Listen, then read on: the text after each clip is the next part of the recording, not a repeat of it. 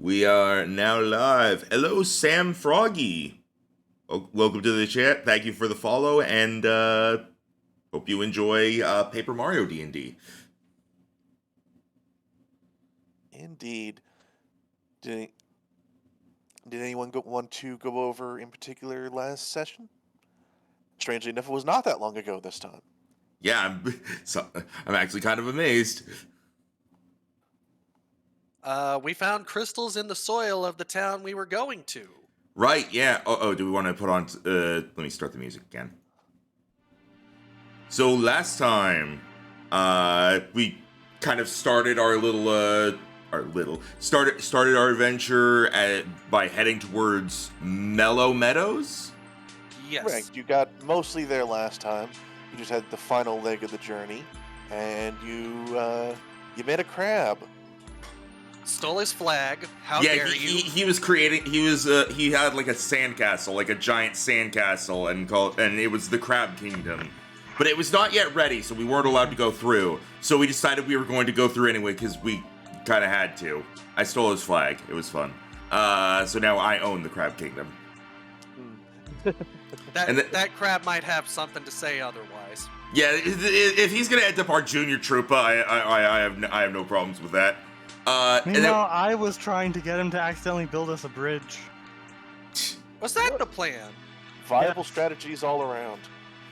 We continued on towards Mellow Meadows, and when we arrived, we saw that plants were dying, and everybody was kind of just staying indoors. And after investigating around, asking people some questions, and science, and also talking with the plants, because I am a plant. We learned that you're a plant? I am the one who planned. Yes, I didn't want to tell you this, but I'm secretly a plant. I've been watching you the whole time. We learned that there is something in the soil that, as we investigated, turns out to be the crystals that have sort of been turning the music off. Yeah, because it's not on repeat. Oh, As before. Alright. I'm sure it's not just the track ends with a moment of silence. I think it probably was that, yeah. But anyway, we got to the... Right, sorry. We found out that the crystals that kind of are starting to take over the world and that we're trying to stop have made it into the soil and are killing the plants. So we figured... We talked to the mayor's assistant, who said that the mayor went to talk with a local group of druids, some raven druids, but has not come back yet, and also they have not heard anything from said ravens in a while. So we headed out after them to check things out. We came to an area that was guarded by two crystal beings. We've seen them before. But more crystal creatures were guarding the area. We went in and found them kind of patrolling the area in a conga line. Madame Bombshell went forward with the help of a disguise elixir from good old Mia the Artificer, the alchemist, to investigate, and found, well, the things that are around here now. The entire dungeon, essentially. Yeah, basically. My internet has suddenly just there we go. The browser suddenly decided it didn't want to respond. Found this crystal here had a person inside of it and seemed to be what was spawning the various crystal creatures that were going around and kind of patrolling the area. And then found a book and some other things around in these areas as well. Then we got across by just joining in the conga line and pretending we were meant to be there. And then on the other side, eventually, after avoiding them for a while, we eventually decided to attack some of the guards, some crystal wasps. We attacked them. We fought for a while. What? They're called bazaps. Ah, right. Zaps. Yeah, the wasp. Mario enemy names, everyone. Yeah. So, yeah. We thought Then we those had a guys- mini boss in the form of a piranha plant. Yeah, I don't think it was meant to be a mini boss. We just didn't use fire for a while. Well, we did, but we didn't actually. We didn't use fire in the way that was intended for a while. We didn't use fire when it needed fire, only before it needed fire. Yeah. So but eventually we defeated the wasp. We defeated the piranha plant. We destroyed this crystal that was spawning the creatures, and also we killed the creatures. And now we have one area left to go to, it seems like, as we try to, figure out how we can stop what's going on here. Small point of order. There's still about 24 of them down in the conga room, but I destroyed all of them. Did I say that's what happened when the thing broke? I used Shatter. Oh, right. You did your super move. Right. Okay, yeah. You're good. It's not even a super move. It's just a general second level spell. It's just really good here because it works really great against creatures made of crystal, just according to its description. Yes. So, things are a little bit quieter, at least on the crystal front here where you are, although you still feel that incessant rhythm in your chest. And with that, All quiet on the crystal front. you just go ahead and... Did anyone mention the statue being all funky? In the recap? The statue?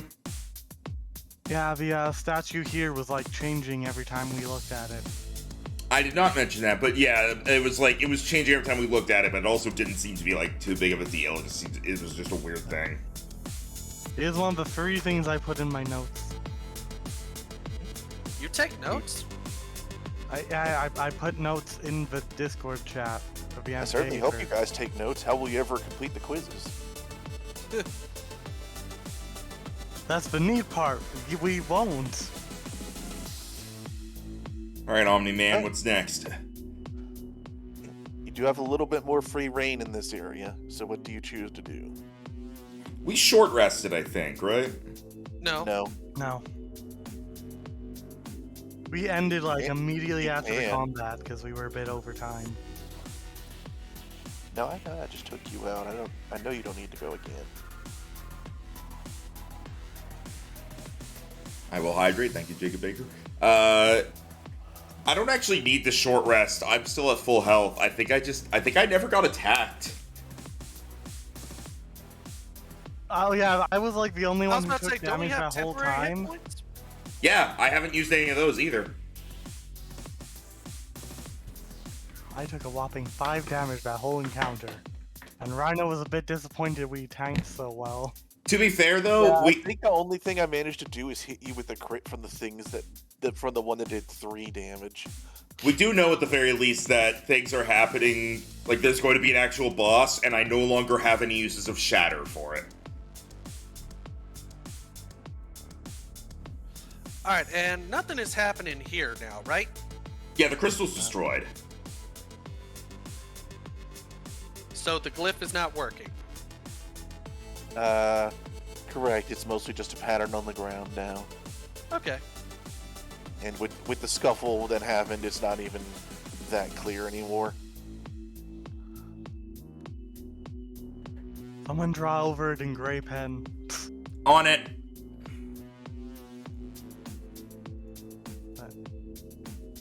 Strain yourself, Max. So our little guy over here is going to be okay, right? You could always take a rest and hope he wakes up, and then help him out.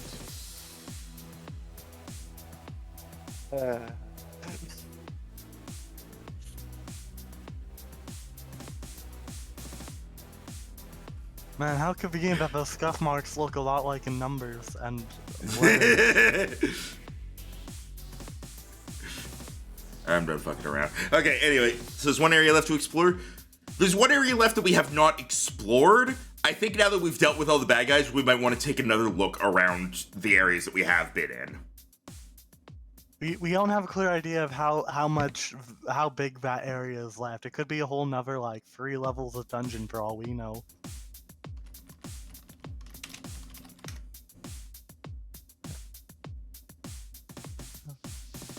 Perhaps we could take a little rest. Perhaps investigate that statue and that journal as we wait for the toad to wake up. Yeah, I got us a 1 hour loop.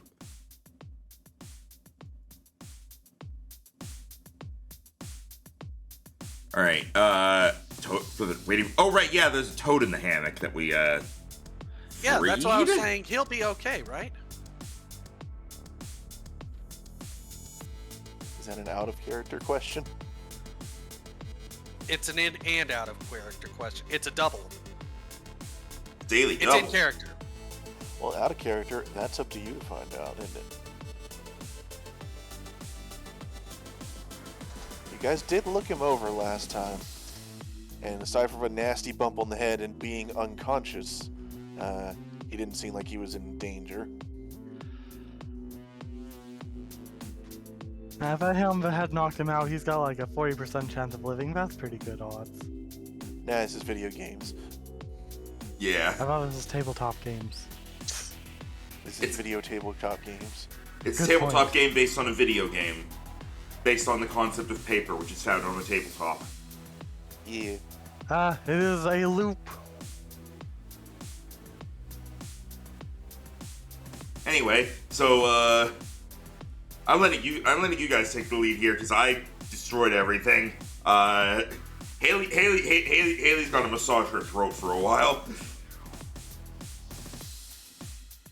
And last time I spent like 30 plus minutes solo adventuring. So Mia, do things. The problem is, I think y'all did everything that needs to be done. Damn, Haley, There's shut a difference between need and can. Yeah, like when we were investigating things before, that was while the creatures are still around, so we were kind of just looking around and avoiding them. Now we actually have time to like look things over.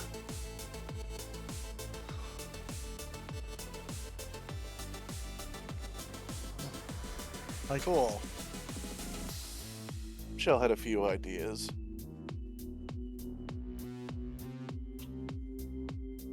there's that journal that you picked up and we haven't read yet. There's the statue that's changing, and then there's waiting for the toad to wake up. Well, I guess I can examine the statue since I know about it. So probably not the fact that it keeps changing on us. Alright. I will follow. You go over to the statue, and when you approach it this time, it seems to be in the form of a small owl as it looks down at you from a branch. Who? So I assume you're looking it over fully now, instead of as you were doing other things? Yeah, we're gonna look over this. Alright, as you approach it, the words on the bottom become clearer, and they state the following. Initiate. What is your strength? Oh. Oh, cool. That. I drop things. That's my strength.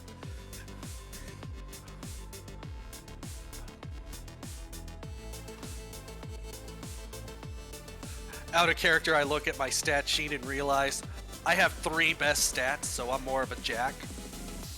Yeah, but you're an artificer and alchemist, so. My strength is my potions. Initiate, what's your strength? Look at the character sheet. 10. Mine is actually Yep. 14. You notice a 8. after you say that, another line of text appears below it. Show us. Oh. You gotta show them the strength of your potions. And we're all seeing this, right? Yeah. Good. Yeah, but me is the only one who answered, so. Alright then. Help kill ya. Then let's cook up a potion. All right. Namely, an experimental elixir. Oh. Yeah, because I can spend a spell slot to make it an elixir. Ooh. Oh. All right. Nice. It's my last spell slot, but still, You're an artificer. yeah, I'm Totally willing to worth do it. it. And I think by choosing a spell slot, by using a spell slot, I choose which elixir I make. I'm going to check that just to make certain. That is a good distinction to know.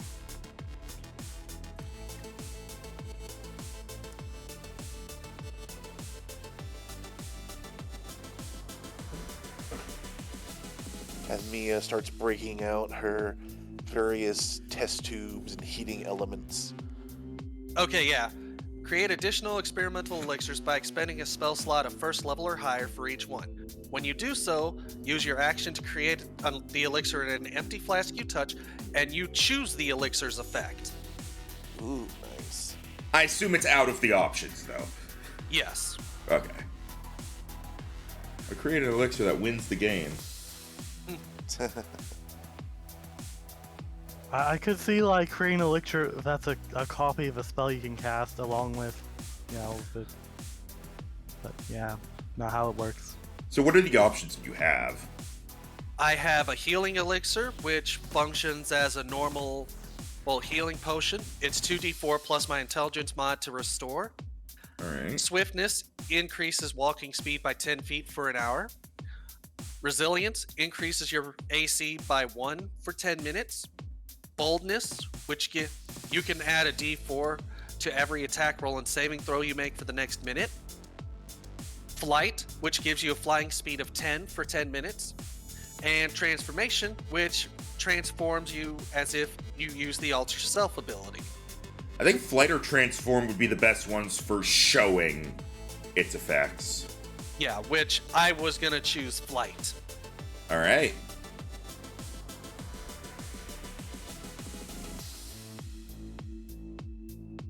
All right. As you're whipping this up, go ahead and roll me an Alchemist Tools check. I can't give any more Bardic Inspiration, so... You said Alchemist? Yep. And Intelligence? Yeah, we'll go ahead and use Intelligence. And normal roll gives me a very bad roll. Go ahead and do it again, since you're actually performing the act here, not just demonstrating. Oh, there we go! Nice. That's I love much. crits. So let's take a look here.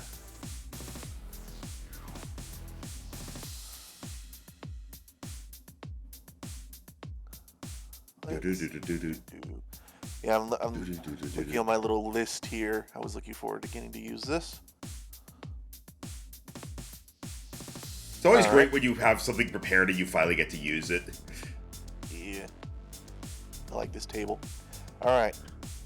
As you demonstrate your technique, once completed, you hold up your potion, and you're not sure why, but almost as if you're presenting your...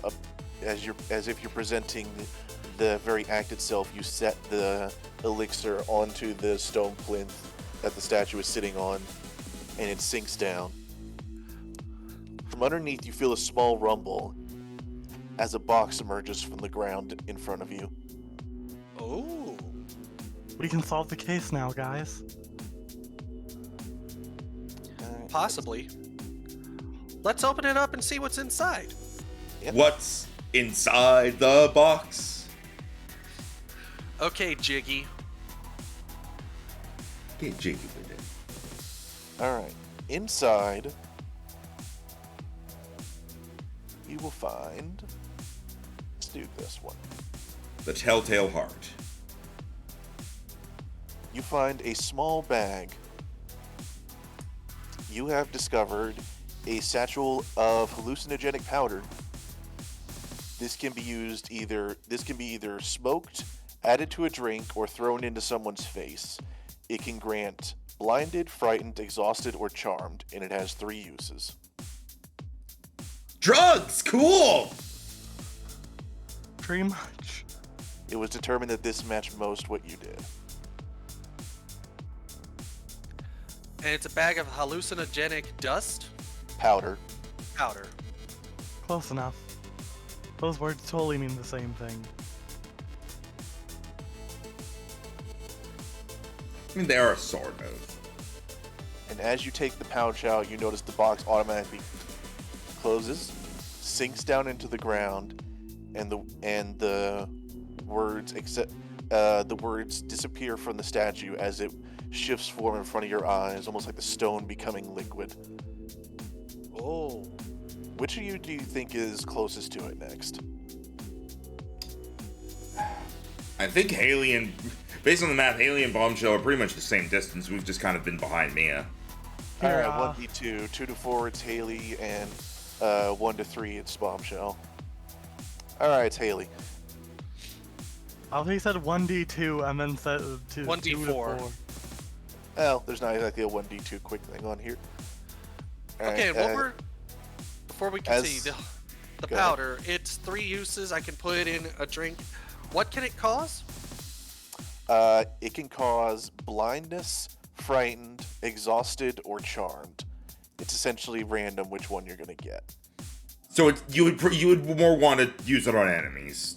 You can also just throw it at their face. So Unless you really don't like that guy that was annoying you at the bar.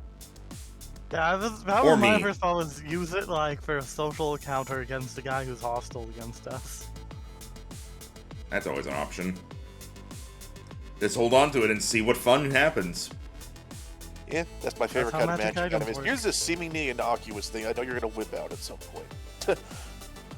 All right, well, Anyway, so the statue morphs once more, and this time you see it form into a large flower, but not like Haley. This one, the petals seem almost swollen like pillows as they burst forth, almost coming off of the statue. And once more the words appear, initiate, what is your strength? apparently we're all initiates today. Ooh, that's me.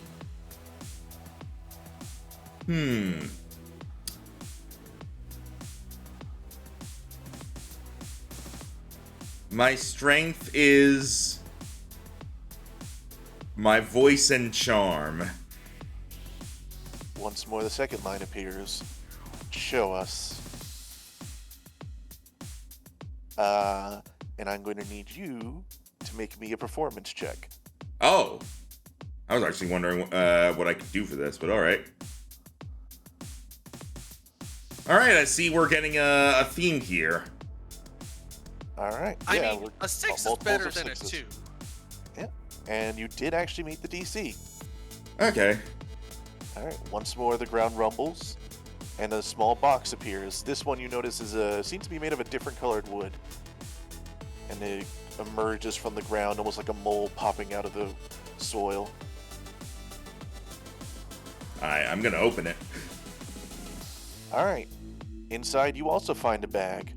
You find a pouch of brightly colored pottery shards. Crows will perform small favors in exchange for a shard. Some crows like specific colors. Oh, okay. How do I get the crows? The same way you get crows in real life.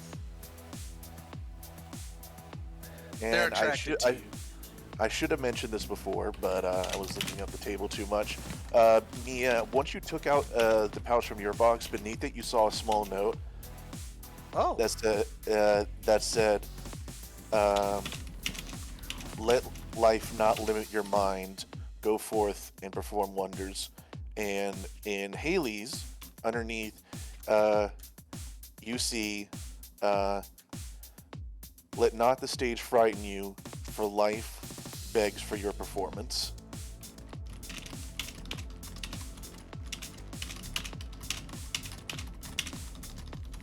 I was about to say, I wrote it correctly, right?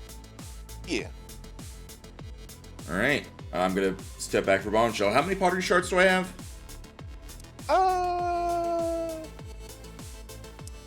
Let's Let's see. And What? we can do better than that. There we go. All right, 12. Essentially, I was like, let's roll this, but if it's below a certain point, we're going again. All right, 12 Cool. pottery I get shards. 3 uses. You get 12 friends. It's for small favors, apparently, so I imagine that's something like, go acquire me a gold coin or something. We'll see. Also, they're crows. They probably can't do much. Guys, I need you to distract the crab.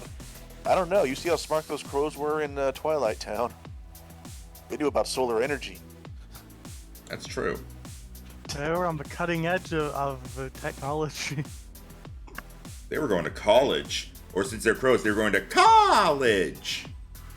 Right, the statue warps once more, and this time it appears to be a large weasel perched on a rock as it looks around. Initiate, what is your strength? That is tough. Never thought too much about one particular strength of mine. You could blow up.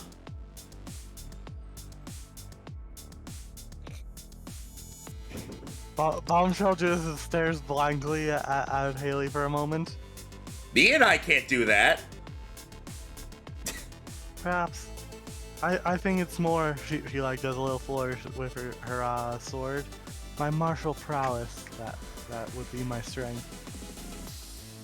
Ooh. Show us. Stab the statue.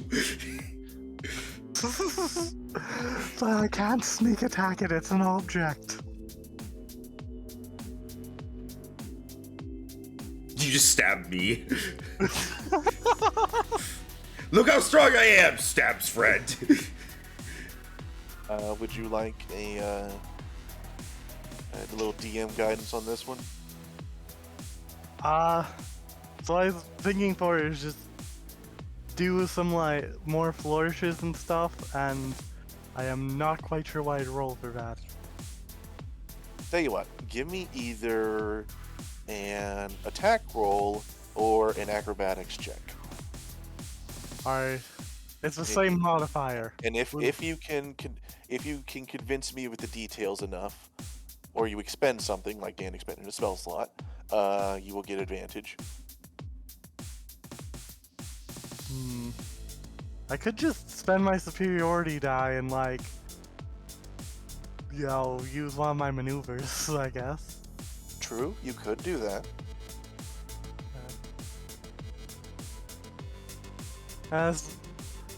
Screw him as well. She'll do basically a fainting attack. Flourish the sword. It's spinning around her. It's going here and there. It's quite hard to keep track of a point before she delivers the final thrust, which is not quite hit the statue because she's not trying to damage the statue. So there we go. The advantage did not help. It's there just in case. Alright, let me see.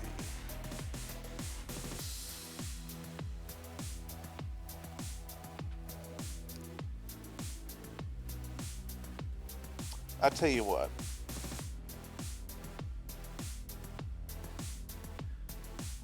Andor, roll me a 1d4. Alright, we're going with the first one. Yay, I think.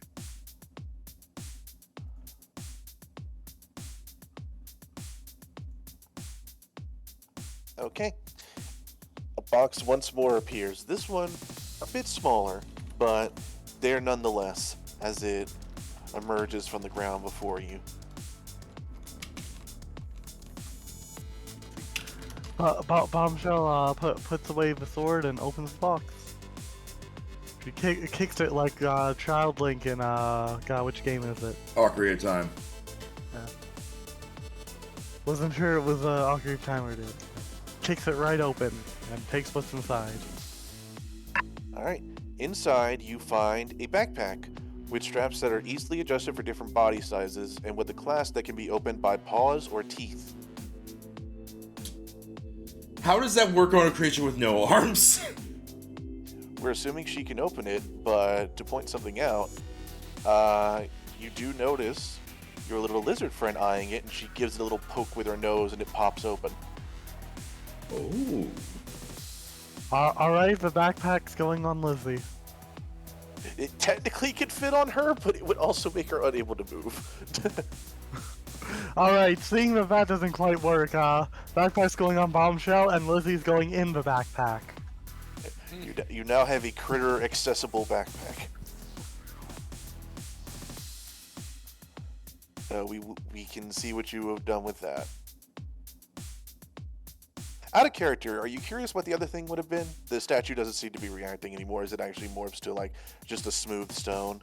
Of course I'm curious. Okay, the other option. Let's see. Where was it? Here it is.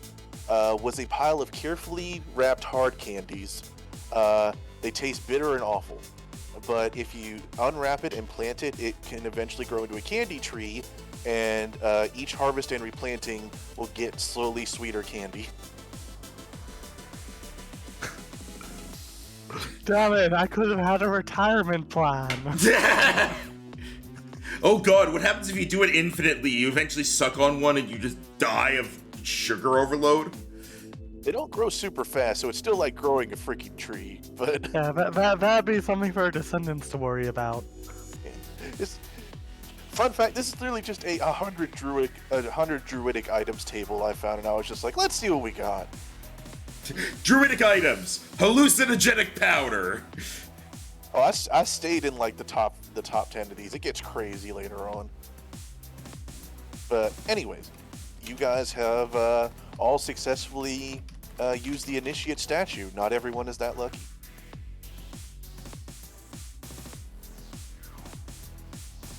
Where would you like to go now? I'm now more inclined to short rest than I was before, so... Well, we can take our short rest and keep an eye on Toad. We do have a journal to read while we wait. Yeah. I was about to say, did anyone take the journal, or was it just right there? Bombshell someone took it, and at one point handed it to Mia. Oh. It's still listed in my inventory. I guess. Alright, so you guys wish to peruse it while you short rest? Yes. Yep. Alright. Which I don't think I get my spells back on a short rest. That's only very certain classes. I get everything that I consume back on short rest. I get literally nothing for now. If at like level 5, I think I get the ability to get my Bardic Inspiration back. Alright, as you peruse the book, to paraphrase a little, it seems to be the journal of this Toad here, who describes him coming to the druidic choir, as it were, becoming an initiate, failing at the statue for the first time, and essentially getting used to life around here. He says he was just getting comfortable when everything started becoming strange, that they didn't see their leader Rowan as much anymore, and he was odd whenever people spoke to him through the groves. And then suddenly one day everything got both quiet and louder, and he huddled himself here in his little secret place away from everyone else. And then the writing cuts off very suddenly after a point where you imagine it's where he was knocked on the head, judging by the giant charcoal scratch across the paper. Ooh.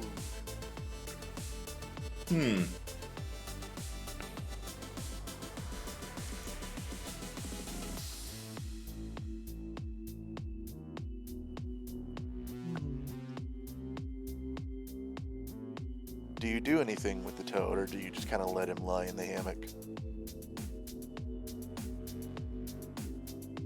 Well, I can't really do anything unless I want to shove a mushroom down his throat, I guess. I think you need one-up shrooms to shove it down an unconscious person's throat. No, if that's Mario and Luigi, where it's like that. Yeah, we don't have mushrooms like that right now. Yep.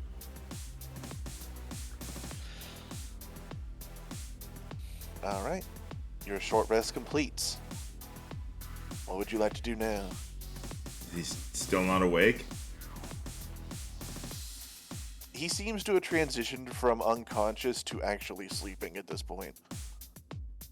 Okay. Let's violently shake him awake, guys. I'm gonna redo inspiring leader. So if you lost any temporary hit points, you get them back. You're back to hang on. Oh, plus yes, you're back to 8 temp HP. Yay! Okay. That's pretty good. I recovered with 5 damage I took. Don't tempt me to add more things.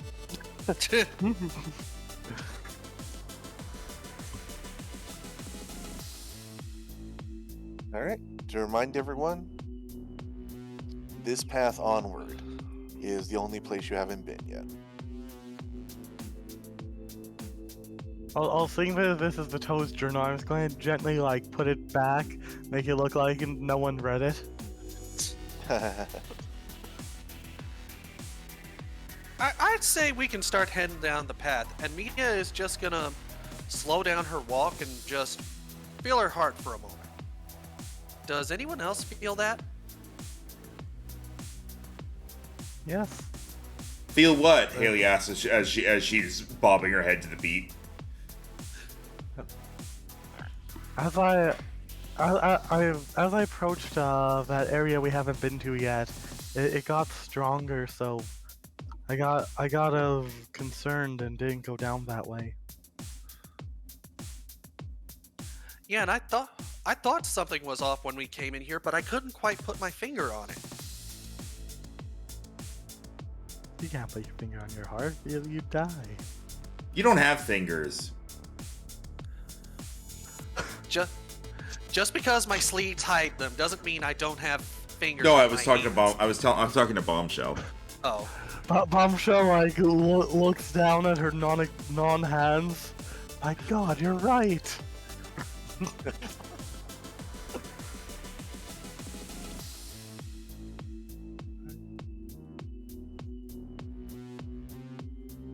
All right, now I think we're going then. yeah. All right. Walking over this Off you go. direction. Ignore the fact I faced for a wall by accident. All right. Phew. New to two of you, but familiar to another. You see a long pathway of trees, most dead looking with crystals between them all. And from within, echoing down that almost natural and yet now unnatural corridor, comes that thumping that you felt the whole time, now even more noticeable as you notice it almost vibrate the branches around you, as if it's getting louder and louder. Do you go onward?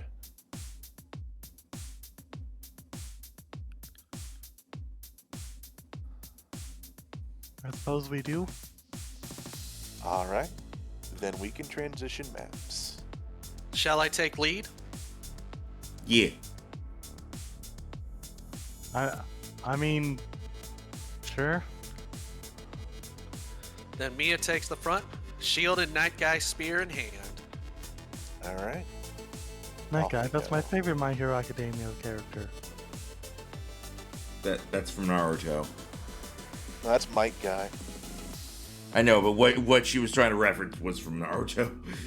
No, I was misremembering Night Eye's name to make it work. Oh. Bad. Can you see the new map? I do. Yes. Alright. You guys come into quite a large clearing. Large crystal structures behind it that you can barely tell are trees as the branches poke out of ends of crystals. There seems to be an altar of some kind near the back, and behind it, you see a rather large, imposing figure.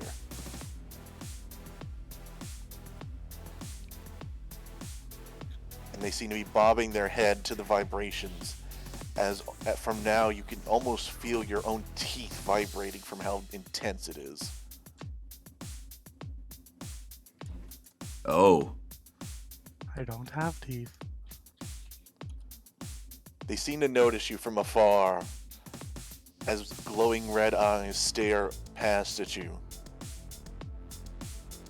Who approaches? Wait a minute, who was the leader of the druids again? Wasn't it a penguin? Raven. Raven. Well, hey, no wonder we have a thing that makes ravens do favors for us. And for those who can't see this, by the way, I think that worked. Was it Control Z or Alt Z? I think it's Shift Z, actually. There you go. Yep. There we go. He has crystal headphones on. Also, something moved me. Sorry, I think that was me. I controlled Z and that moved you. Let's just say it moved me into a bigger house. I don't get So that. do you answer this booming voice as it echoes?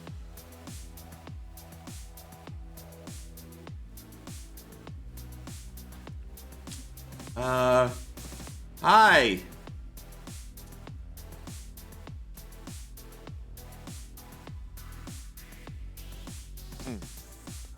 So you have come to join the crystals. They're here. No, we were actually here to cleanse the crystals, but points for trying. How foolish to think that you all could stand against what is coming. Very well. Come forward and see what you can do.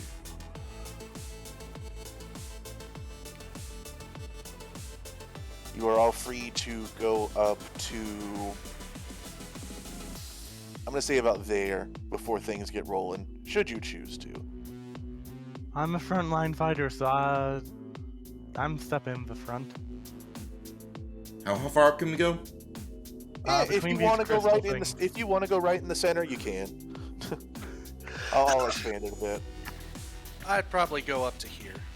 Approach the dance floor.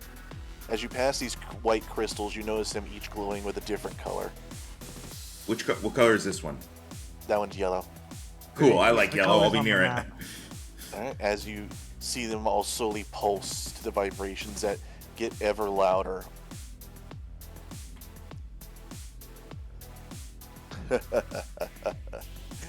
Truly fools. As you see the creature behind the altar suddenly give a leap, and they slam down in front of it. And as they do so, these almost crystalline branches grow behind you, blocking the way out.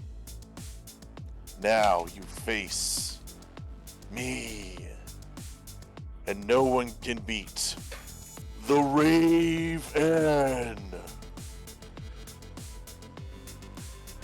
Mia just glares and is like, "You do not exist. You did not just call yourself that." So everyone, Haley produces a drum from nowhere. roll initiative. I am short fusing this initiative for sure. All right, maybe have the initiative counter appear. I'm sorry, I was getting the music ready. How dare you not do everything at once? I may or may not have made this entire dungeon based off this dumbass pun. I fully approve of it, and it's very Paper Mario.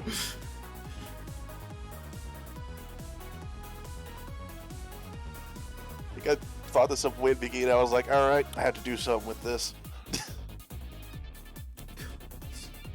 I can't believe I didn't see this coming either. I was still not sure this guy was a raven, so I was not looking for that pun. He's a Paper Mario Raven. They have feet. Yeah, I clearly don't know them by looks. Regular ravens also have feet. Yes, but these have They have toes. talons. Yeah, that's basically feet.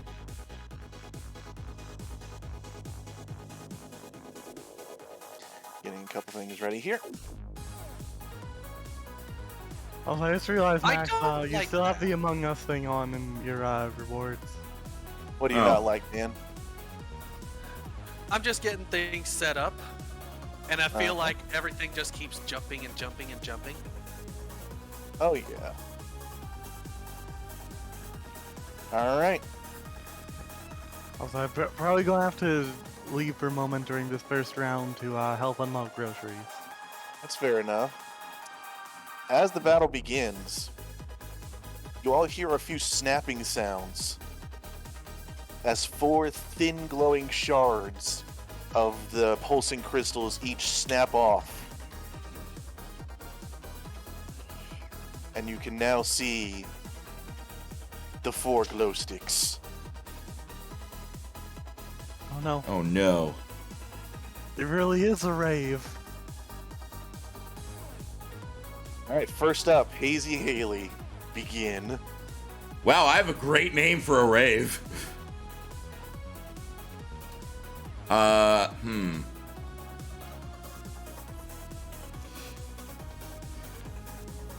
Alright, let's see. I'm gonna try to start this off by double checking. This is a, okay, 20-foot cube.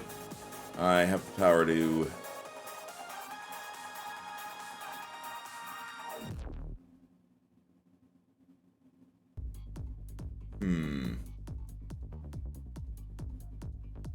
Okay. Man, I'm so upset that you guys happen to be right there because I could have gotten everything otherwise. I mean, AoE I have no me? problem taking a hit. It's not a hit. I still have no problem getting hit by whatever you're thinking of. I kind of want this to happen, and then only me and Dan fail the saves. Wait. There we go, I found the 1 hour version. I gotta get one out. Never mind. I realized I was actually using radius instead of the other thing. I keep getting that mixed up. So I can actually only hit these two, red and the raven, red and raven, as I need them both to make a dexterity saving throw against fairy fire. Ooh, interesting. Alright, let's do this, shall we? You want a light show with your rave? Here you go. Alright, DC 14. So that is a fail on the rave end. And glow stick red.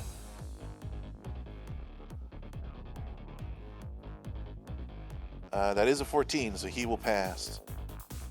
All right. That's good, because red isn't the color you could make him glow, and it was going to clash horribly. All right. The raven is now going to glow violet because it's the only color not here. As any attack roll against him will have advantage for the time being. Alright. And that will end my turn. Alright, next up. Mia. I'm actually a little bit annoyed. I am, because of my speed, I can't get within reach of the raven. So instead, 1, 2, 3, 4, 5. So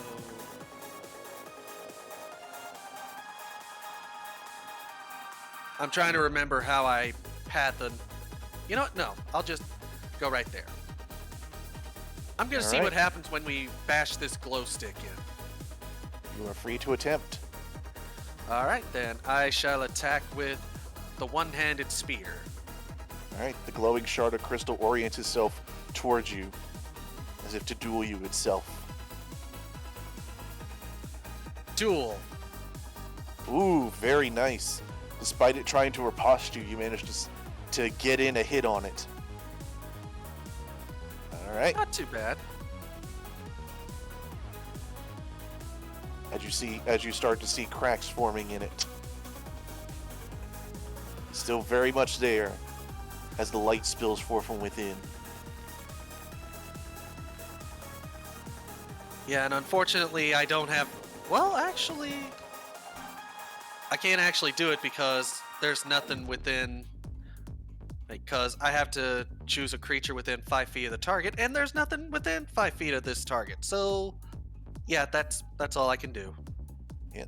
Although I will bring up something for you. Yes. As you got this close to the raven, you start noticing something. Almost like your battle cry lets you get close enough to it without it. As the clashing of crystal and steel fades, you now notice you can't hear anything else other than a loud, almost deafening beat coming from the large raven next to you. Because of just the sheer vibration coming from him, you feel as though you can't move as fast as you thought you could before. And it almost is getting hard to think. Oh, goodness. But for now, that's all you feel. Yeah, and I keep forgetting my Shy Guy war cry. Yeah. Honestly, at this point, it would only just be seeing if I crit, so... Hey, you might as well check. Well, how often can you use it? I think it's the first turn every combat. Yeah, it's first turn of every combat, which... Oh, nope, just even. Still, though, you got a definite hit. Yeah. Okay. That's all I can really do at this point. Alright. As you're seeing, almost feeling your form blur from the beat, from being this close to the source. It is time for Glowstick Green. As they are going to... Let's see. Who are they going to go for?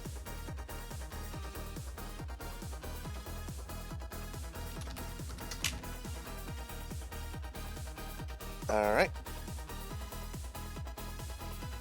They are going to go for Mia.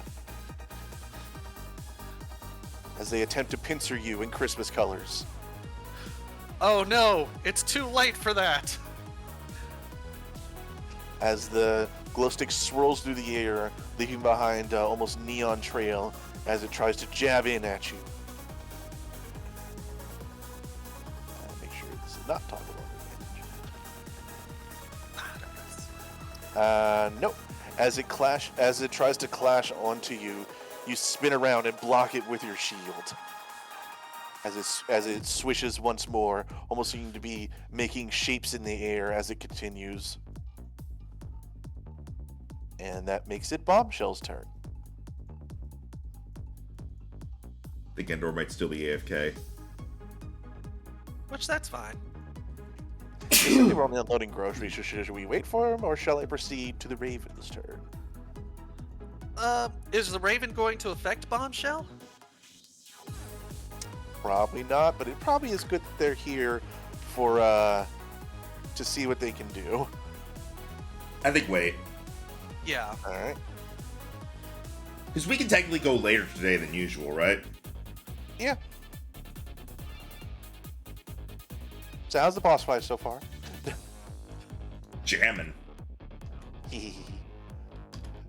I'm glad you both simultaneously hate and approve my dumb pun, boss. I love it, and so I have read a couple times that the reason people have negative reactions to puns is because subconsciously they're mad at themselves for not thinking of it, and that is very much the reasoning here for me being mad at Raven. Fair enough. Do you like the arena? I like it, yeah. It looks good. The arena is actually very nice. That, and very much a... I'm trying to think of the right term for it.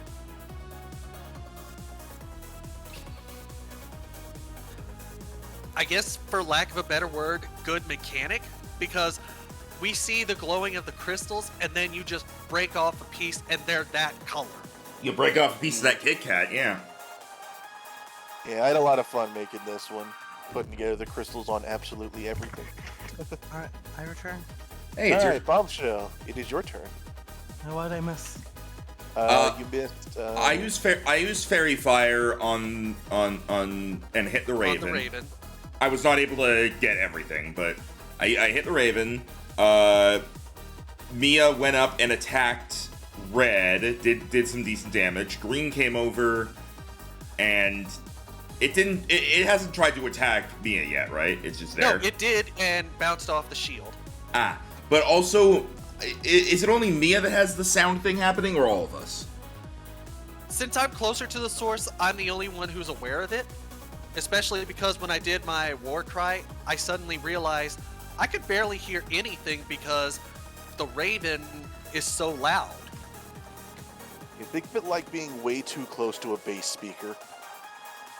Been there. So we don't really know what they do, but these crystals are attacking us. Yes, the crystal can attack you.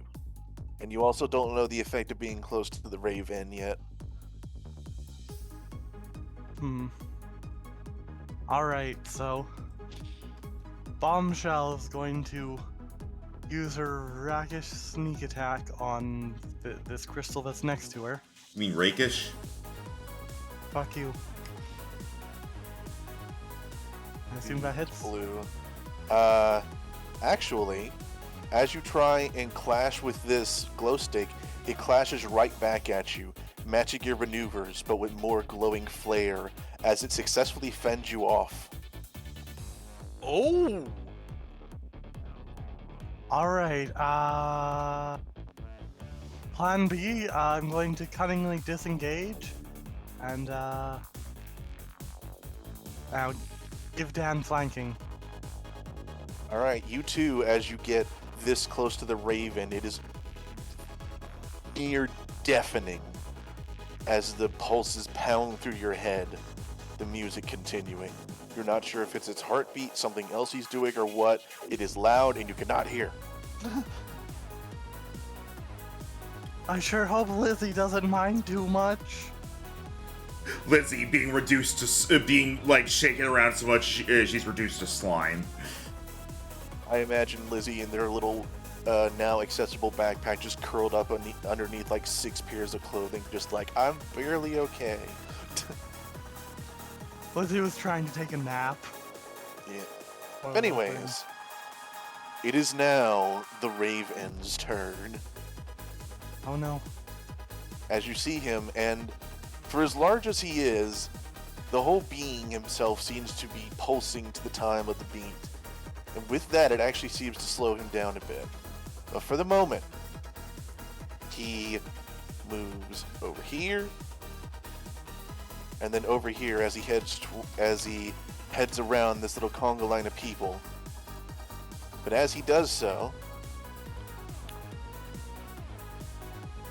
he turns towards you, Bombshell, and you will notice him open his quite large beak as he starts looming over you and leaning down, as he will attempt a bite attack on you. Oh no.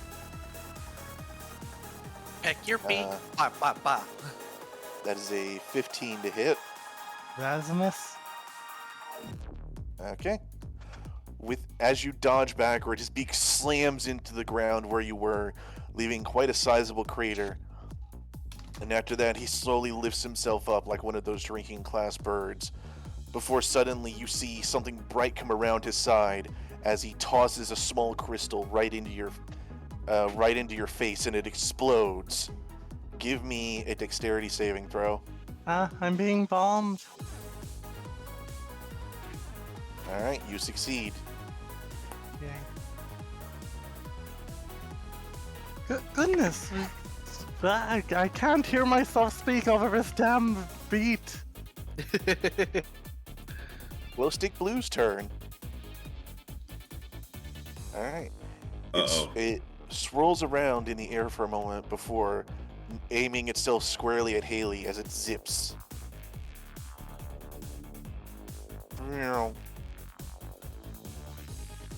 I don't consent. And neat. As it will. It occurs to me I should have rolled with advantage on Mia earlier. Well, I forgot. Rolled And let's see. advantage on me?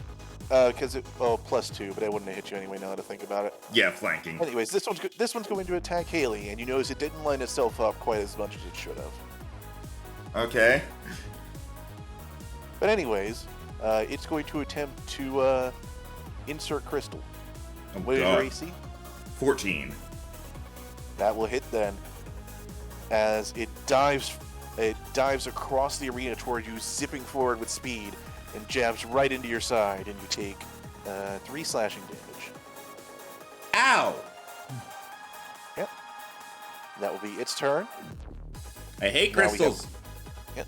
Now we have glow stick yellow, who you'll notice actually zips forward, sort of onto its crystal, zips around it, and then attempts to do the same thing to you as they are attempting to jab you once more to the beat. You said your AC is 14, Yep. and this one will also hit, as you take 7 slashing damage. Ooh. I just took some actual damage because my temp HP's gone. It is then Glowstick Red's turn, as this one tries to go for Mia. That will not hit, even with flanking. And we're back at the top. Haley. Oh boy. After this rapidly glowing series of crystals, tries their best to assault. Actually, you know what? Nah, go ahead. I don't like that. You're fine. Are these things creatures? I mean, technically anything living is a creature. I just want to make sure. Most things that have stat blocks in D&D are creatures. I want a stat block for a wooden table. That does not have stat block because that is a furniture. Yes. It has health. That's the closest you can get. Yeah. I don't suppose I can aim a 15-foot cone from here to hit them both. Unfortunately not. You would need to be 1 square back. If only you could do an inverse cone. I'm gonna... Yes, start big and go small. Yeah. I'm gonna move around to here, so if yellow wants to attack... Wait, hang on. So I just realized I have... Nimble Escape, so I disengage as a bonus action. I'm actually gonna go Ooh. here. Alright. In fact, I'm gonna go here. You start to hear the pulsing going through your head as well. As I go back here, I'm going to send out a color spray, as I'm going to send out some more rave lights of my own as I try to blind both the glow sticks with my amazing golden visage. So, Alright. 60-10, the total is how many hit points of creatures the spell could affect. Alright. That is... Unfortunately, as the colors go across the crystals, you notice as it sinks into them and their glow pierces through, these glow sticks are immune to being blinded. That Ash. does make sense. Like, if you can't point out the eyes on a thing, it's safe to assume it's immune to blinding.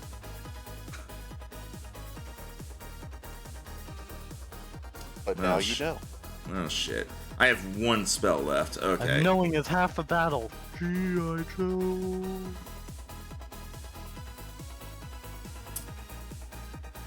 I'll go here to give flanking to this guy just so we can do something about that.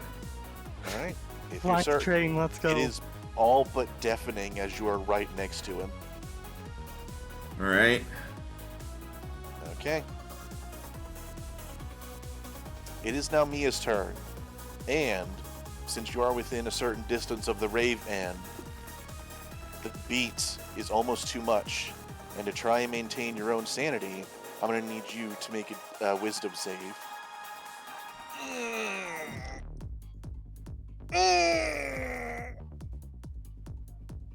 All right.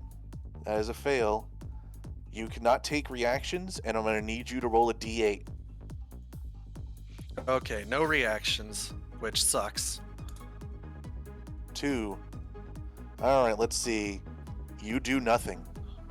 As you have to spend your turn holding your head, for the beat is too much.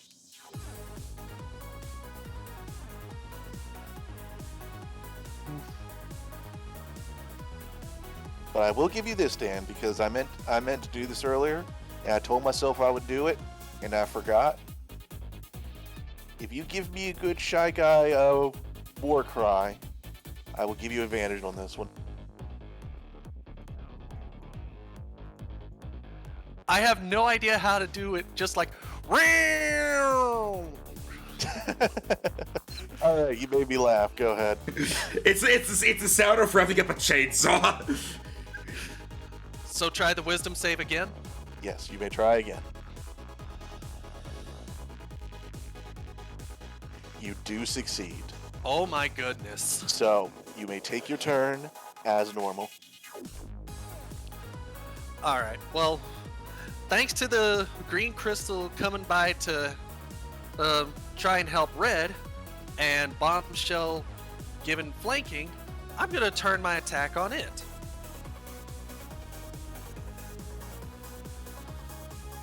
Which this is gonna get a +2. Correct. You're forming your own conga line here. Yeah. Unfortunately, I don't think a 12 will hit. You are correct. It seems to be ready for you. Probably because you can't tell which way it's facing, and it parries your sharp, pointy blade with its own. And then it does a little windmill. She mimics the windmill with her own spear and prepares for the next turn. You hear All this? right. You hear the distance? Waluigi Windman. Who is this Waluigi person?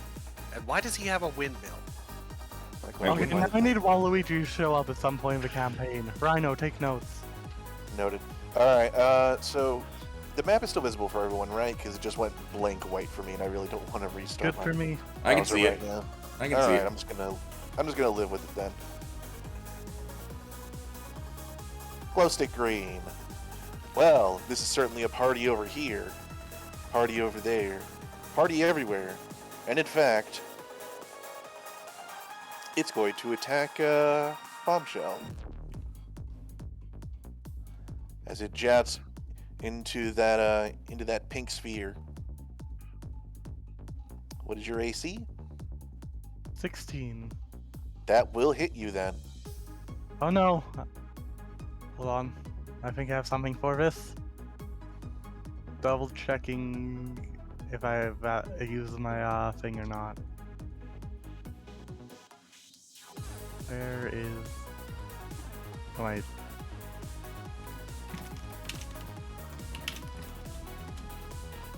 Ah, that does use my superiority die.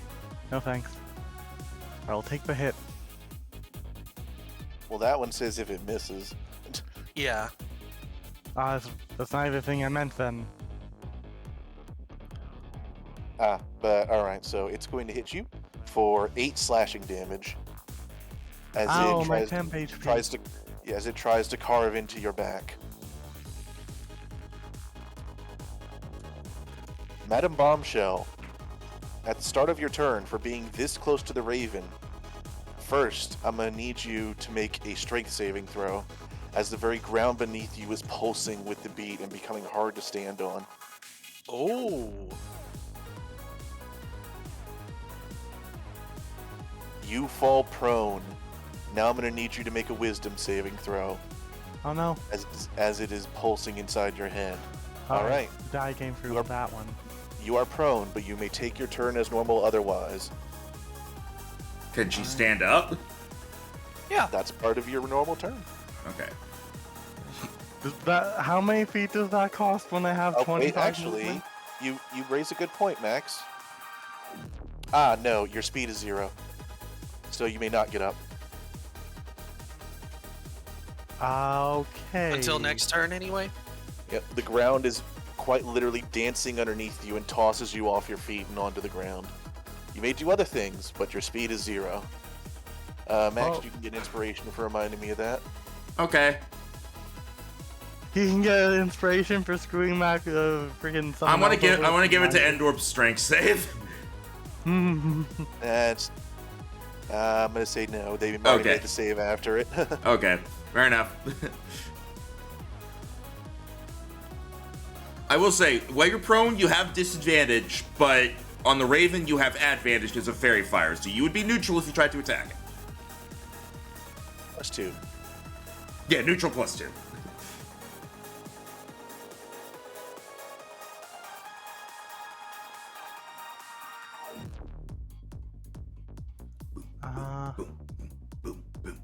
Yeah, the fact that I can't move means I can't do what I was going to, which is annoying. Raven actually- speed is hard to resist, especially in close range. Oh, bye, Rhino. Don't worry, I just refreshed to try and get the map working for me again. Actually, I can still sneak attack with either of these guys, actually. You can't sneak attack if you have disadvantage, so you cannot sneak attack green. He- Come on. Here's the thing, I can give myself advantage. If, Actually, I think I might save that. Because what I can do is blow up right here. Yeah, do it. Blow up. Alright. Question: how many times can you use your explode? Once per short rest. Short rest. Ah, okay then. Yeah. Yeah. All of the these are short rest. The stuff I got from feats and the stuff I got from my race.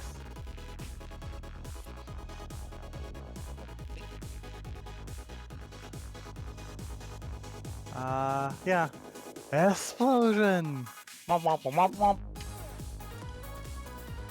Alright, so that is a radius 10, you said? Mhm. Alright, so that will hit Mia. But it will also hit Green and the Raven. Just getting my tabs all back up again. So I have to roll a dex save. You Looks do? like the con save. Oh wait, No, it's deck save. Deck. Okay, it's a deck save based off her con. Yeah. Which that's not, Yeah. because the con, her con will go over 10. She actually guess has I'll roll -5 the- con.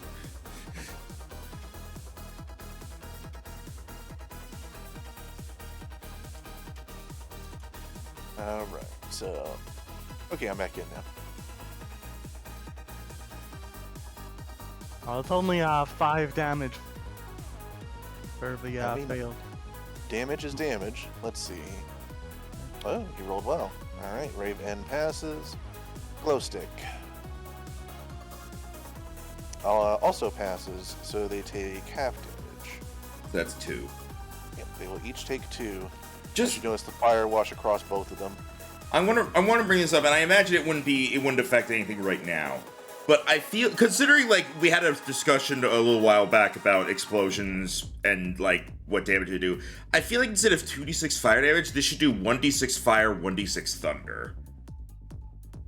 Because like explosions are not necessarily fire based, That would make sense to me. and it wouldn't affect anything right now. So I don't think so. I'm just bringing it up now because like maybe we should alter it so that we have it like that for the future. We can talk about this after the session. It makes sense to me, though. Yeah. Okay. Alright, does that complete your turn? Yes, because I can't actually do anything else productive. Wait. What can I do with my cunning action again? Dash, Use an item, dash, disengage. Can you dodge? It's dash, disengage, or hide. Hide not while on the included. ground. I mean, a lot of times you hide by going on the ground. It just doesn't help when you're in between two people. Hide in the dust cloud that you kicked up by exploding. I don't think Rhino will allow that, sadly. Explode and do the Yamcha pose. Make him think you died. You know what? go ahead and give me a stealth check. If you roll really well, Imagine being proficient in stealth as a rogue. all right. As you do that, while the Raven seems to be peering through the dust, you notice the glow stick continues pointing at you. So it knows exactly where you are, and unfortunately, it is glowing, and so the Raven locates you quickly enough. Damn. Curse you, glow stick, living up to your name. Yep. I'm surprised It an is 18 now- wasn't enough. I mean, I'm You trying did to say- hide, like, in the middle of a dance floor. I know. As still. a little peek behind the curtain here, the glow sticks have blind sight. Ah. They see through the music. Yeah, Anyways, that was something I figured by the fact of her glow sticks. it is the Raven's turn. As you see him loom over you and practically see the word menacing floating around him. He will once more attempt to attack Bombshell, now with advantage because she is prone.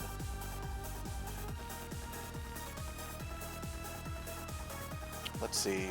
With flanking, that will meet your AC.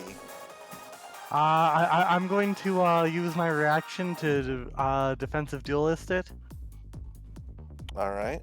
And what does So- that do? Adds my proficiency bonus to my AC by using a reaction. Okay, and that will add 2 to it? Yeah.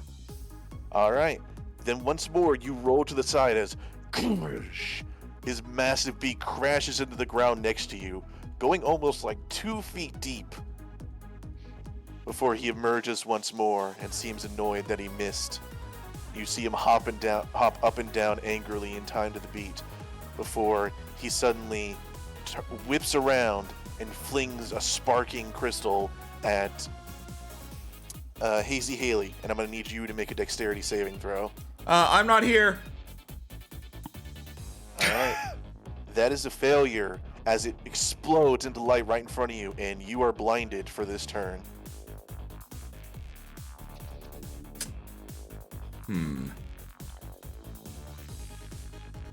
Glow stick blue.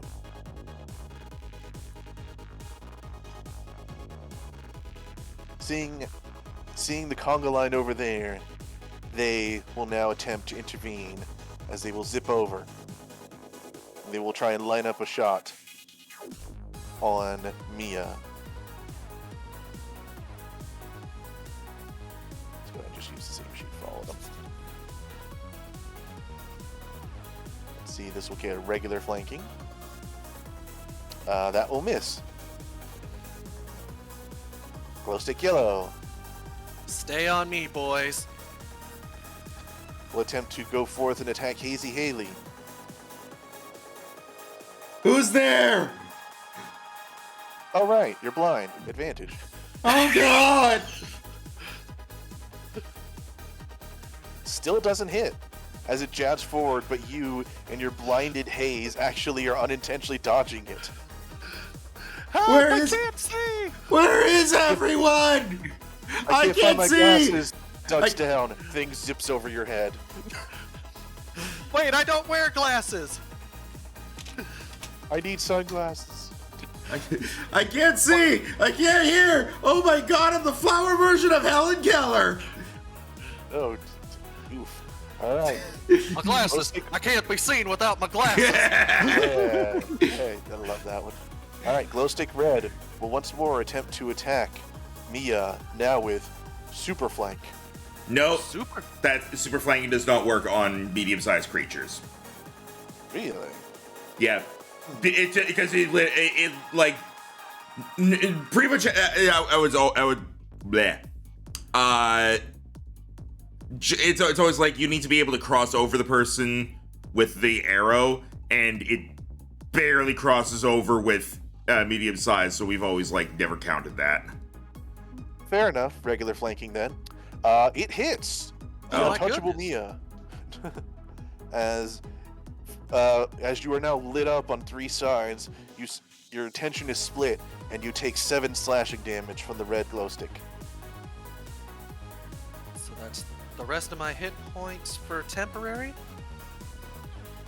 You should have had 8. Yeah, but I got hit by the explosion. Oh, right.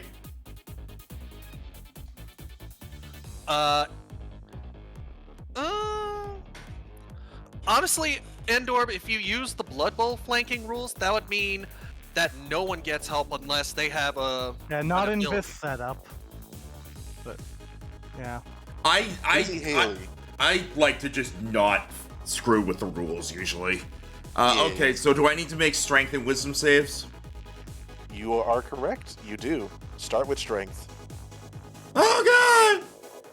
That is a failure. You are tossed into the air and fall to the ground prone, and your strength is now, and your speed is now 0. Oh god! Oh god! I would remind you, you do have advantage if you wish to, or inspiration if you do wish to use it. I have a If you don't want to, that's fine. Well, do we know what the DC is yet? Not yet, I don't think. You've seen some fail, some passes, but they've been very wide in their. The DC is 16 or lower. I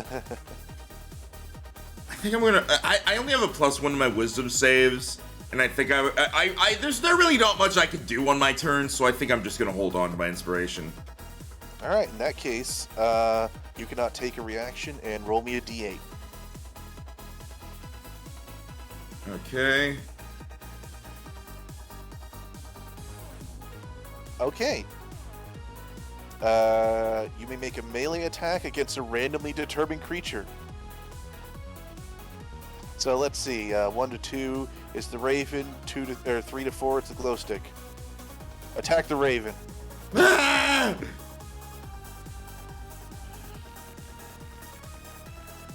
I think I missed. Yeah, that misses. Although, Oh wait, hang on. I had disadvantage.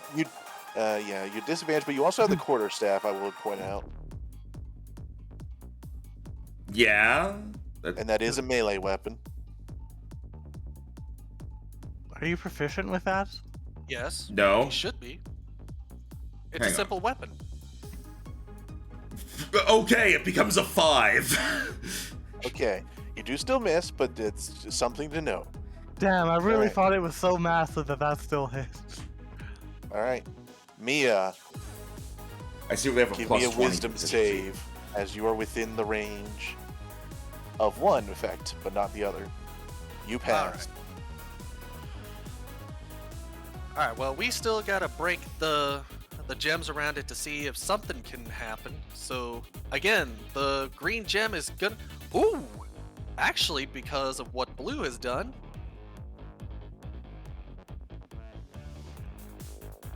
I have the green flame blade.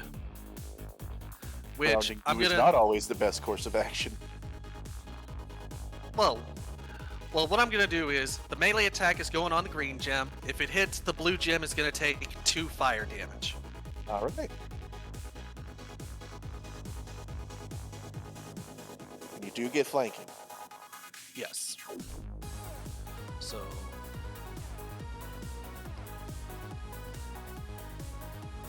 Which turns into a 22. That will hit. Do your damagios, That was terrible DiMaggio's. but still a hit. As you see cracks now form on this one, whereas before it had only been graced by fire. And blue 2 now takes damagios. Which is only 2 damage because that's my spellcasting ability modifier. Correct.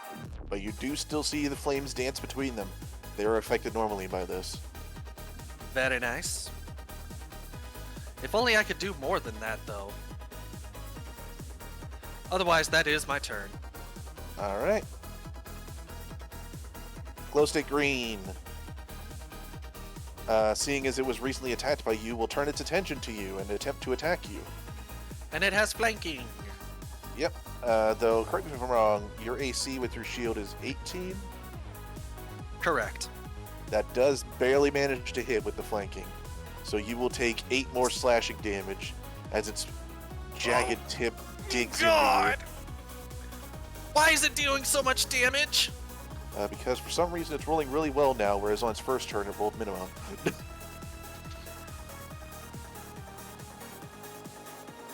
Rhino got sick of what happened last time and was like, you die now. I may have revamped the boss fight slightly. Before there was the glow sticks were very weak. I may have. I wanted to make sure this was a challenge for you. And I have been considering explaining half the of- mechanics as they come. Considering for the most part we literally can't do anything, I would say yeah, it's a pretty big challenge. Don't worry, I'm sure eventually we'll get used to the beat and the DC will lower or something. So Well, strength and I wisdom have saves? pointed out certain aspects of this with the narrative. You are free to interpret them as you wish. If you want a small review, I can do it just because I know it's a lot of mechanics in it. I know it's based on how close we are to the Raven that's causing it. Okay. So, problem is, I will point out Mia was outside the range of one of the effects. I will also point out that 2 of us are 5-foot range melee fighters. All right. I could throw daggers, I guess. All right. I would just pointing it out. You are free to do with that information as you wish. There's something else you wanted to point out, Rhino? Huh? But that wasn't me, like, pointing at something. It's a question. Oh. I'll see if I can demonstrate as we go. Yeah. But for now, bombshell, strength save. Can I stand? No, I No. can't. Wisdom save. You pass.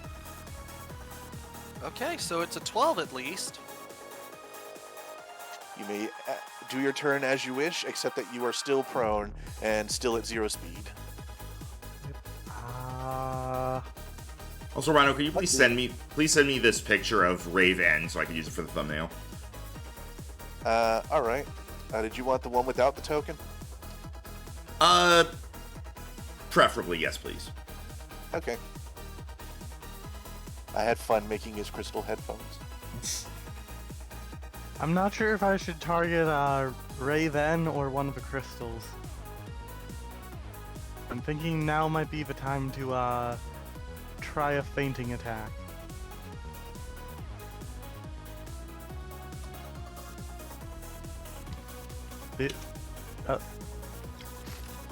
Alright, I'm next to him, so I can't hear you guys discuss tactics with me. You're not technically deafened. I did say you were It's all loud. but deafened. It's just funny because I couldn't hear anyone reply to me. I would say read her lips, but you don't have a mouth. Yeah. I think Haley's the only one with a mouth we could see. That we can see, yeah. Like fingers, mouths, like toes. You have nothing. Hair. Yeah, like between us, we only have like one of each of those things. I really want this campaign to end with Mia taking off her mask and we can actually see what's beneath. No, in Mass Effect 3, she takes off the mask, but the camera conveniently panned to where you couldn't see it. And then we just get a photo at the end. So what does Anyways. Bombshell do? Yeah. Well, Bombshell, as she's kind of being like bounced on the ground, now will get up. She feigns helplessness, for suddenly with one of those bounces, she just lunges forward with a hard stab with the rapier. All right, and that is on who? What's his name? The Rave N. Yeah. All right, Uh, attack the Rave N. It's just advantage. Okay. It's neutral because you're on the ground. Damn. Funnily enough, you hit him. Nice. You do still have flanking, technically, right? Yeah. Yes, I do. So I get the superiority damage and the sneak attack damage. All right, a total of 21 damage. Huh. As you take a hefty chunk out of his fluffy raven hide, and you see him actually double over as the beat pauses for a single moment. before he rises back up once more, a glint in his red eyes. Everybody pause for a moment. Noted. And that's my turn. Whoops. All right. With that, he seems to be locked onto you as once more he looms menacingly, and glancing back at Haley, he debates for a moment before you see him jump up in the air and land barely away before he attacks. Being limited to moving to the beat. Moving fast is not his specialty, but moving with purpose is. So he will have advantage and flanking.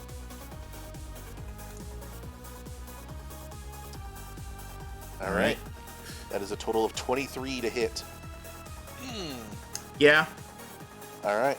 As he finally lunges his beak down, he impacts with you, and you take 17 piercing damage. Good.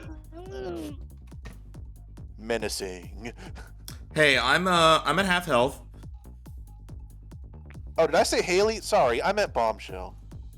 That whole Oh. time I was having him loom at Bombshell because she heard him. Oh.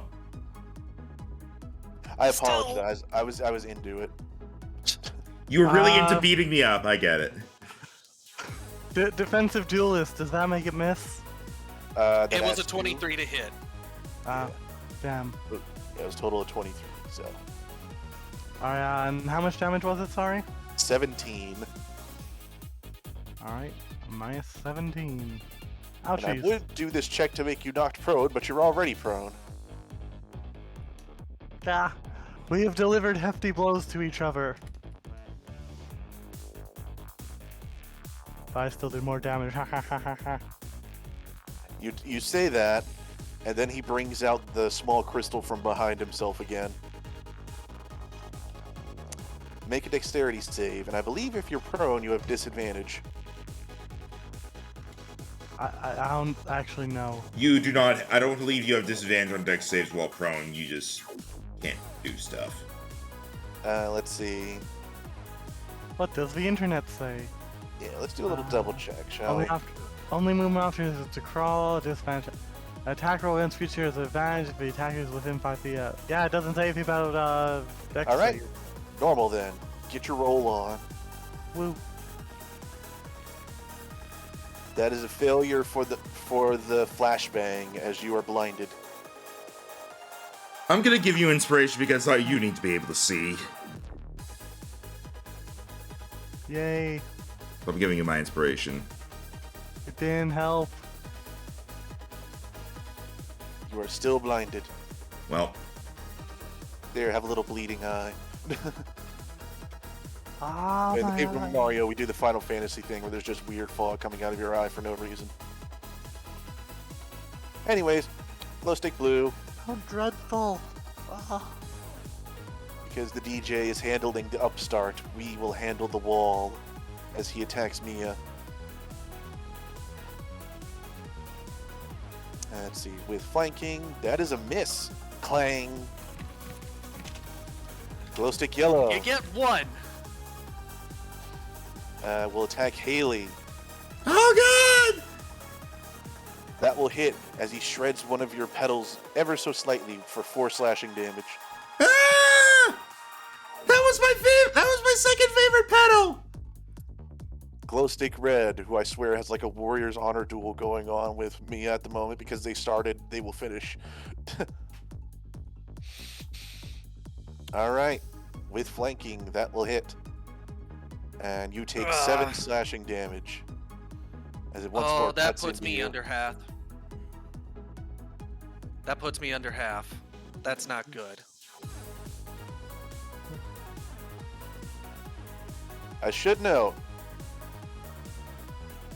Just to give a little hint here, the small amounts of damage you've done to the glow sticks seems to have made noticeable dents into them. They're not looking bad yet, but you do definitely see the damage you did. Whereas only that last hit from Bombshell seemed to have taken a chunk out of the Raven. All right. Anyways, Haley, It is your turn. You are not blinded. You stop being blind whenever the Raven's turn came around. Okay, so do I do a strength save to try to get up? Yes. Strength save. Alright, I'm still You're prone. still on the ground. Okay. Wisdom save. Okay. Someday it'll work. We're Alright, roll me a TPKing D- here. Roll me a D8.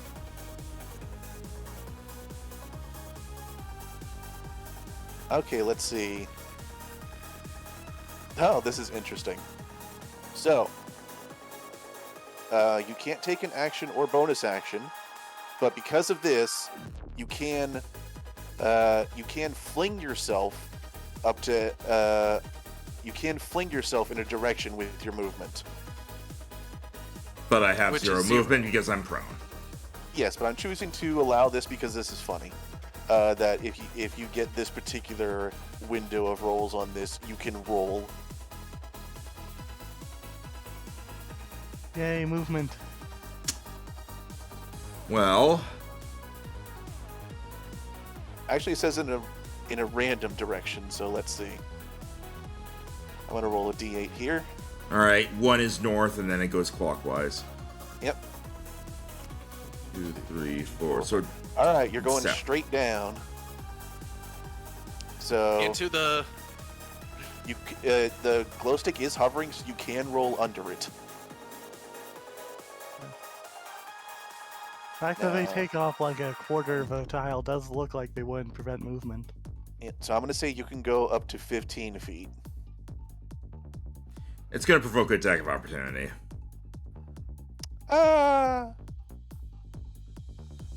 The Raven is a bit focused right now, so he's not going to attack you. The glow stick's looking at you, so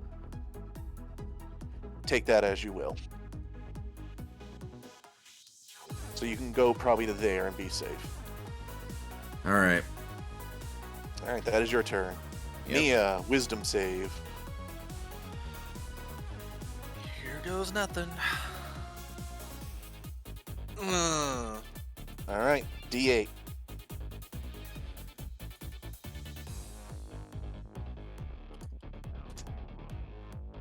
All right. Same thing. You two get to scurry in a random direction, but you are off the ground, so you can use your full movement. All right. Which So way, let's see, which way would I be? are you gonna go? You could go up and you could go up and left if you want. It will provoke attacks of opportunity. Oh, I'm aware of that.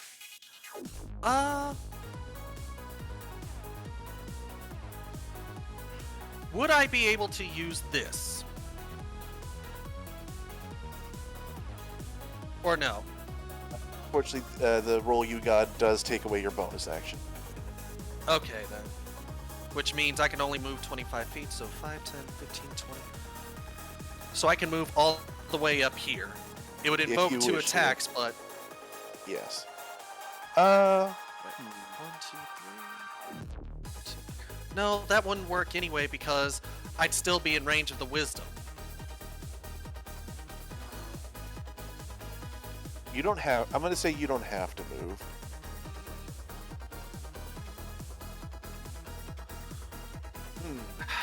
The dice really fucked me over by saying I have to move that way. Otherwise, I would make the movement and take the risk. Let me double check something. The dice are kind of fucking us over entirely, all of us, on everything. But the rolls aren't too terrible overall, but just we don't have the modifiers to turn an okay roll into success. So,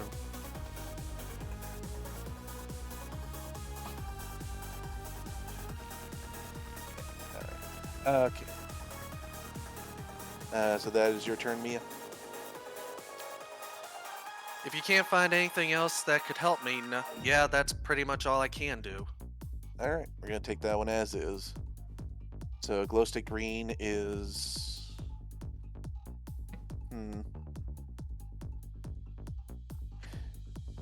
You know what? I'm gonna make a ruling here as a DM because I was trying to look it up. I am going to consider the movement from fleeing from the intensity of the music to be considered forced movement. Haley, if you want to move one more square without invoking attack of opportunity, you can. And Mia, you may sprint as far in that direction chosen by the dice as you wish.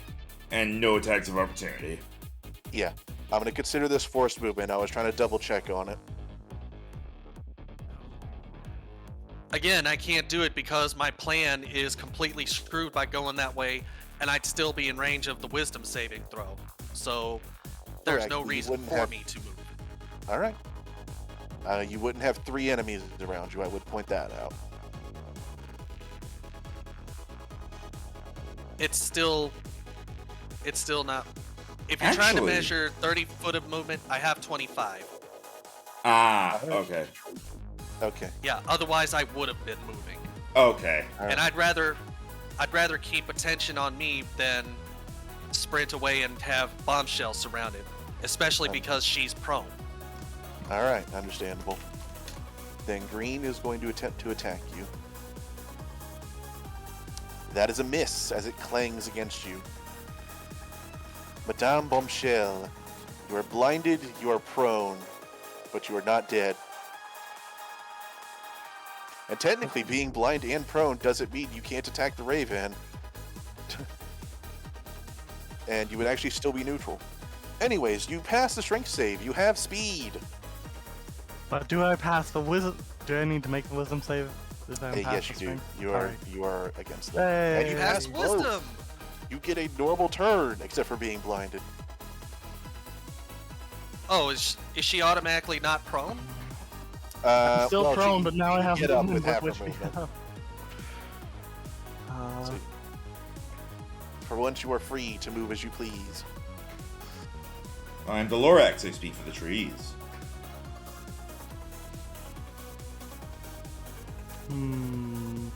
I am the Snorlax, I speak for food.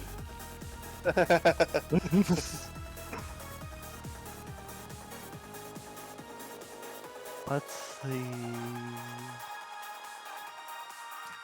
So is getting up cost 10 or 15 for me? Half your Half your movement. movement. 12 and a half, got it. So round down. 10. 10. 10. So 10. Yeah.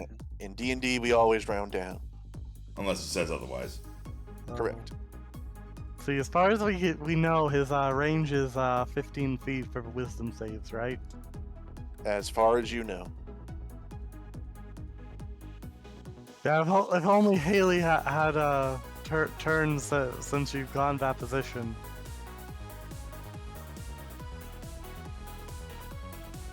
No, because I got in this position at the end of my turn, basically. So I'm just trying to think which glow stick do I attack when I do this. Well, one you would get flanking on, the other you would not. I'm planning to move so I could get flanking on either of them. They Hang have on, wait a 1 minute. point of health difference. Alright, let's attack Yeah. green since I'm here. Oh, wait, correct. Or incorrect. They have 3 points of health difference, but green is the weaker one. Well, hold on. Did green and blue? Oh, did. Oh yeah. No, I remember So right. green yeah. is weaker, but go as you wish. Alright, so get the +2 for flanking up, and then I'd have disadvantage right now, right? Correct. Right, so get up and swing blindly where I last saw the green crystal. Alright. Come on. Oh, sorry, but I thought I clicked disadvantage. Oh. It's a 12.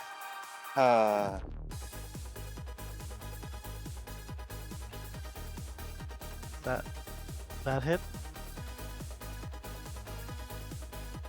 No, a 12, the 14 total does not hit. Oh wait, that's with flanking, isn't it? Yeah, I turned for Yeah, flanking. 12 hold is on. with flanking, so Unfortunately, it parries you. Alright, then Bomb's just going to use her bonus action disengage. She's going to use all her remaining movement to run away from Raven. Okay. Go where you go. All right.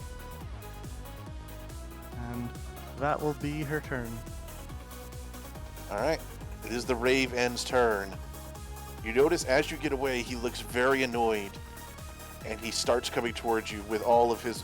actually, let's see. How annoyed is he at you? Knowing she did all of the damage she's taken so far? I also forgot the dialogue she was supposed to say. A cursed being, I like having senses. Roll me a charisma check to see how annoying you are.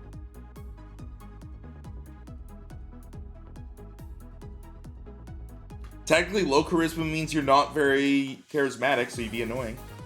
Yeah, and it occurs to me he wouldn't be able to do anything if he didn't do this anyway. So he will use his movement and dash to get all the way up to you. And that is all he can do. Haha, kiting works even with 15 feet of movement. Yes, it is at this point as you watch him lumber over. He is not fast. I can't watch him, I'm blind. As the others watch him, he is not fast.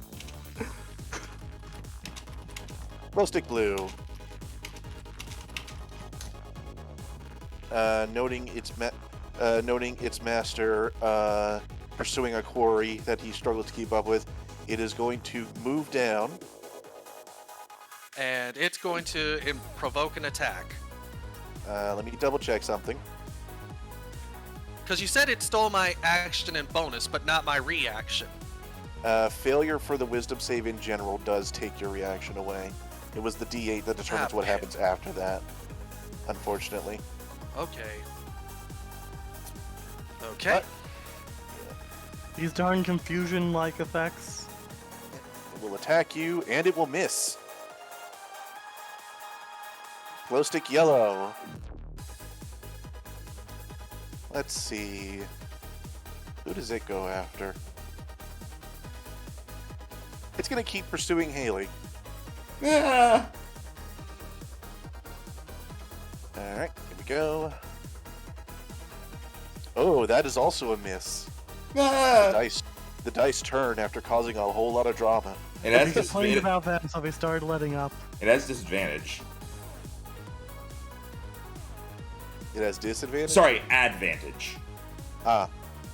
Wait, Right, why does well- it have advantage? Because I'm Oh, still, because you're prone. Right. I'm still prone. Yeah.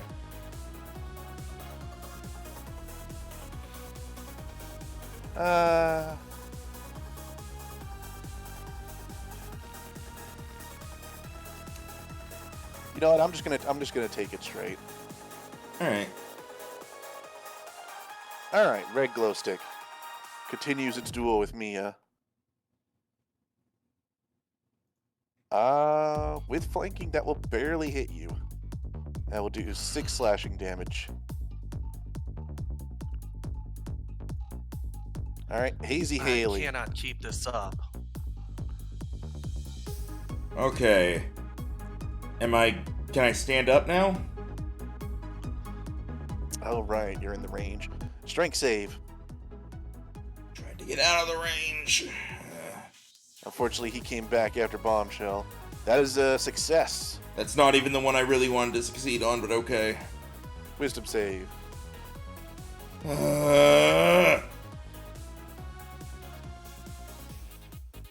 Okay. Max. D8. What? No. Give me a witty one-liner, and I will give you a +1 to make the DC.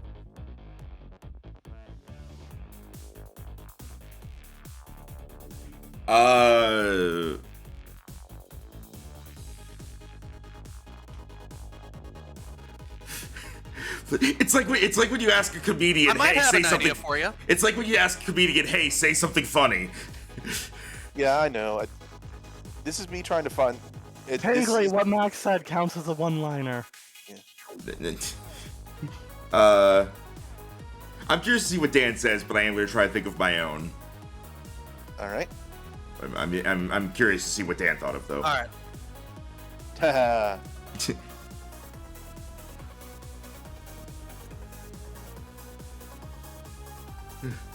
uh.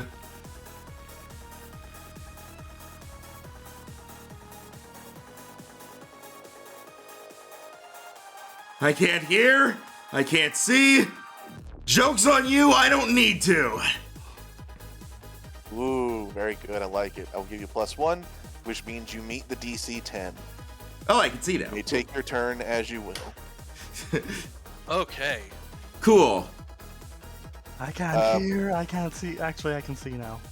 Yeah, Alright. actually, yeah, the blindness ended for everybody. Okay, Eh. well, I'll say I was still slightly blinded when that happened, but anyway. Alright, I am going to use my last spell slot to bonus action Healing Word on Mia. All right. What is the word? Just focus, Mia, they're just glow sticks. You know what to do. Snap them! Ooh. Doesn't snapping them make them brighter? It's a figure of speech! Like a fucking minimum. God, okay, you get 5 hit points. I'm gonna give you a +1 to that healing because I liked that. Okay, 6 hit points then. Playing to DM does work. Alright, and that was technically my bonus action. I'm amazed I didn't get an extra for being like, doesn't that make them brighter? That's fair enough. I don't award more than one thing for the same interaction, though. Okay. It's a figure of speech! And after doing that, I'm going to,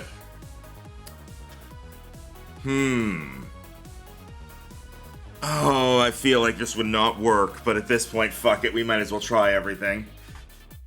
I just got this. Hey! Stop fucking around on my sheet. I'm trying to look at things. Oh, geez, I was checking something.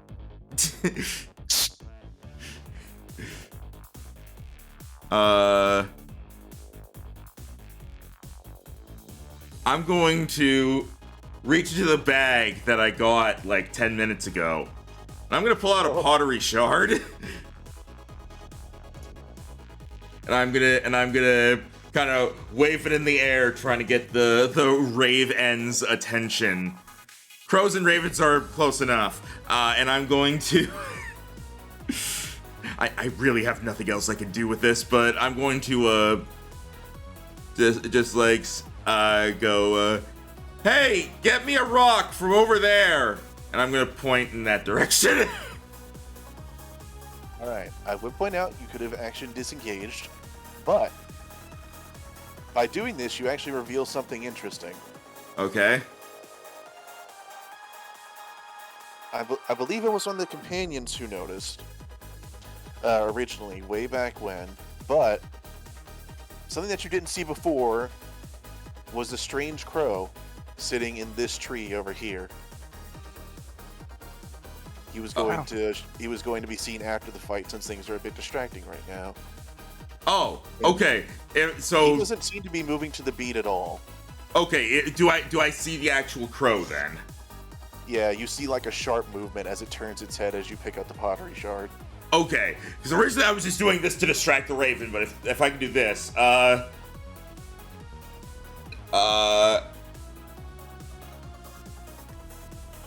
hey, distract that thing, and is going to point to the which is green and red. Which glow stick looks weaker?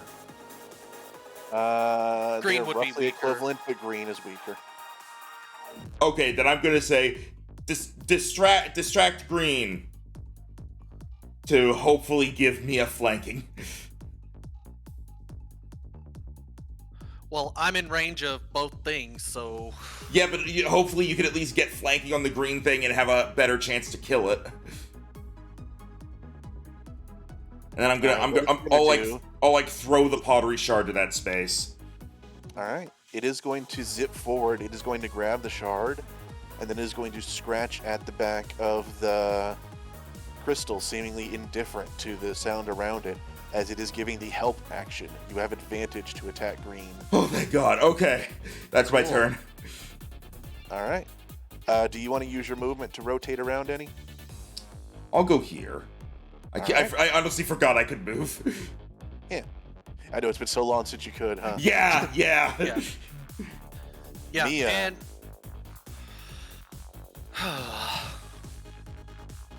strength save because I'm in range of that. Let's see. Yes. Pass. Okay. Okay. Wisdom save. Pass. All right. Take your turn. All right then. Draw your last pathetic card, Yugi. She's gonna spin her. Wait, she's gonna spin Night Guy Spear and imbue it once again with the green flame blade.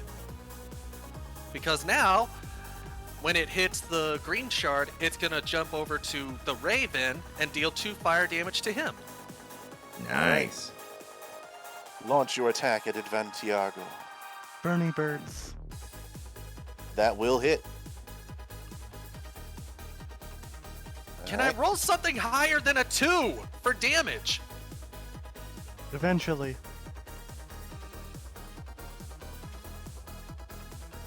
Alright. Takes 4 damage. And it is looking hurt now. You'd say it, I would say it is starting to look bloodied if it had blood, but it's more like glowy. But the Raven also takes the Damagios.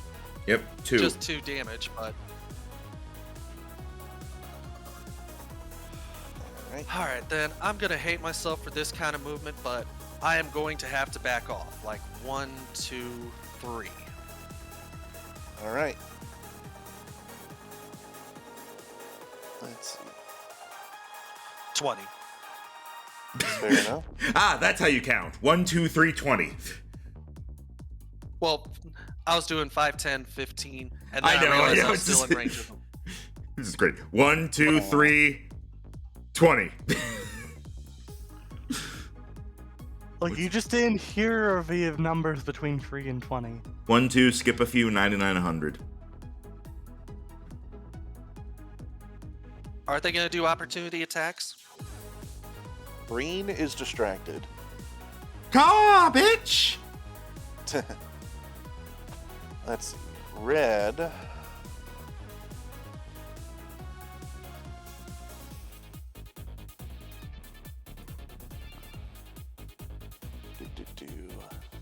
Yeah, I think red is going to attempt it.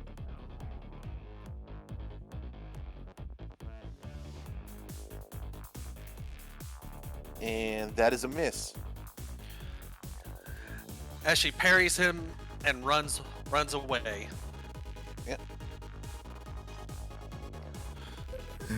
All right. And as a taunting Green. gesture, she'll slam her spear against her shield. Very nice. Right on, stickies. All right. Green is going to continue to be distracted by the bird and is going to take a swing at it, which is going to cause the crow to fly away and go back into its tree. But that is used Green's turn. Madame Bombshell, it is time for saving throws. Strength. Yay! My favorite. That is a fail. You are bounced. Roll me a wisdom save. Ooh, that is a failure. All right. Roll me a d8. I guess it didn't appreciate my sarcasm.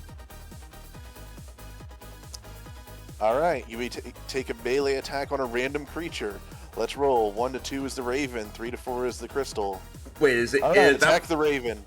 that's what I got. That's what I got from an 8. Are they the same thing? Yes, 7 and 8 are the same thing. These are windows. Okay. So you may make a melee attack on the Raven. Oh yeah. It is neutral nor- because he is glowing.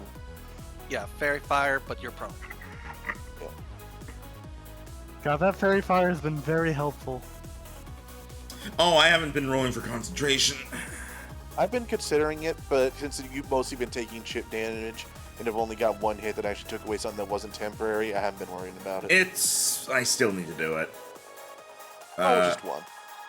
Just one. Okay. The DC is 10. You're fine. Yeah, we'll say that covers all the previous attempts. Yeah, you spent a crit on it, so the next few, which were the last few, yeah, they get 3. I'm really good at concentrating on keeping fairy fire because I can't see where it is, so I can't lose focus on it. That's logic. That is logical in Haley's mind. That makes sense to me. So That's not how it works. It's how I think it works, so it works. That's basically how magic is. that's how orc logic works. All right, Bombshell, go ahead and attack the Raven. Alright. Yeah. It's reality. You hit him. He is a chunky boy. He is not hard to hit. All right, 9 damage. That's good. He is Especially also since I looking didn't have pretty hurt. Sneak attack. But in You're- the meanwhile, You're not What else able to do do sneak attack, no. yeah, no, unfortunately, let's see. Yeah. Du-du-du-du-du-du. That's what I said. This one doesn't especially- take away your bonus action, so you may use it. Use what? If you have a bonus action you can use, you Oh, may go. yeah. The only bonus actions I can do involve moving. Or hiding. Hide again, right where you are. Count Actually, your I guess, pose. actually, I guess fainting attack takes a bonus action, but I already used my superiority die. All right. So is that it then? That is my turn. All right, Raven. Tired of you and your stabby stick, is going to attempt to attack you. Question, Max. Fairy Fire doesn't impede something when it's trying to attack, right? Correct. All it does, it gives advantage on people trying to attack it, and it causes it to give off light in a radius so it can't benefit from being invisible. All right. He's going to loom over you once more and dive down. And with a soft 20, he will hit. You take 19 piercing damage. That's not very soft.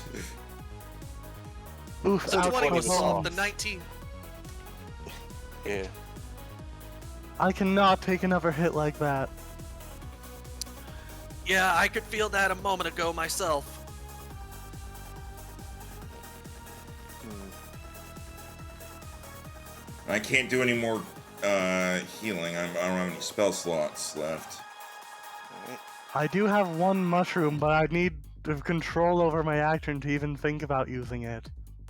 Oh, for the record, I do subscribe to bonus action potion to yourself. Oh, So if you want to do that now, You can retroactive that if you like. alright, what's the numbers for a healing potion again? 2d4 Is plus it 4. Basic one, 2d4 plus. I think it's 2d4 plus 2 actually. Oh, right, yeah. Hey! Heal back a good decent one. That doubles my current health compared to having not taken it. Yep. Anyways, Glowstick Blue's turn. He's going to attempt to shank you.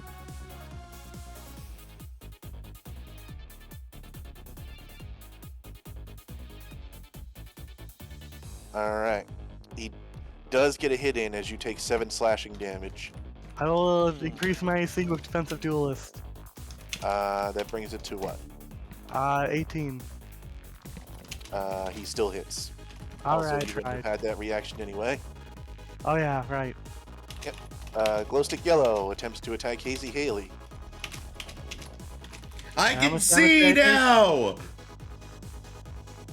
now! What was that? How much damage did I take? 7. 7. For once, Oh, you that don't. was... I'm so glad I took that health potion. I For- mean, ate that mushroom. For Yeah, once, for you anyone don't. else who have health potions, remember you can bonus action them. For once, you don't have advantage to hit me. Yes. I'm on over. This boss is Unfortunately, kicking you are- our ass with saving throws. Unfortunately, you are a bard, so he will hit you with a 16 Yeah. Give me a moment. or 8. Yeah. Sorry, Yeah. the health wasn't updating. For 8 slashing. Back in a moment. Alright. Alright. And since you got a nat 20 on the last con save, I'm going to waive it for this one. All right. Red's turn. All right, Red. Please I know re-add me what to you the want. re-add me to the initiative, please. I deleted myself because my health wasn't updating. There you go. All right, I would be like there. That's what I 19. was. Yep. Yeah, you were at the top. All right. Red, hearing your challenge, is going to fly forth at you like a dart, and ping off your shield. Hazy Haley, make me a wisdom save, but not a strength one. All right. God. All I right. feel that. All right. So Have you you got your last turn, right? I had my last what- turn. Yeah. Okay, go ahead and roll me a d8. 7. You may make a melee attack, and you do get your bonus and you do get your bonus action. All right. That's a 15 to smack it with the quarterstaff. That unfortunately does not make good contact as it clashes with you. All right. You said I have my bonus action. You do have your bonus action. Do I have my movement? Yes. You did not have to make the strength save, so you have your full movement. Oh, this is bad. Now that I realize.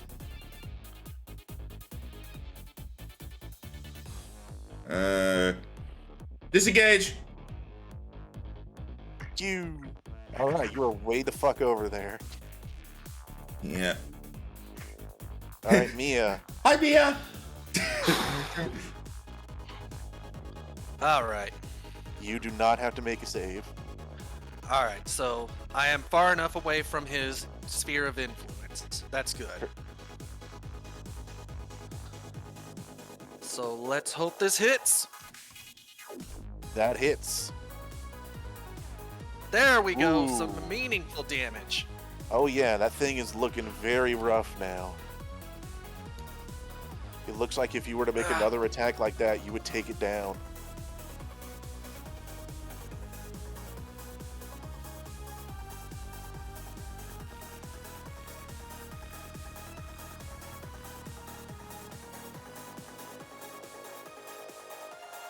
What would you like to do with your bonus action?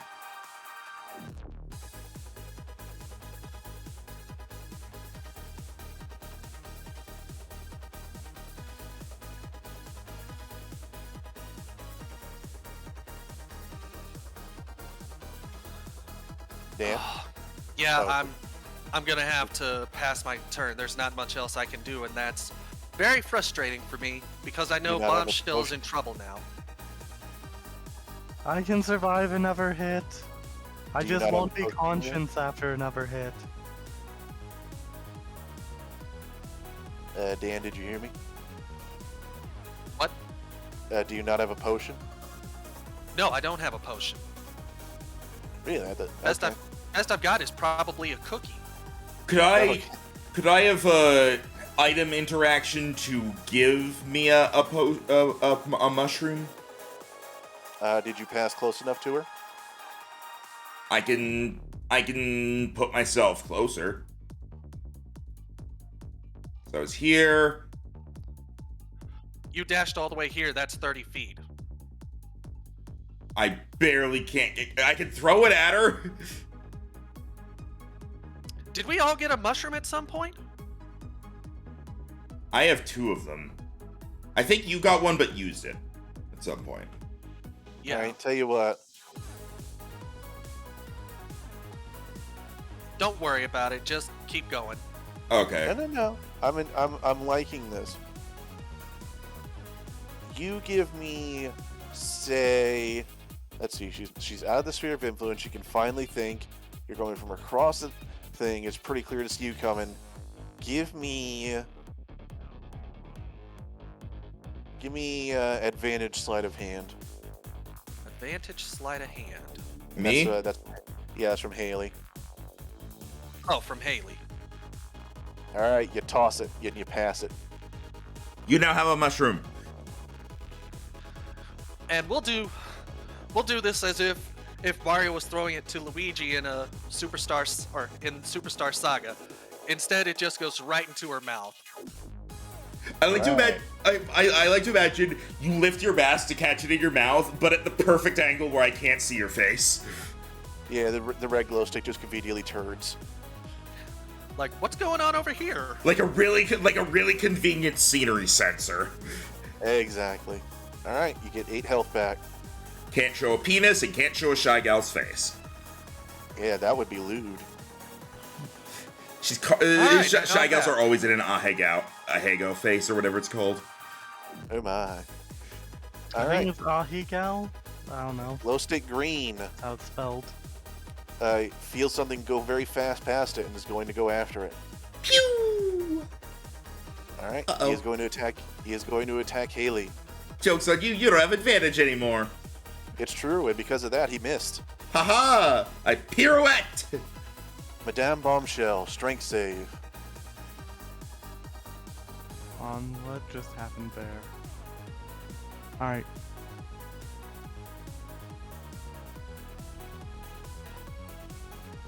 As a fail, wisdom save. That is a pass. Yay! I have control over my actions this round. Correct, you do. I'm going to take the dodge action. That is viable. Yeah. That's my Is it- turn, I guess. All right. Rave N is going to open his mouth even wider as you see him almost like he's about to fucking eat you. As he attempts to bite.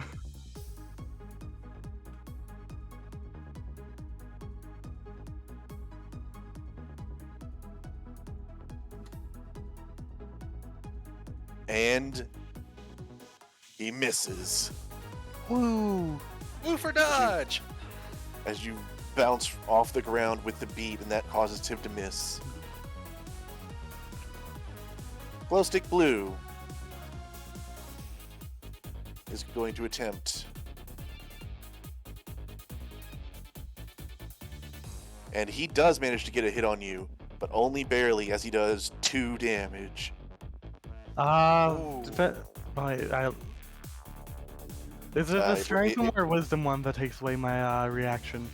The wisdom. Wisdom. Well, I will let you know it would not matter on his attack. He got a 22. Damn! Can't wait till I level up and then I can just half the damage.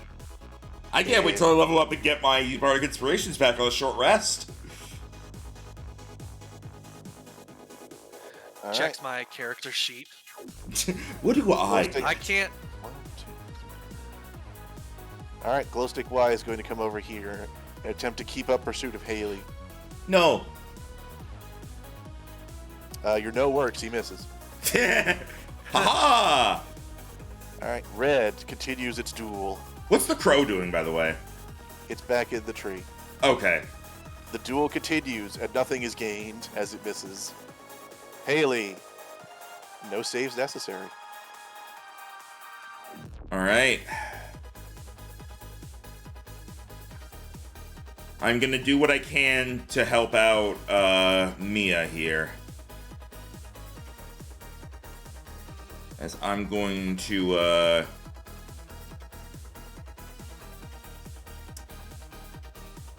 oh god, I just thought of a real you know what? No, I'm gonna hold off. I'm gonna not use that one. I'm gonna hold off on that one because that one seems a bit too much. I'm going to what I'm going to be doing is I'm going to use my bonus action to disengage, All right. and I'm going to run down to here. And can I repeat what I did earlier and try to sleight of hand throw my other mushroom to Bombshell? You can, although I will point out you are now within range of many things. I know, but Bombshell is within range of death. All right, if you wish. All Go right. ahead. I will say, She's on the ground, so you can technically just roll it to her. So okay. I will I'm say, actually I'm gonna say no check for this one. all right. It's a Mario mushroom, so Haley just makes sure it'll travel the correct direction, plops it down, and it just starts going right. Yeah. All right. Choo And then choo. Before I actually got here, I would have done this. I just couldn't think of a one-liner at the time. I'm going to be using my action to Vicious Mockery the red one that, actually, I'm going to Vicious Mockery the green one because that's close to being dead. And if we can take one down, that'd be great. I'm going to Vicious Mockery green. I don't know if this will affect your decision. Red is a bit more hurt than green. Oh, okay, then I will actually go after red. Alright, go ahead.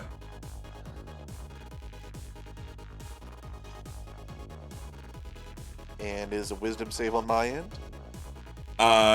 It will be, yeah. Whether or not you make it will determine, like, how good my one-liner is, I guess. That is a total of 10.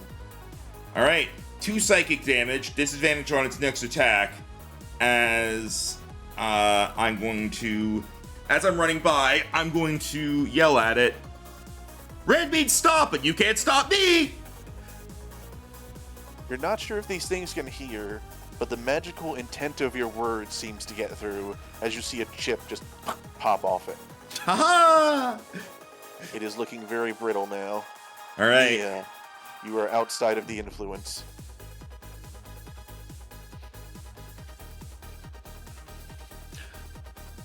I'm not sure if this is going to work or not, but she takes a focus as she just recalls an item box from, well, not an item box, but she recalls a message from when she was watching some people practice their firing range. If you get what I mean. I don't. Roses are red, violets are blue.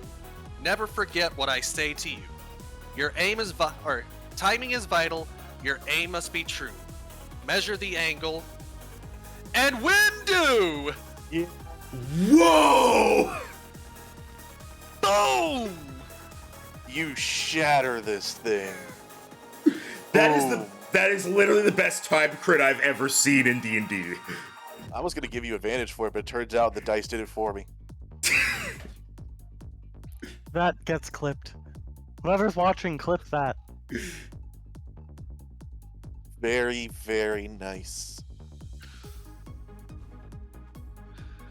Now, too bad this was a melee thing. Otherwise, I would have gladly pulled out my crossbow and fired it at the Rave Inn. That's fair enough. But with that done, I'm gonna run interference. Alright. One down, and a lot more to go. What can you do? Green will attempt to show you. And miss. Varabres. Madame Bombshell. Strength save. Alright. Heart of the dice, let's go. Jesus! Oh, okay. Alright. Heart of 1 die. Because you're nat 20 on the first save, I will give you advantage on the second. Yay. You pass. Yay! You Wow. are free to do as you wish. Things are working now! Everyone loves a good underdog story. Well, then this it, huh? Alright, so, Bombshell's going to eat the mushroom first off. No.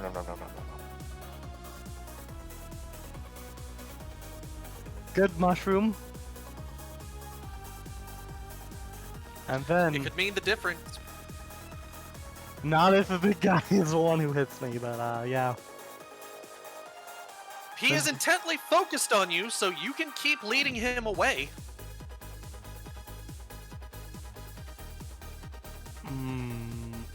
Lead him Yeah, away so from... Lead him all the way to the left, then the blue glow stick can get attack of opportunity on him. Yeah, so, let's see. Bombshell's going to stand up. Alright. So now I'm at advantage against this guy, right?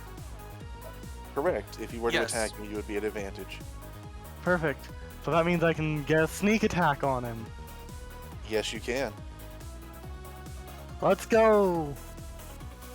That does hit. Break him. Alright, that is a total of 13 damage. That is another good chunk out of his hide. Alright, and then Bombshell's going to use the rest of her movement to go here. And Do you bonus action disengage, or no? You bonus actioned. Yeah, but So, because I'm a swashbuckler, I have fancy footwork. So since I made a melee attack against the Rave N, he cannot make opportunity attack against me. It's only the Oh crystal. shit! Mobile feet, eat your heart out. Wait, hang on. Fancy. How does fancy foot work exactly? ahead, During just your go turn, to if that. you make a melee attack against the creature, that creature cannot make make opportunity attacks against you for the rest of your turn. Okay, only that creature. I wasn't sure if it was that or if it literally just gave you disengage. Alright, now I will Okay. point something out for you. You had 15 feet of movement. Are you sure you wanted to move to that spot? Well, I'm trusting Max when he said to the left. Why do you trust me? Good point. Let me You- try that again. you're technically still in range of him, but at the same time, he's going to go after you anyway. There you go. Yeah. I'm not going to give us much tactical advice in the future, but you're low level and you die easy. We're still in the tutorial phase of a Paper Mario game. Exactly. So is that the end of your turn? Yes. That will be the end of Alright. the turn. The glow stick will attempt to hit you. It will miss. Yay. Alright. Things are turning around. Speaking of turning around, the Rave N is going to turn around as the thing that has done the most damage to him by far and away starts moving away. And he, as like the slowest bulldozer ever, lumbers after you with a dash. Bonk, bonk. And that is the end of his turn. Blue Skidoo is going to attack you, Hazy Haley. What if it didn't, though? Blue But it Skidoo, did, we hit you. and it did well, as seeing you come up behind it is like, you approached me, and I saw it coming with my non-eyes, as it jabs you mightily with 8 slashing damage. Ow. I saw you with my non-eyes. What do your non-eyes see? Bread. Alright, Yellow is going to join The its dead brother. red. I'm below half. Ooh, and it will Oh, actually manage to hit oh, Mia for Oh, 9 goodness. slashing damage. They got max damage on that one. Okay, so max damage is 9. What? But He said that it dealt 9 damage, which is max damage. What about my damage? No, not you, her, Mia. Maximum. Yeah, but why is it my damage? Okay, move on. Alright, Red is dead. Haley, make me a wisdom save, but not a strength one. You pass. Take your turn. All right.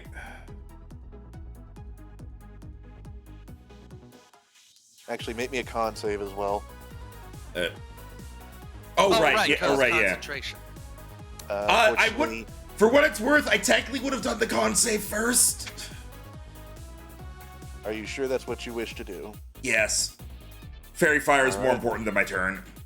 Fairy Fire stays up. You, however, have your head rattled. Roll the d8. Make a melee attack. Random attack, and you, no! and you have your bonus action and your movement. Hoo-yah! That does not make any noticeable difference to him. But hey, you have a bonus action and movement. Yeah. Let me double check this. All right, that's main action to do that. All right, then I'm going to.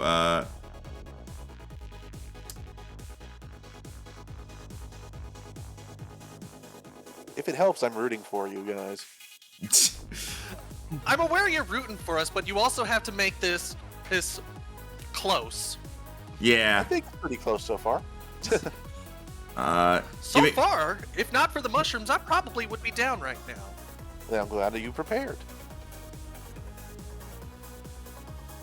I generally try and use as few symbols as possible in D&D. Yeah, you might die if you do that. Clearly. I'd have been down if I didn't eat that first mushroom. I disengage and go here. All right, that's as far as you want to go. Yeah. All right, Mia. All right, time to keep up the pressure on these two. And because two of them are in range, it's that time again. Yeah, do it. Green is getting the main hit, yellow is getting the fire. Aw, you're not gonna put green fire on the green thing? Nah, I mean, technically she is. It just bounces. and I have to hit in order for the flame to strike, so blah. Do you have more inspiring words?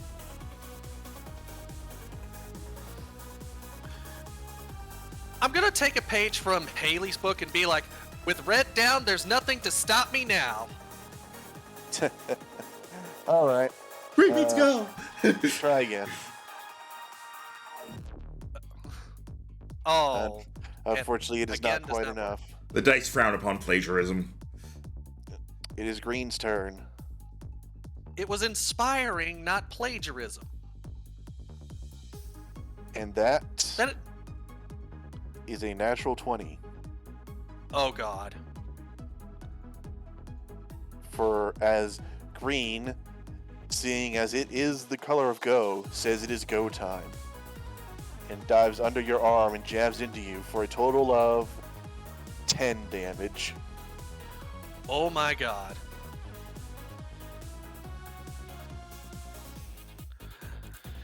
Oh, that puts Madam her very Bombshell. winded. Let's see. How many rounds has this gone? Too many? Quite a few. You've been on him the whole time. Madam Bombshell, make your strength and wisdom saves at advantage. Yay! It's like I said earlier, it'll get easier You are- eventually. You are going a bit deaf. Oh. Oh, that's now advantage on. Oh, yeah. You pass Hey. both with flying colors. It's so funny seeing a 19 in green. Yeah, it is kind of funny. What would you Alright. like to do? What else? I'm going to sneak attack. Alright. Do your sneak attack.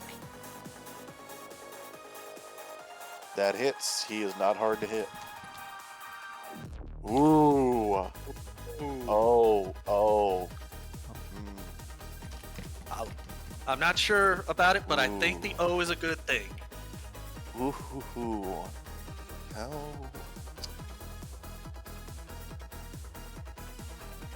You know what? Alright. You lay into him. He is on his last leg.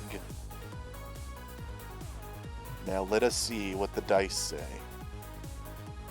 What Try else do you me do? some more, you foul beast.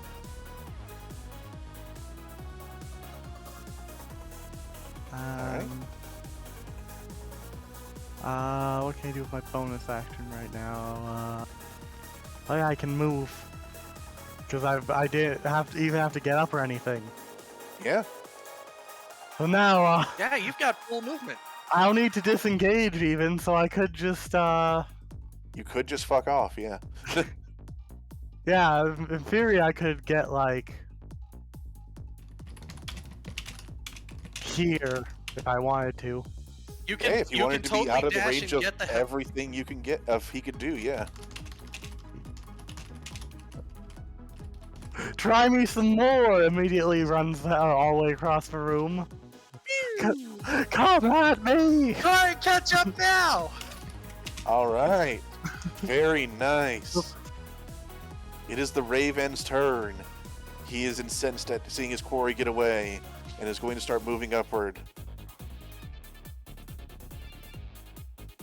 And that is as far as he can go with his dash. But Oh, that unfortunately, puts one me of in range, you, but yep, one of you now feels the beat in your head. Glow stick blue. Let's see. How far are you? Because Low stick blue, how far are you? Mr. Brown can move, can you? all right, he's gonna go. He's gonna go after Haley. All right, and that will hit for 7 slashing damage. Oh boy. This one seems to have your number. I'm down to single digits here. So for a lot of people, Yeah. entity hit. I'm pretty sure if this hits, I'm down. All right, glow stick yellow. Miss. Glow stick red is dead. Hazy Haley, it is your turn. Am I close enough that I need to make any saves? No, you're No, not. you are just out of the range. That raven looks like if he is huffing steam. The crystal is almost shattered from him. He is on his last legs. What will you do? I trust that Madame Bombshell, or just us in general, I trust that we can finish him off. Right now I need to help Mia. So, There's not too much you can do to help Mia other than you would be surprised. Because Haley is going to look towards Mia, look towards the glow sticks that are attacking Mia, seeing how it seems like they're about to put Mia down. And I am going to sing. Both of them need to make wisdom saving throws.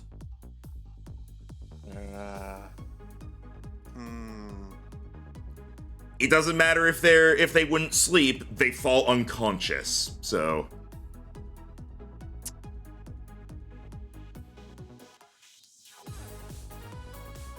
But correct me if I'm wrong, the original sleep spell is a charm spell.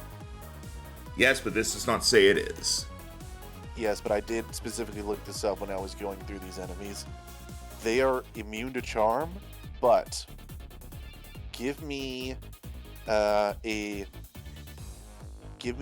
charisma check to see if your magic can overwhelm their innate magic, because they do have a weakness, and this is edging on that. Okay. You are trying to find the chinks in their armor. Sorry, that I don't like that word. I know, but that is what it's Well, called. I was about to say I have dealt a good amount of damage, so All right. So, give me a charisma check. Okay, I really need this. This is essentially the counterspell check,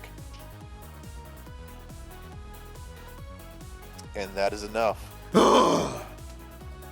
As these things, while immune to charm, are actually susceptible to certain types of magic, and you do manage to get your magic to sink through, and so they will attempt to make the saves.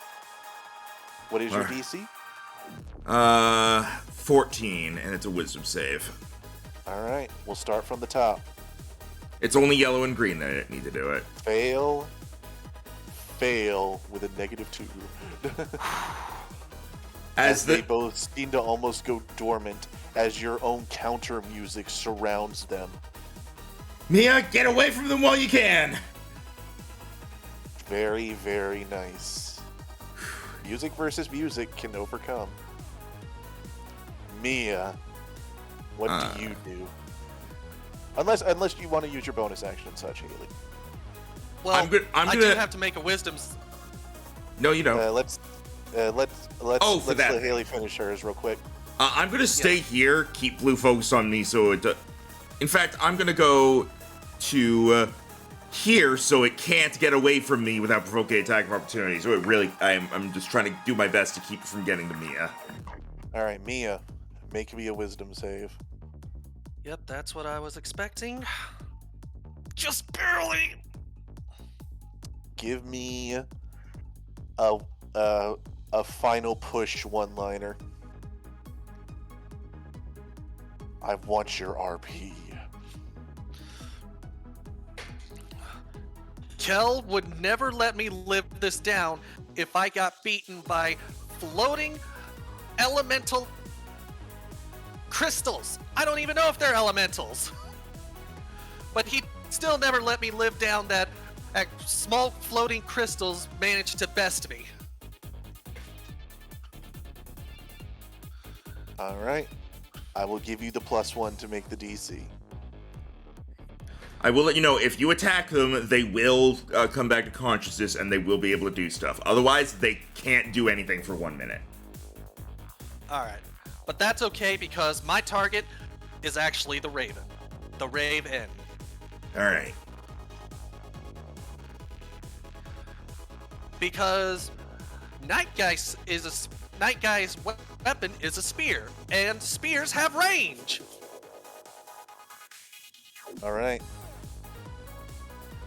So she's gonna take aim once more, and with all her might, she's gonna throw it right at the Raven With advantage.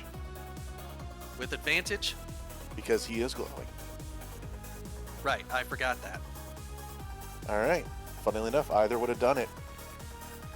So Dan, or should I say Mia, describe as your spear flies through the air. And misses. I'll tell you what happens once you hit him, but I want you. Tell me of your feelings. With the focus and the beat slowing down, she takes aim, and as she releases the spear, she can almost see another hand and help guide it right on track towards her target. It flies and hits. And am I supposed to say that it hits the earphones that shatters it?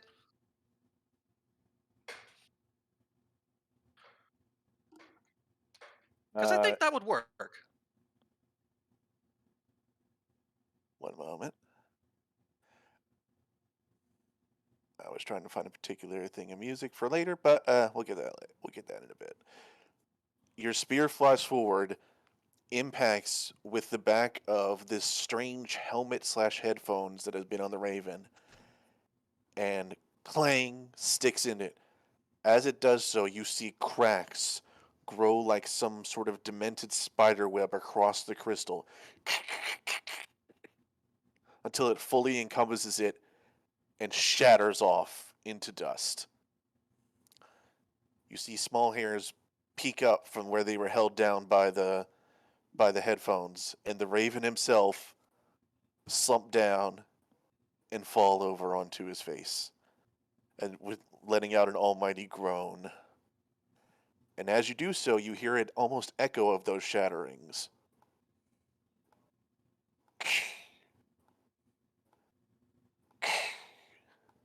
I cover my face.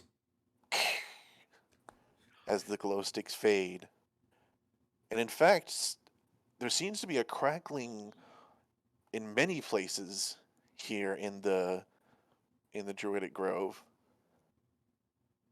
As you hear more and more crystals start to shatter and fall to the ground, ending with this large one taking over an ancient tree.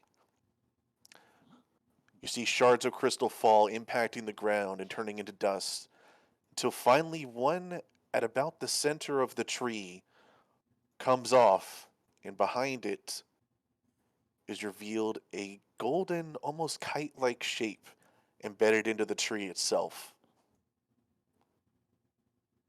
A golden kite-like shape? All is quiet. Is that what we came here for? There's only one way to find out.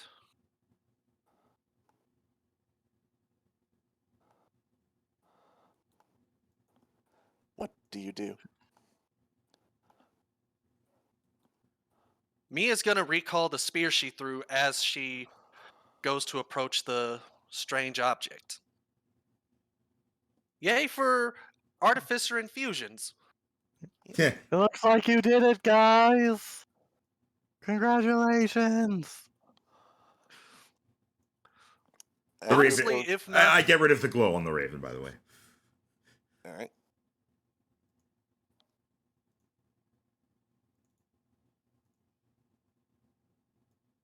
As you approach the golden shape, you reach out your hand, and just before you touch it, you hear a small crack as it floats out from the tree and hovers above your hand.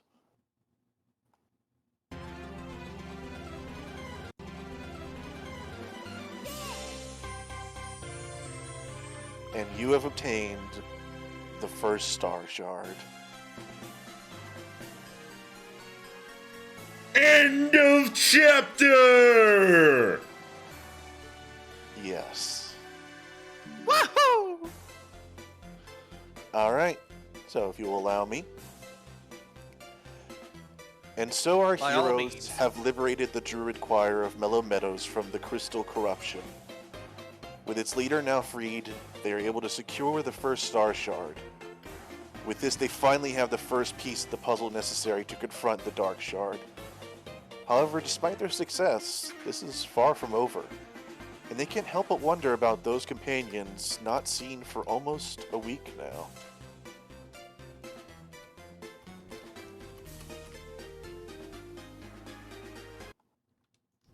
As we turn the page to a different group. Congratulations, by the way. You That was earn very close. You earn another legacy point, which we will go after, Yay, we have and two now. a pretty good pile of loot, actually. Do You we find look- it near the crystals, near the Star altar shard? as they crack off, and we'll go over that Okay. in a bit. But But first, right now, the interlude. yes, Max, if you could pick out some decent interlude music while I get this set up. All right. We want like the cave, right? Yeah, but it could be a little more hopeful. Also, It's been almost a week now for the lost companions and their ragtag group of those who they found and those who found them. Things are getting better, although it became rapidly apparent that aside from Colonel Hartee, the three companions may be some of the only ones with actual combat experience. So, while they would be out scouting, defending, and sometimes reinforcing the area where they are holed up, the rest of the crew set to task, and things are a little more homey now. So the cramped storage room and camp, things have now been expanded to a bit more livable state. And Colonel Hartee has actually expressed some want to talk with you as things went on, as you once more find yourself in the Crystal Camp. You are free to take a look around and see what you like.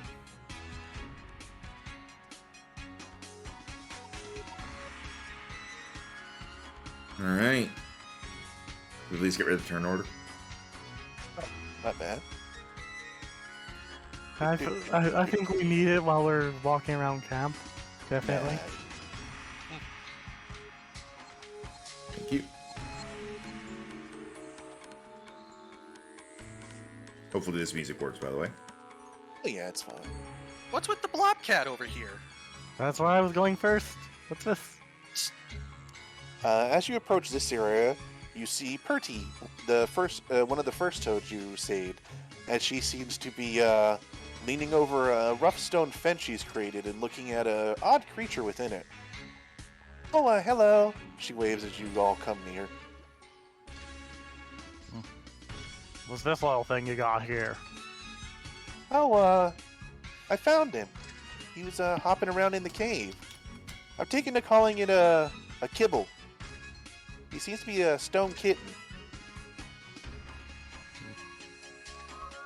I asked the colonel about it. He said as long as it's not getting in anyone's way, I'm free to keep it. There's no crystals on it, right? No, and it is kibble with an I, yes. Like kitten pebble.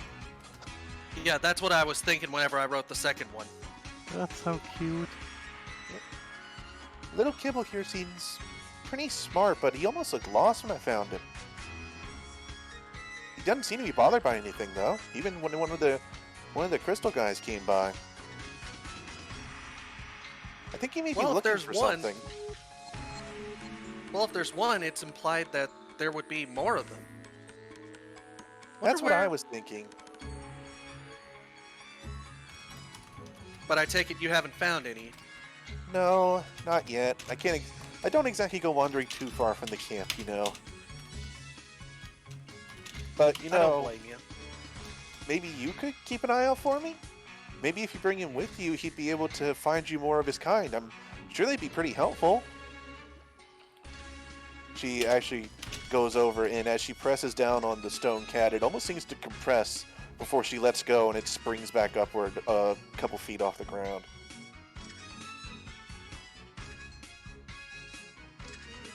Are we sure it's a rock kitty? I mean, Looks it a bit feels like a rock. She bouncy. rubs it. It's just springy. It sure does hop. It makes a little cat sound at you and swishes its own tail.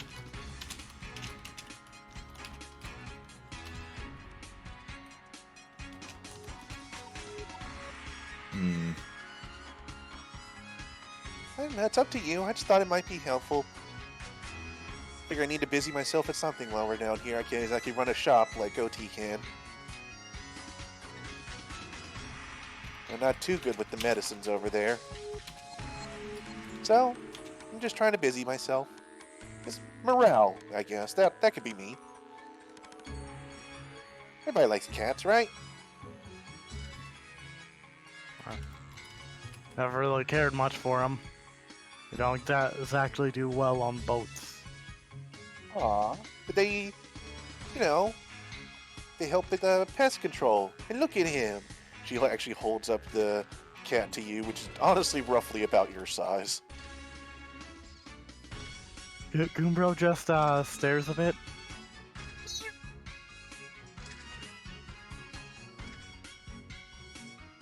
I see.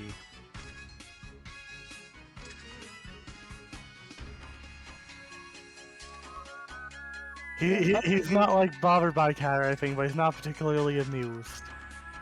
That's fair enough.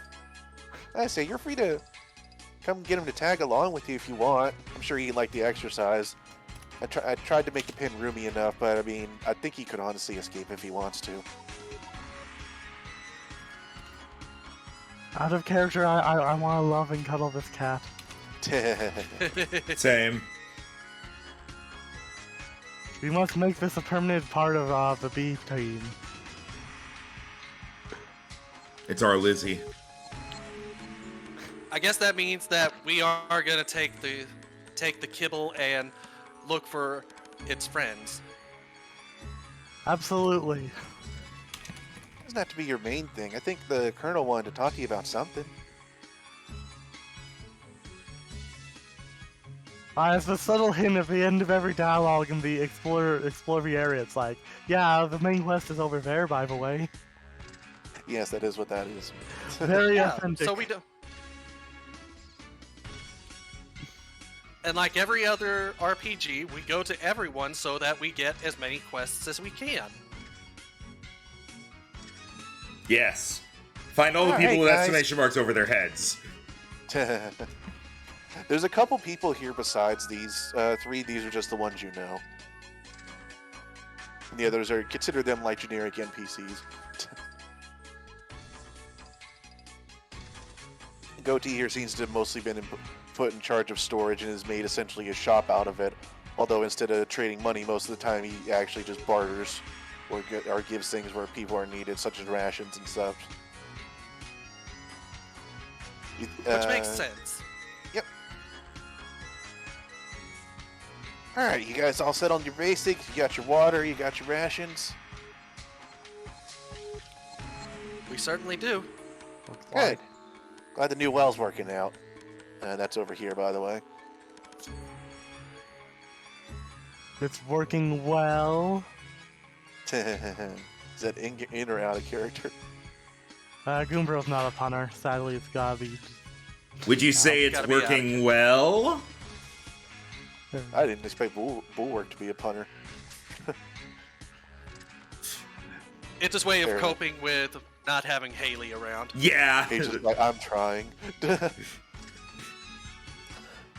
Yeah, you see Goatee give you like, hey. Yeah, I think so. Are you guys looking for anything? Opened up our stock a bit more. Though we usually can't give away something for nothing.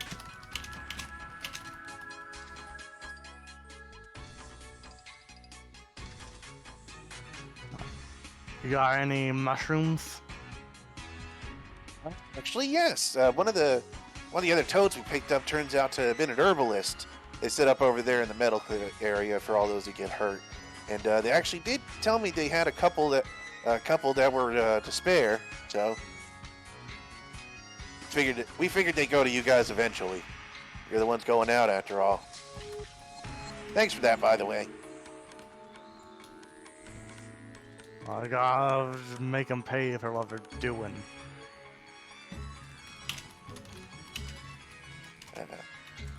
Only we can really do more. Here you go.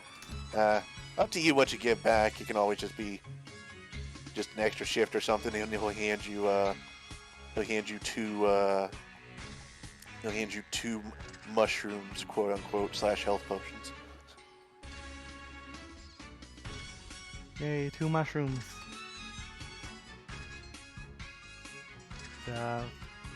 Who's taking them? I'll be alright without it. I One for each of us, then? Wait, you got 2 of them.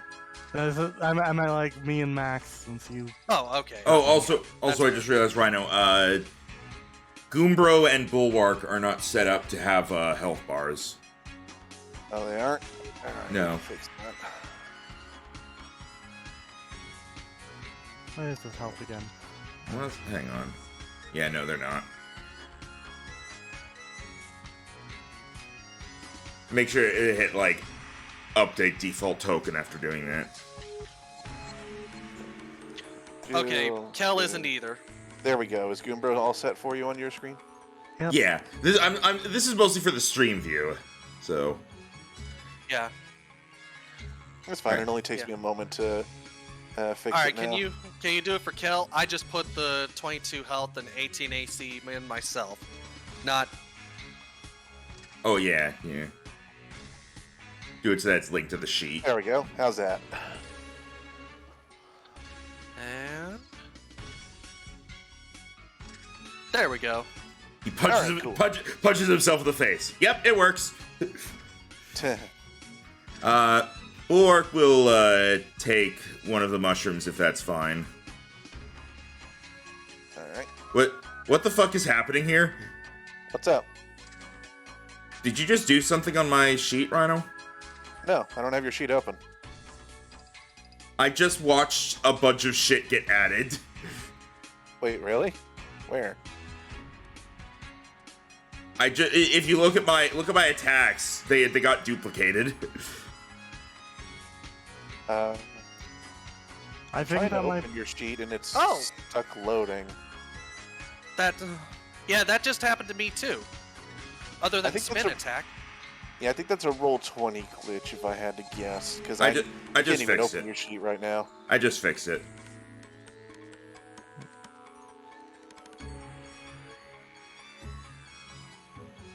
Yeah, I can't actually open that. Huh. Okay, there we Well, go. it doesn't matter if I can open your sheet. Can I open the other sheets I was going to need? Oh dear. Come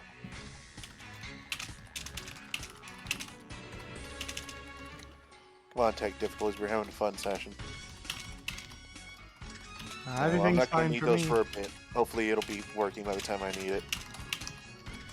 Alright, so did you guys want a brief tour of the camp? Sure. Yeah, let's see what Oh. happened. All right. How so, have we been improving? so as you can see, now we is shift click to drag you guys over to it, right? Like I do this, and it makes your camera go there. Worked. Yep. All right. So we have the expanded storage area now, still guarded by Goatee. We have a nice medical area for those who get injured and that we recover.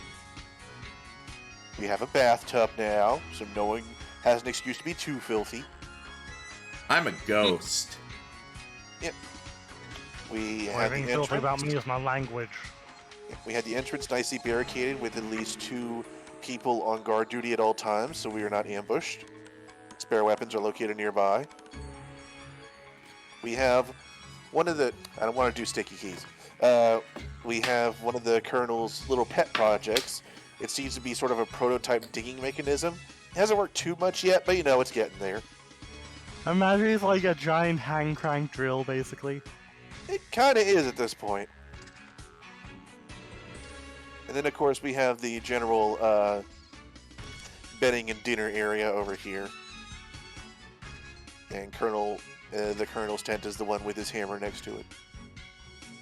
You guys tend to sleep in either the biggest one or just wherever you feel like bedding down if you don't particularly feel like having a tent. Overall, things are much improved from when you first got here, although you still are underground in enemy territory. But they're doing what they can. It's rapidly building up to be more comfortable. Had a lot of fun with this map. Well, that's good to hear.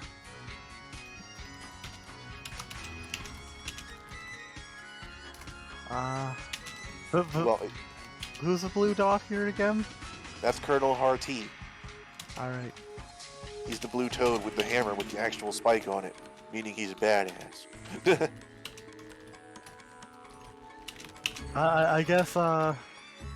I guess we go talk to him then. Yep. I don't see what else to do. Unless we have to say we're grabbing the cat. You can just say you're grabbing it on the way out. I like to imagine it just like jumps out of the pen and like as soon as we're done the conversation and hops on over, conveniently. Judging from how much it jumped whenever she pressed on earlier, you're fairly certain it does have the ability to do that. It seems like it just stays more in defense out of courtesy. Yeah. Alright. Alright, you guys go and talk to the Colonel. Alright, boys. I got you a mission today, and I think you're gonna like this one. Gonna bring you over there, Kel. So, I know since you all found yourselves here, you've been antsy about wondering how to get back to everything, right?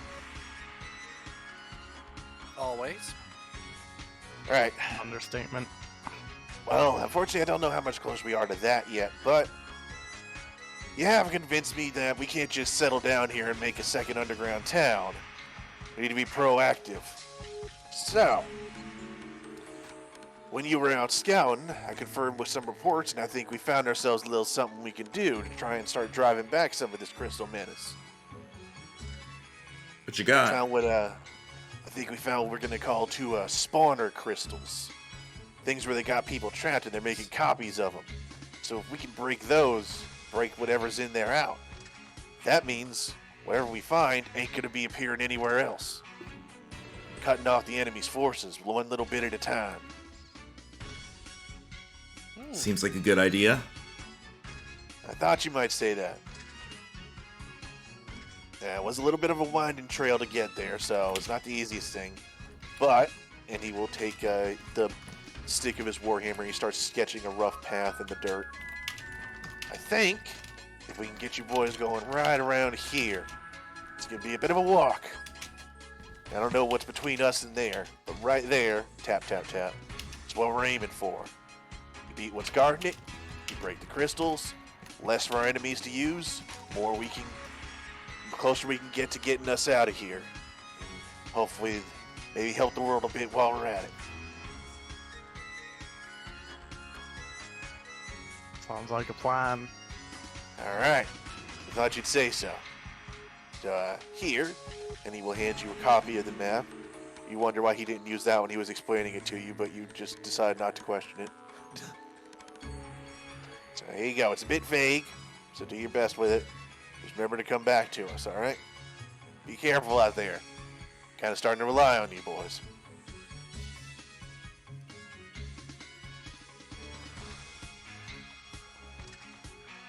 We'll be sure to come back in one piece. Don't you worry about that.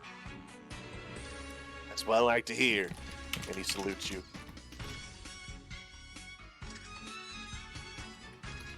And as you all approach the exit, you hear, and the little kibble seems to be trailing right behind you.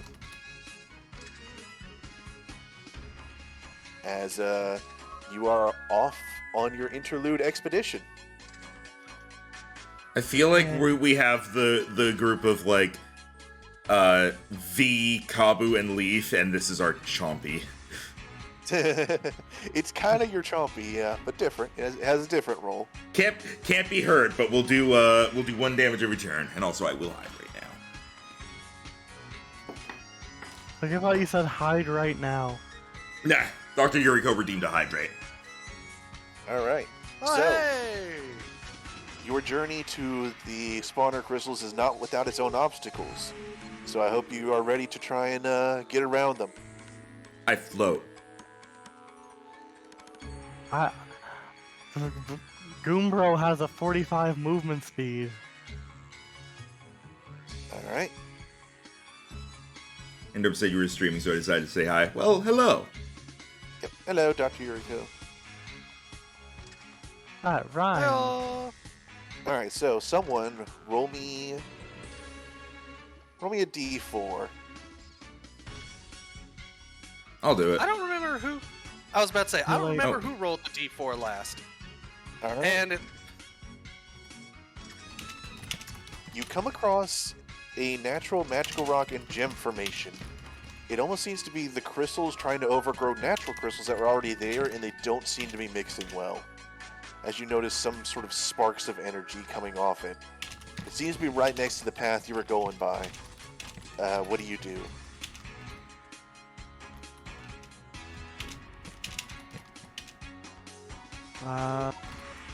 Say it again, sorry? There seems to be an area coming up where the corrupted crystal from the dark shard seems to have started growing over what was a natural crystal there, and the two are not combining well, as you see almost sparks coming off where they meet, and this is right next to where you'll be walking. The air almost seems to be more charged the closer you get to it. I want to get rid of these stupid crystals. We'll take his, like, animated walking stick and, like, try and, bap him off a bit. Alright, as you tap the crystal, it doesn't seem to react. I need some force. There.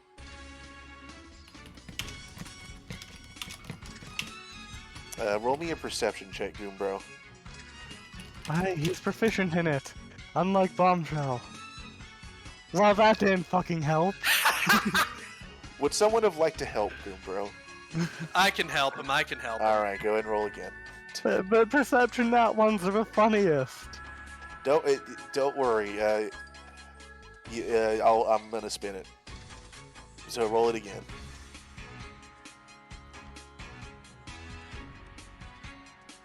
How's that? Sorry, yeah. Yeah, because you're getting advantage. Only those thinking the other person was rolling now. Alright, there you go.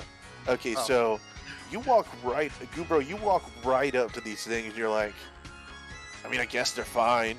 And you just kind of keep walking past them and then turn your ears like, well, come on. As Kel gets closer, though, you start to hear an almost buzzing sound from the two crystals. And the last second you're like, wait, hold up, it's doing something.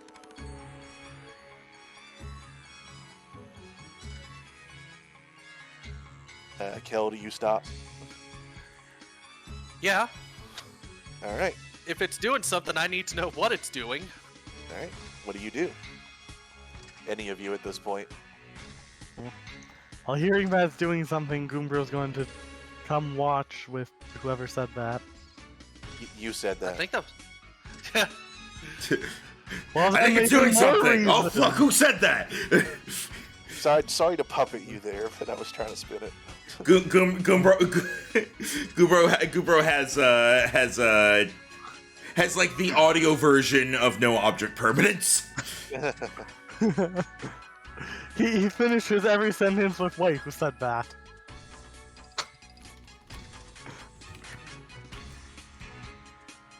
So, what do you do? These are essentially mini complications that you're using your skills and creativity to get around. So they're sparking up. Yeah, they didn't seem to react to you, but they sparked up when Kel came close. Ah, they're racist. Goombro's going to be like, hey, come here. He's going to go behind Kel and, like, push him forward towards them. They start Hey, buzzing whoa. even more ominously. Why are they buzzing at me? And then Goombro's going to go in front of Kel now and push him away. The buzzing recedes. Villager noises. Hmm. I was trying specifically not to make it sound like that, damn it. Should I be at all concerned that it's buzzing with me around? I mean, tell you what, Kel, if you're thinking about this, give me an Arcana check. Now, Mia would be Now that great you've had with a this. Yeah, I have no Yeah, experience with the Arcana. yeah, that is I what realized- you think as you're staring at this. You're like, Mia would be able to figure this out. I don't know. Yeah, Never mind. I'm if not only smart. she were here. Could I float closer? She's probably having more fun with me. Like, she's probably having more fun right now. Cut to Mia at the boss fight. Ah! That is a Paper Mario thing. That would happen. Yeah. You are free to float closer, Bulwark. I figured Max was occupied with something. Nah. Is there anything? As you get closer, you notice it starts buzzing as well. It doesn't care about Goombro.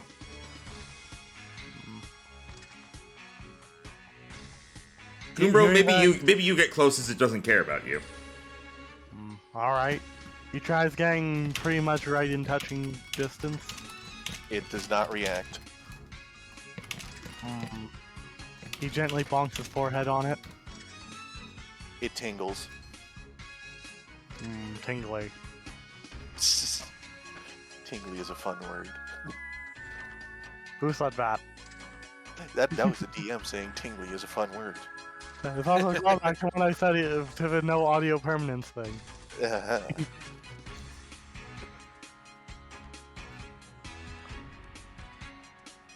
Bulwark, would you like to try an Arcana check? Sure, I know jack shit about this, but hey, maybe this will be the one thing that I know. Broken clocks and all that. Nope. Can I try an Arcana check? What? You're right up next to the DM thing. Yes. Hey, I did the worst. None of you are really sure what the deal with these things are. You just know they react to two of you and not the other. Wait a second. Aren't you both magic or something? Well, Just because I know how to use something doesn't mean I know how it works. I'm only recently learning how to do this. Like, Kel, you know how to use a sword. Do you know how to make a sword? I mean, Just say no to prove my point. I'm tempted to say yes just to disprove it, but no, I don't know how to make a sword. See? You both, like, can use magic. But, like, maybe that is related to it. Try using magic on it. He backs up and, like, gestures the stick at it. You can't just use magic on something. That's like walking up to a comedian and saying, hey, say something funny. Yes, and then they'll tell you one of the jokes they've written.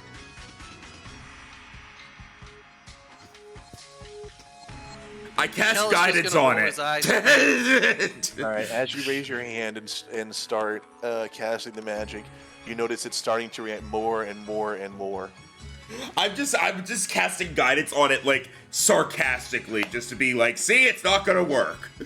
As the spell attaches to it, you notice the combination of two crystals shoot out a small bolt of lightning that impacts the wall across from it, Whoa. and then they go back to buzzing. I just realized guidance is a touch spell. Yeah, I'll just say you used a different cantrip. Yeah, I used Toll the Dead. Ding. Oh, hang on, I got this.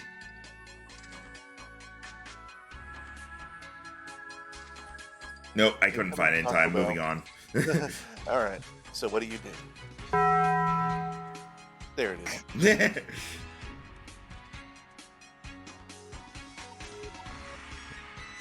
I Well- don't just walk past this stuff. Well, you can walk. I can fly. It's not causing any harm for now, but it should be noted. As you start to get close to it, it starts buzzing ominously once more. Except for when Goombro's there. Is it like only Goombro is the only one it doesn't react to, or when Goombro's there, it stops reacting to us? Goombro is the only one it doesn't react to when he's on his own. Wait a second. Goombro's going to pick up the kitty and bring it close to see if it buzzes it fast too. It does not. Alright, cat I'm is now actually more kind of convinced it's wandering. magic. The cat has been wandering back and forth in front of this thing the whole time. Just like, I'm bored. Where's me some rock mice?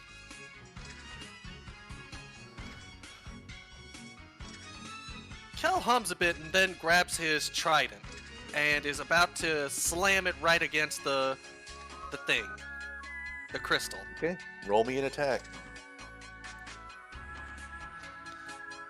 Hiya! You hit it. Roll DiMaggio's. DiMaggio's. The lowest I can roll. 1 second. Sorry, I had to sneeze. Bless you. Hold on, second one. Bless you again.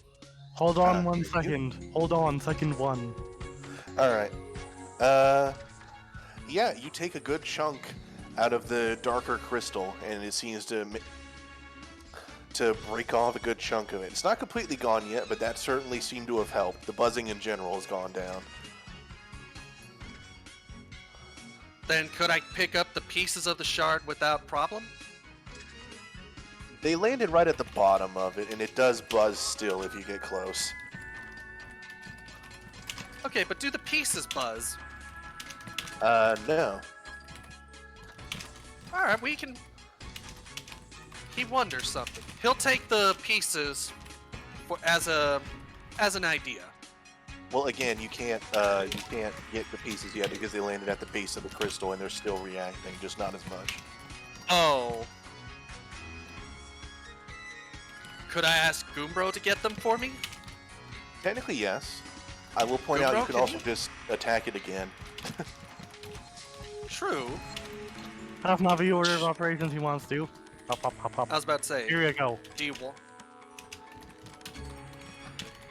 Oh, you got it for me? Yeah, I assume the asking was in character, so. Okay. Yeah. Write down that you have found 50 gold worth of unrefined jewels. Huh. You seem to have chipped off what would be useful.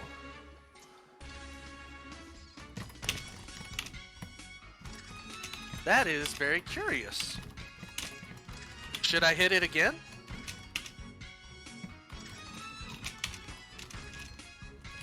Guys, Well, sounds like it. I'm a fan I of might as hitting well try things. again. Yeah. All right, let's do it again, All right, roll. if I may. Yep. That'll hit it. And damage is higher. All right. You slam your trident into that, and you crack off the entirety of the dark crystal that was overtaking it. And now the lighter crystal that was already there seems to go to just a small glow, and seems to be dormant now. You have passed Nice. this obstacle, Wait a second. and you got a little something from it. Why were we letting you just stab it? I should have been hanging with my stick. Yeah, I Roll was the wondering that again. too. Because This you guy didn't doesn't- think to he hit it doesn't react first. to this guy. Anyways. We're idiots. Still, Alright, no matter who hit it, Yep. and we can gather the rest of it. Although I would point out, if it was only because you had a trident that you could hit it without it going off, Oh, because you have Otherwise- a decent reach with that. yeah. Otherwise, if Bulwark tried to hit it, it would have went off. But if Goombro tried to hit it, it wouldn't have because it's not reacting. Yes, specifically for those curious about the behind the curtain, it reacts to spellcasters. Exactly what Goombro was saying. Yes, you did well. You did well on that end, Orb. Who are you? Yes, very, very good figuring that out. I don't know, who are you? Who said Who that? wants to roll the Who next said that? score? I think Goombro rolled it last time, and Bulwark wanted to roll this one. So go ahead. All right. 4. Okay. Following the tunnel you guys are walking down, you come to a point where it goes downward, and you are met with a flooded section. I float over the water. All right, you were fine. What did the other two do? You're not sure what kind of water it is, as it's a little visibility down here is iffish at the best of times. With you're mostly having to rely on glowing things or Bulwark doing the light cantrip Ding. if he has it. Yeah, he does not. In that case, yeah, you're having to deal with glowing stuff. A second. Goombro's going to try and figure out how deep this is. All right. How do you do that? First test, is it deeper than his walking stick?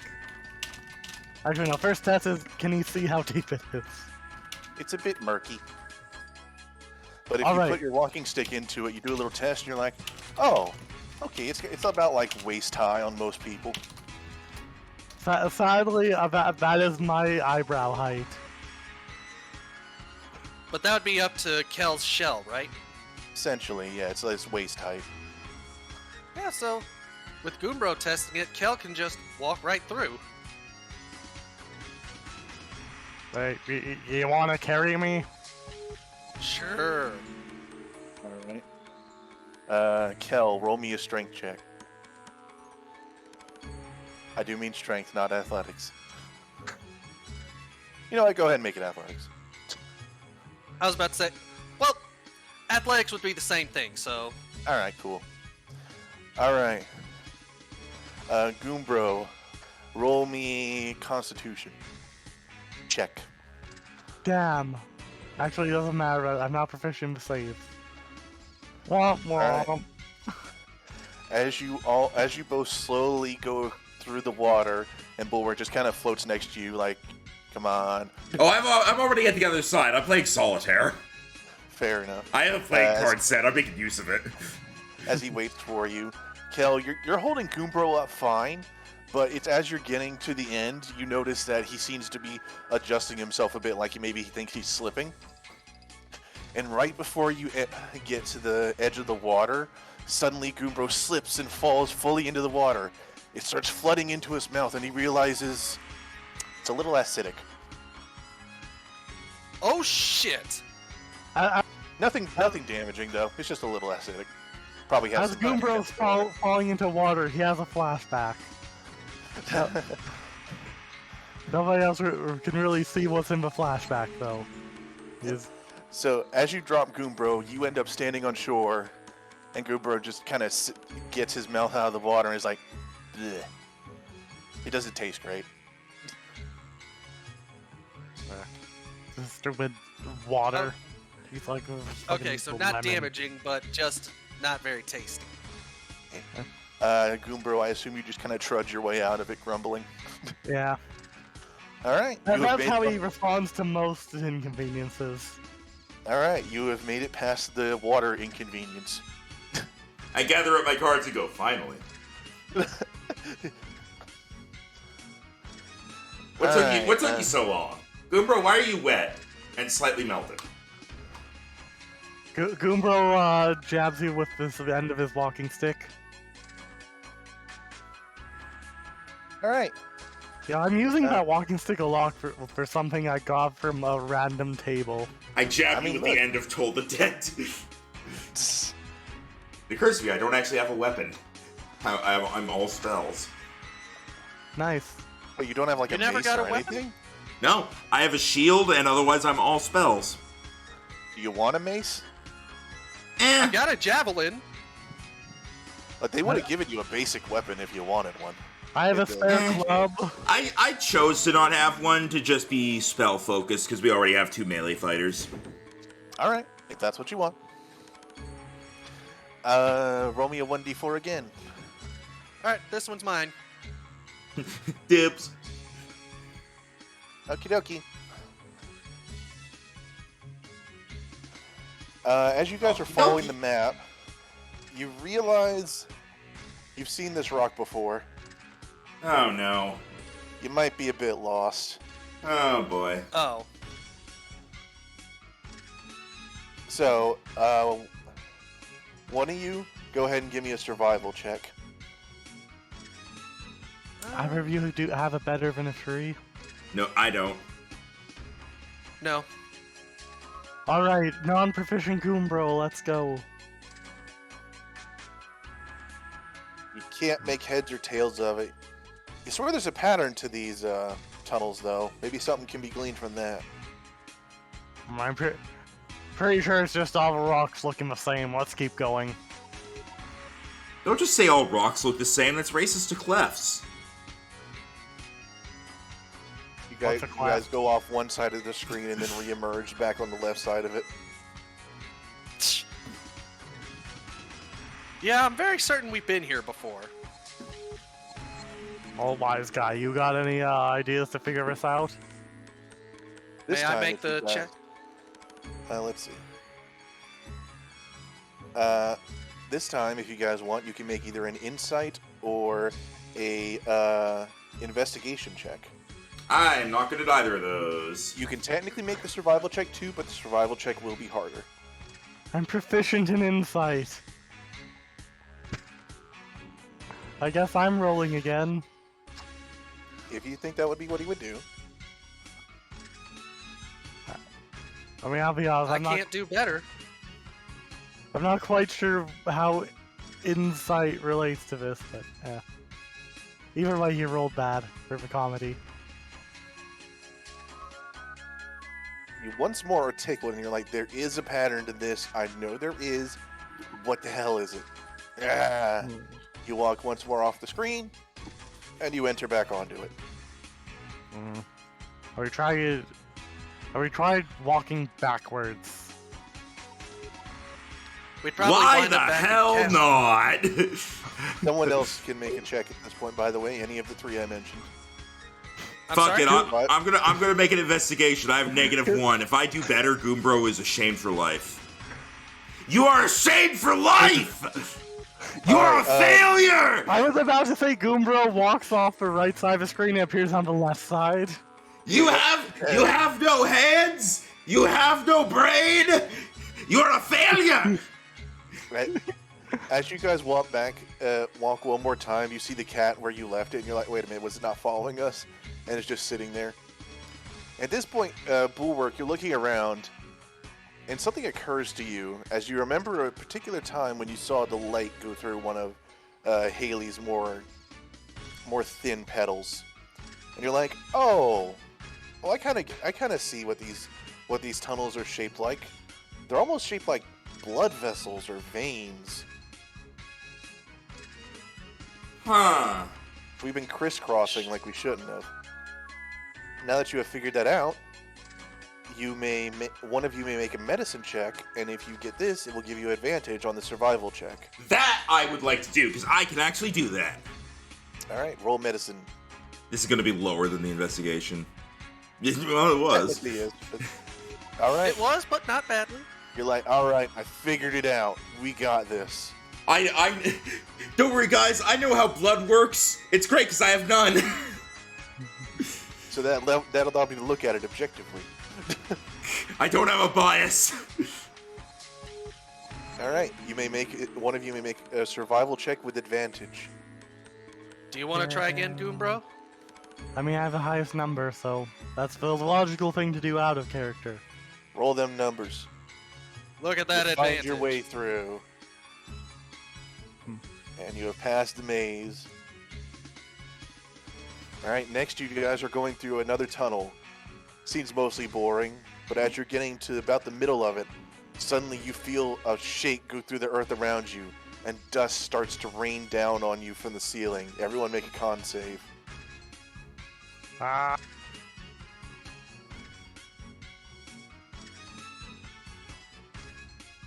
Ooh.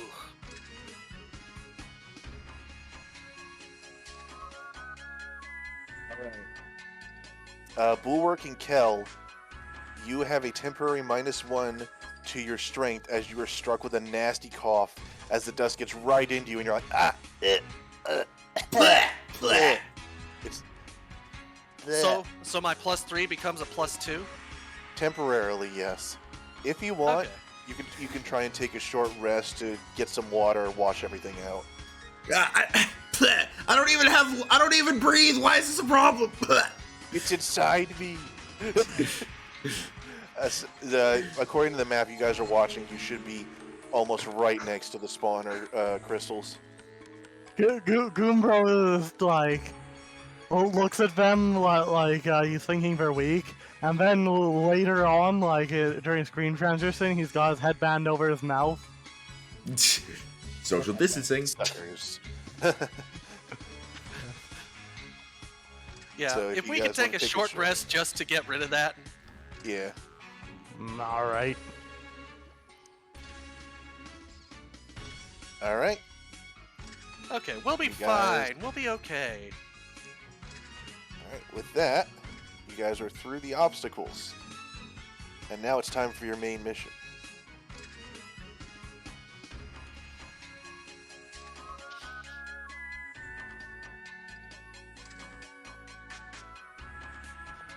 You will be entering from stage left here.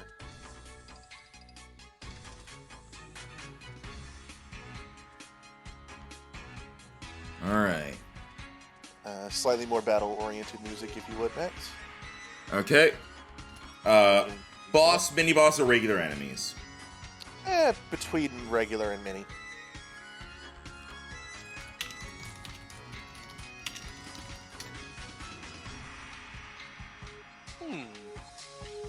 Hang on. Can you all see the map? Yep. It's all purpley, and there's 2 visible enemies, and we are not visible. You know what? That'll work. There's not really music that goes between normal and mini-boss. That's fair enough. Here, I'll just put you guys on there. I figured Rhino is meant make your decision.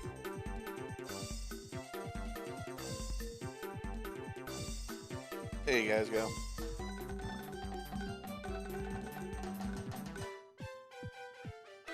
Alright, once you enter this room with your little cat friend, you are confronted by a crystal bubble and a crystal piranha plant guarding what appear to be 2 crystals.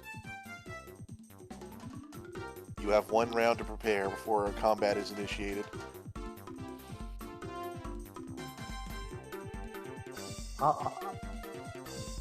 Can I just have Goombro dash right up?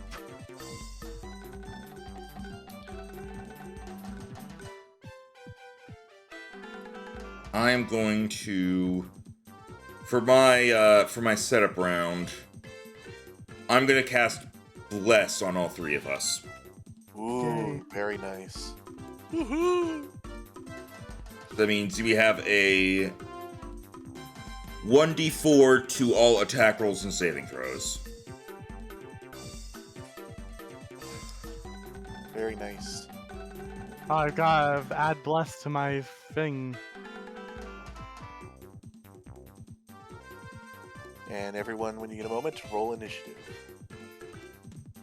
Alright, and Kel is just gonna put his shield away and grip his trident with both hands. We're gonna make it hurt.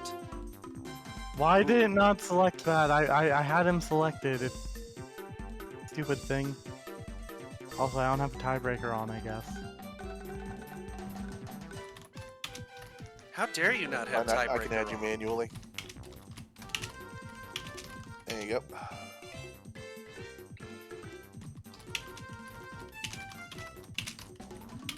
All right.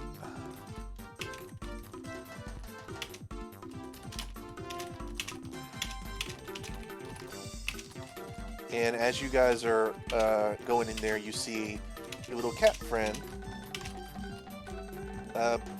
bounce onto the fray too. And you see it almost look at you guys expectantly as it parks itself over here.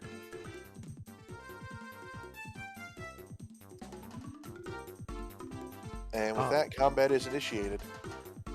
Unless you guys want to get close or anything on your free turn. For my free turn, I would get closer. Go ahead, take your one turn. Because I do have to be a lot closer in order to deal damage.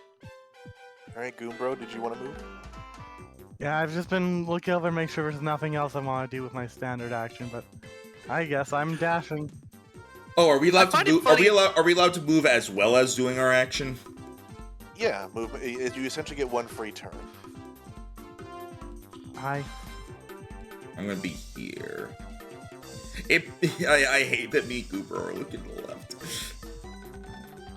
1, 2, 3, 4, Oh, well, 5. that bothers Yeah. you. How's that? Thank you. Oh, wow, you went right up to their faces, huh? I'm back here. I thought it was top of the turn, so I was going to use my turn to move in. Okay, fair enough. Because I wasn't going to dash in. Just in case. Alright, well, in that case, we begin. Kel, it is your turn. Alright then. Now, I want to make sure I'm reading this right. That way, when I do it... Okay, I will have to hit it and then I do it. Okay. So, since he's holding it two-handed, we'll do the attack. Why are your HP Does it hit? on there? Oh yeah, Yeah, well, no, I see them. I don't- No, I meant for the enemies that wasn't on there. Ah. Yes, that does hit Kel. And then, because it hits, I can do Divine Smite!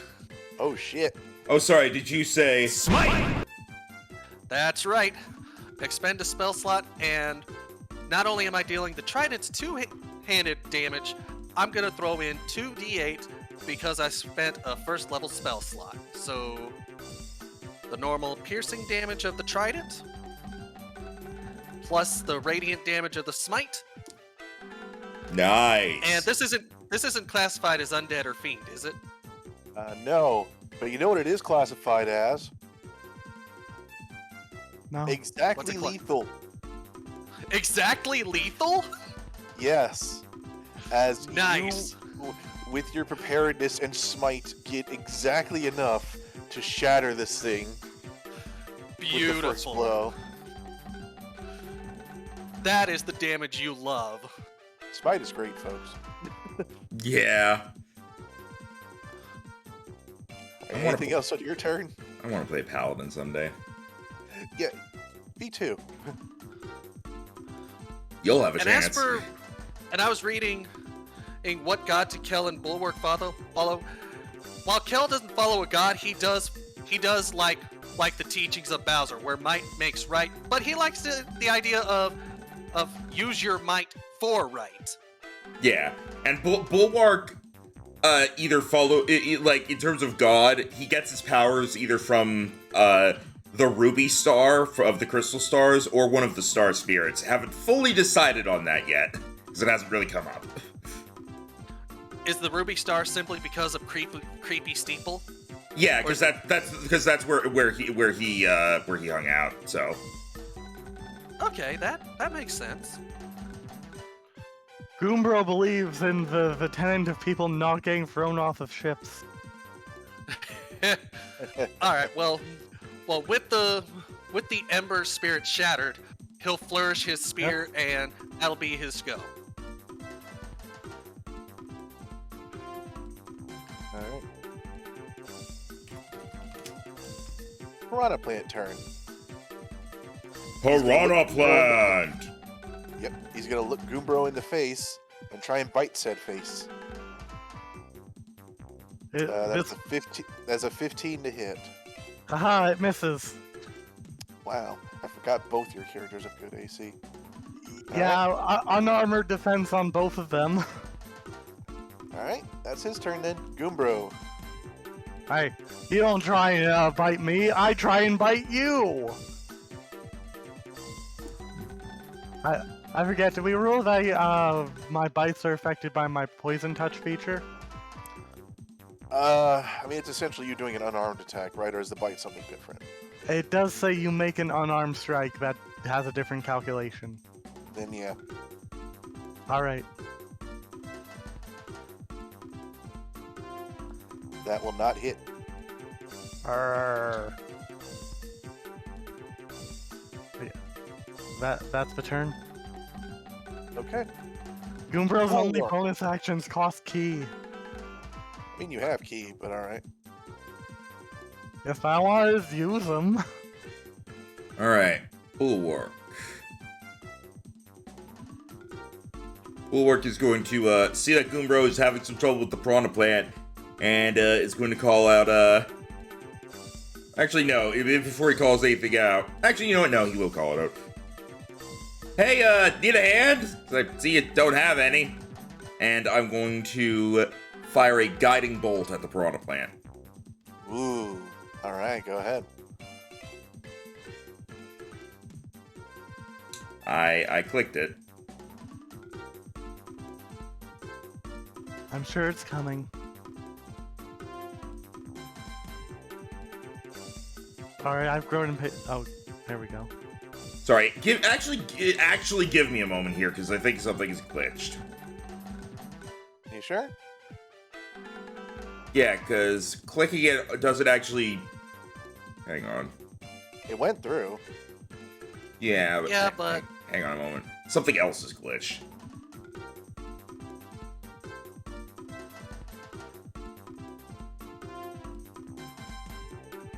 Okay, I think that that earlier when the attacks were getting duplicated, I think that fucked things up. Wouldn't surprise me. It seems like it was a Roll20 glitch. Yeah.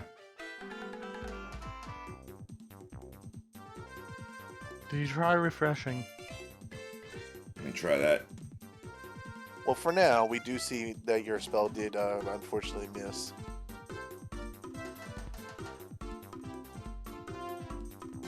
So, do you do anything else with your turn? I don't think I can. Okay. Then we're going to go ahead and move to Kel's turn. Alright, 1, 2, 3, 4. We're gonna move behind the Piranha Plant, and we're gonna strike it with the two-handed javelin attack again. And now you're flanking.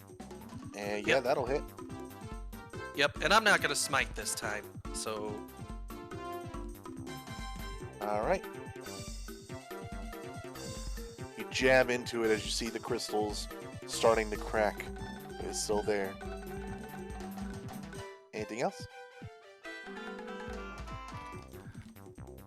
come on, big guy, focus on me. All right. As you say, it will turn around. It will attempt to bite you.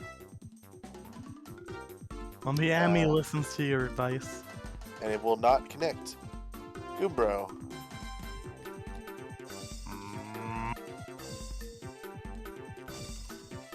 Let me double check which one's better real quick.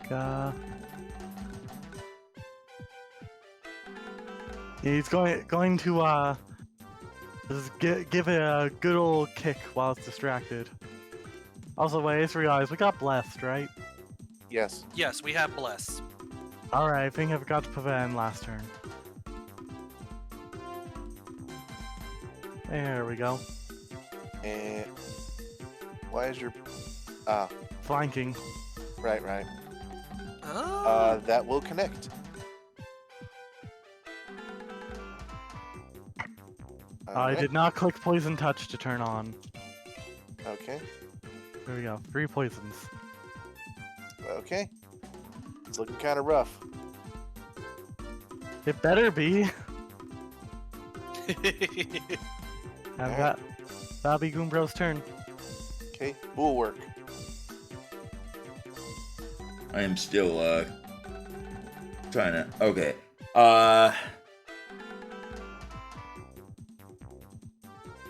Okay, I think I fixed it. I'm going to use a bonus action to harness Divine Power. I'm going to expend my Channel Divinity to get a first level spell slot back, which I am then going to use. Well, actually, maybe I won't use it. I'm just gonna. I'm gonna float over and I'm gonna use Toll the Dead on this thing. On the Piranha Plant. Yeah. Okay. Has the Wisdom save. Yep. And unfortunately, it is damaged, so it uses the D12. That is a failure, though, so it will take that damage. Cool. And as you see the necrosis seek into the crystals, it seems like it starts hissing as smoke comes out of the cracks. Alright, that's my turn. All right. At the top of the turn order, you start to notice this crystal over here start to glow. The crystal above or the crystal behind me? The crystal above. Okay. Hell, your turn. Alright. Then let's try and deal with the Piranha Plant as quickly as possible, and then... Our turn. That will hit. Also, it is not asking me to add or subtract. Like, it's not asking me to do flanking or bless. That's I because suppose- Endorp sets that up on their sheet themselves. Yeah, if you Okay. go into the gear section, on the right column, you'll see show global attack modifiers and damage modifiers. And then you can write them in yourself. Oh. All right. Kel, once again, Mr. Exactly Lethal. As the Piranha Plant crumbles. And because Bulwark hit it with Necrotic, it does not come back. Oh, very nice. But we're still in initiative. Goombro, what do you do?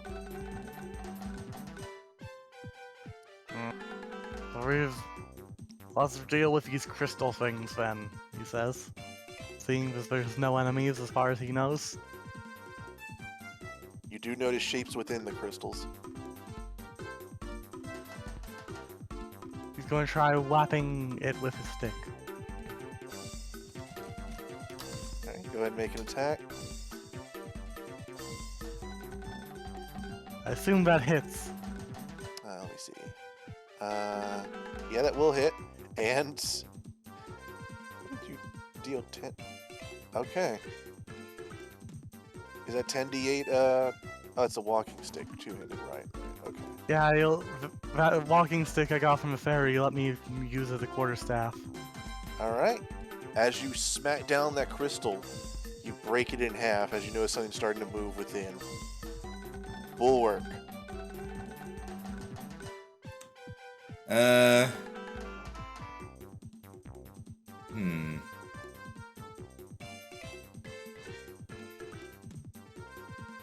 So we're trying to break the crystals?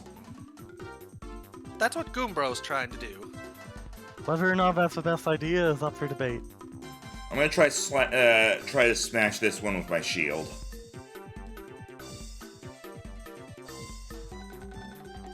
All right. let's make a melee attack. Yeah, that'll do it.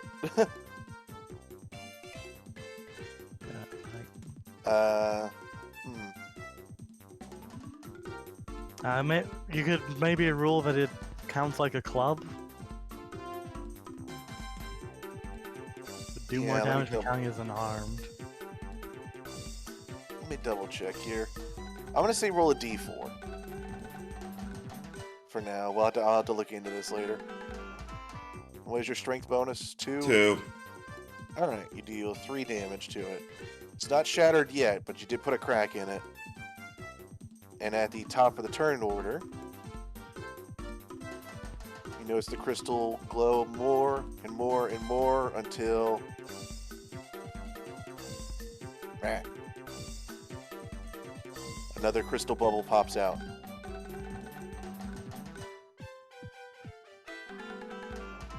Oh no. Not spawners. And so he is now added to initiative. Kel, you're All right, it does say a 5e variant is if you're proficient in shields, you can use it as an improvised weapon that is light and does 1d6 plus strength. 1d6, that's pretty good. Fair enough. Yeah. We'll go ahead and yeah, I was about to say we'll just add 2 to it.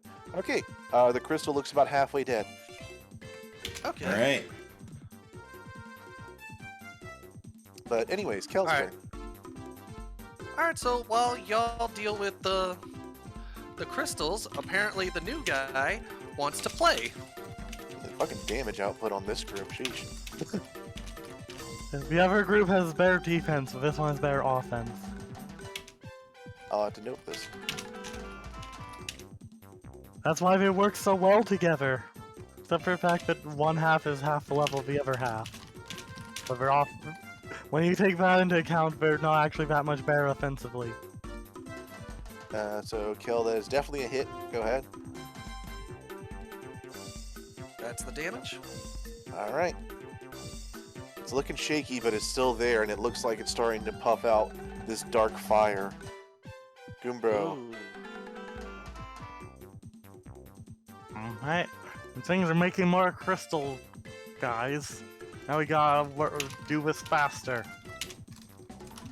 With that glowing insight, I guess he hits crystals with his walking stick again. The crystal you're next to? Okay, yeah, that cluster. Okay, it does explain because we were told to deal with the crystal vein. So it makes sense that these things are spawning the crystal monsters. Yeah, Okay, it is what Goombro, go ahead. wasn't expecting them to like spawn while he was hitting them. All right. Roll damage. All right. You have completely destroyed this crystal. Yay.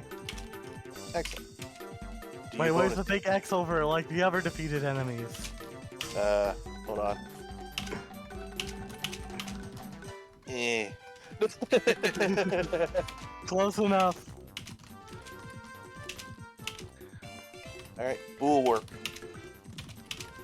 You are suddenly in melee. Well, I'm gonna try to smash the crystal again anyway. Okay. Go ahead.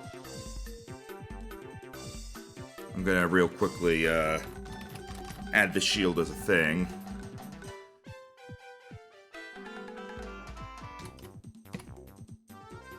That's true, I could have totally moved last turn. Oh well.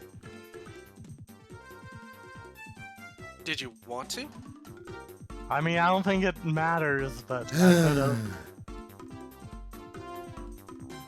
Unfortunately, you do not manage to get in a good enough whack to it. Alright, Time I roll 20 is freaking out and not letting me stop drawing.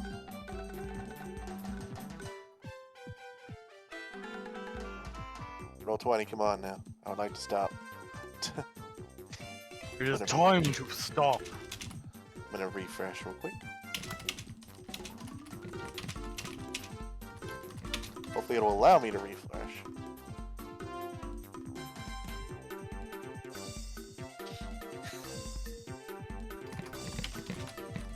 Ah, there we go. That wasn't subtle foreshadowing, and don't worry, Doc. It happens.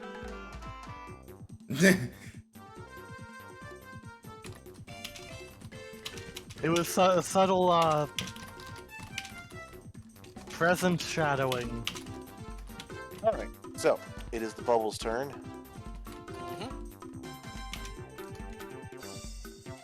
As it looks between you all and is going to move over here as it starts swelling up. And I'm going to need Goombro and Kel to make me dexterity saving throws as it unleashes a fire breath. We can also use Bless to do saving throws, right? Correct. Oh yeah. Boom. I'm pretty sure 9 isn't gonna save me, though. You are correct. Also, that 4 from there was, yeah. Yeah, Oh, 4 no, was sorry. from the Bless. Okay. I didn't even have the thing enabled to let me add it to my roll until now, so. Also, why does the automatic thing has the bless capitalized? Goodbye. Because Bless itself is capitalized. So I meant all caps. Because Bless itself is capitalized. I disagree So- with this formatting. I would like to point something out here. This is a 4d6 attack. There were a lot of 6s. Ooh. So, Kel, you fail, so you're going to take the total of 20 fire damage. I'm only gonna And- take 10. Koopa resistance, resistant to fire! Alright, you don't almost die. And Goombro, because you passed, you take half, so you will take 10. I was very concerned there when I just said 6, 6, 6. And I was just like, uh-oh, where's this going? Apparently Where's this straight to going? hell. Yeah, it was like, you killed my brother in one shot. I'm gonna do the same to... Yeah, I resisted. It should be noted, this bubble, as it did get its turn, is actually going to start flying upwards. Flying upwards? Yes, it goes up. As you notice, it moved about 30 feet into the air. Okay. If you No, wish to proc attacks of opportunity, you can. Oh, I can do an attack before it gets out of the way? It did get out of your reach, yes. It doesn't have to fly by, it just can fly. I'm gonna do that too. Alright. Alright, Bulwark, you hit, and you take a good chunk out of its face. Alright, then. Kel, unfortunately, you do not manage to get a swing at it, as it hangs out in the air and seems to have a smirk as it starts trying to gather fire once more. It is now your turn officially, Kel. You Alrighty notice then. the cats start to hop over.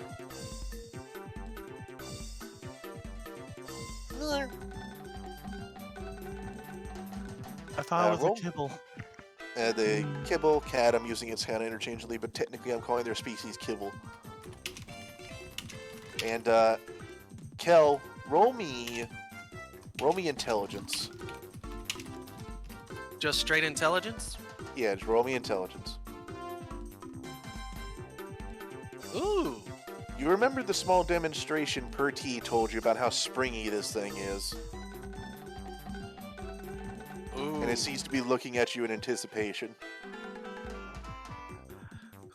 He looks at it and gives it a nod. Then he's gonna run to it and then jump on it to give it the spring right up to the fire boy. Roll me athletics. For sproing. Athletics for sprawling. Uh-oh. Alright, you do still meet the DC. It was very low. It was just making sure you didn't fall on your ass or miss it. Oh, okay. As you spring yourself off the kibble and now find yourself briefly within melee range of this thing. Its eyes are wide like, what the fuck? That's cheating. Well, let's see what happens.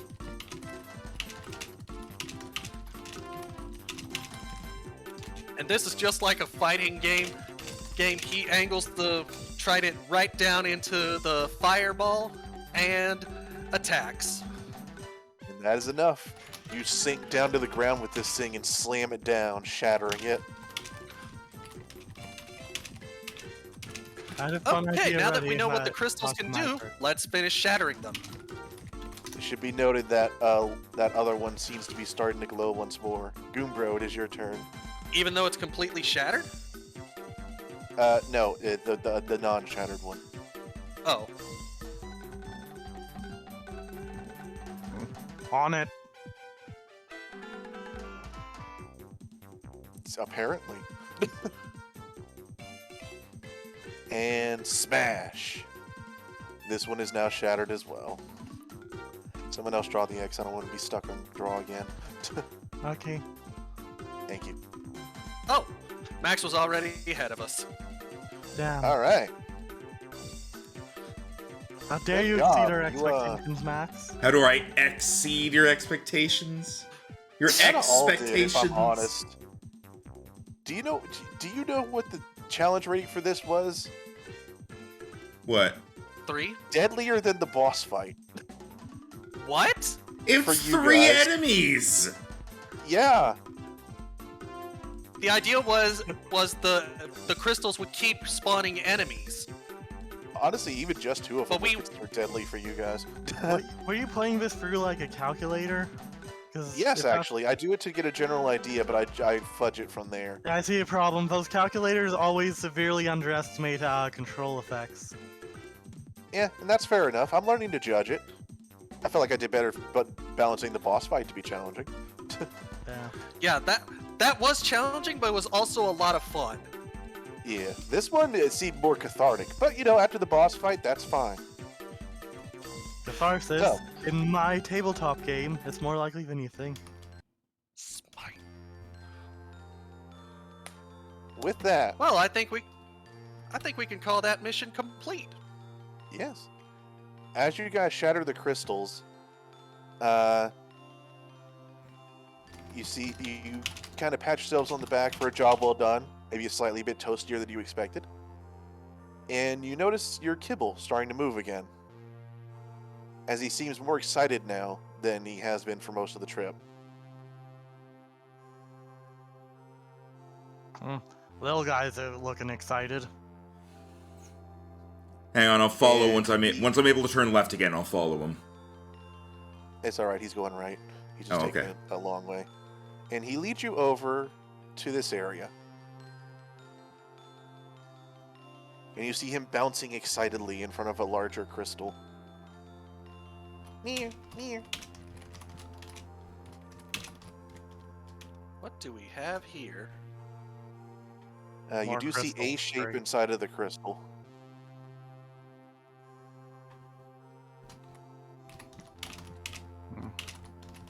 What do you do? These are kinds of people in them, right? They look different. There's something in it, but you're not sure what it is. Well, if there's something in it, I'm assuming the kibble wants us to smash it out. Do you smash? Goombro's going to smash. start tearing it apart with his hands. Wait. With With his his- psychic powers. With the power of just go with the fact the animations aren't that detailed, as he like stands in front of it and turns away from the camera and just like it gets dismantled. All right, as you work your way around this crystal, you uncover not someone, but something inside of it. It almost appears to be a half-open chest of some sort. Like a treasure chest? Yes, Okay. it looks ornate. It's a dark wood with green trim and appears to have a silver star on the front. The lid appears to be propped open, and it seems like crystal had started growing inside. Like it was working its way in.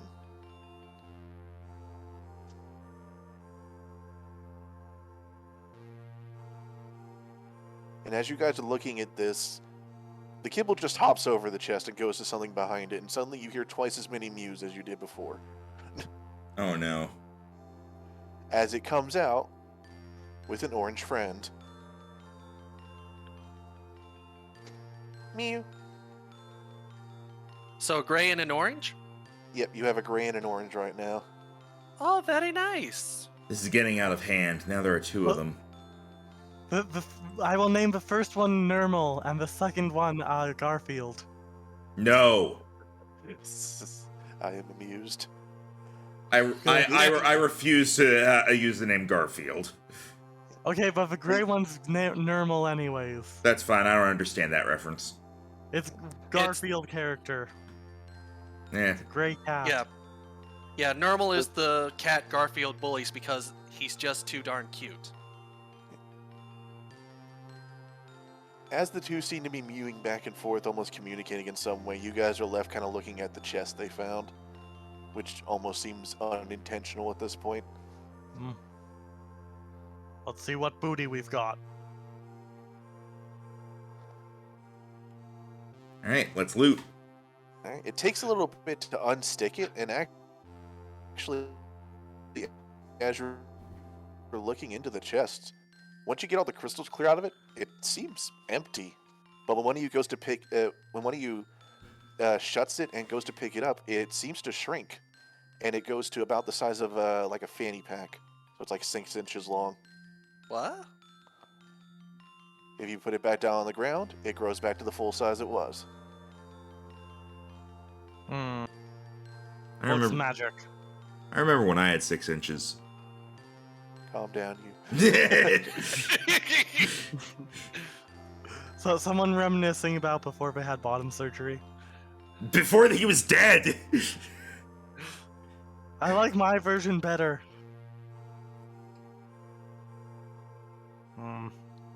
I think I know how this magic works. Heard about it while I was sailing. Never really just saw it myself. And he'll grab just some random items from his bag and put them in the chest, and then pick up the chest.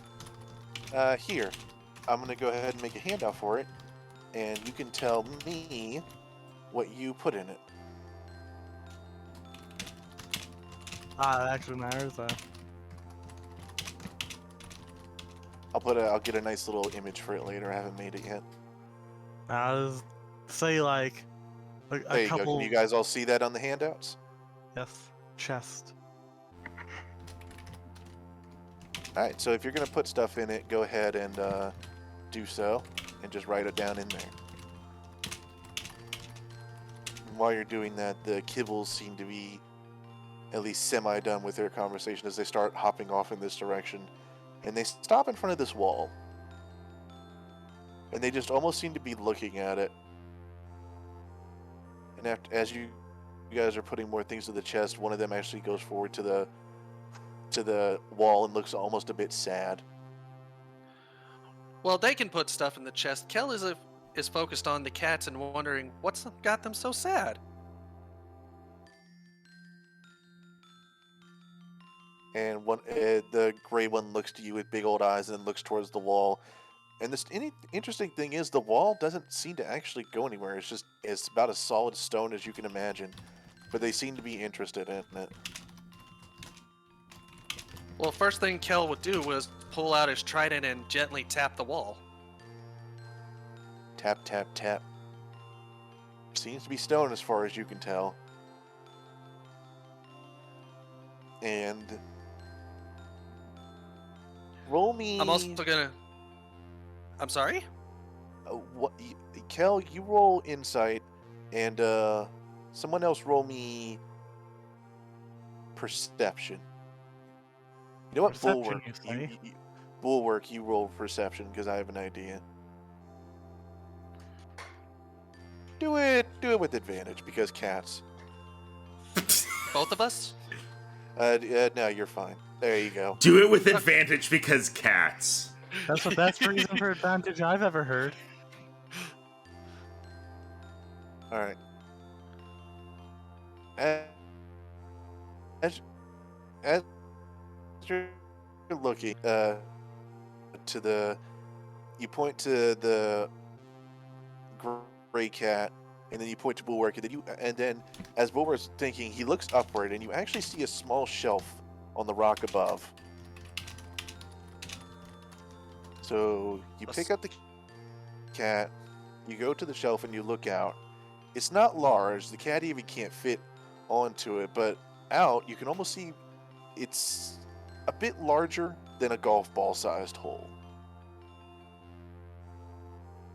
As you look through, and what you see is a lot. Almost lot. imagine, if you would, a tiered crater of sorts, each of it with a ridge of various colored crystals, some moving, some not. All of it stemming outward from what appears to be a glowing, almost pearlescent core. You see something down at the very base of it, but you can't get a good angle from here. And then it trails upward in this spire, leading upward into this large, almost dark tree-like growth, but wrong. All of this made of crystal, as the skies above it are also dark, almost masking the colors. The kibble seems to be focused towards that center, but the movements are slow now. It's not excited to go there, but just something has its attention. But you're not certain you could get there at the moment.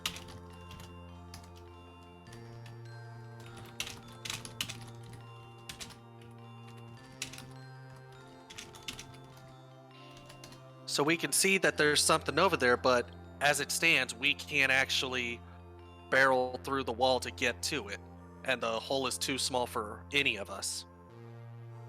Yeah. You imagine there might be another way around somewhere, but at the moment you don't know where that would be. Still, at the very least, you saw the sky. It wasn't a pretty sight, but it was there.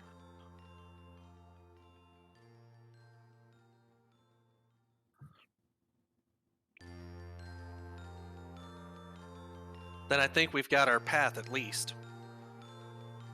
Well, roughly speaking. Yep. What are we going to do? Dig out the wall? They are making a digging machine. Yeah, if we can get at the captain here, we can probably break through in time.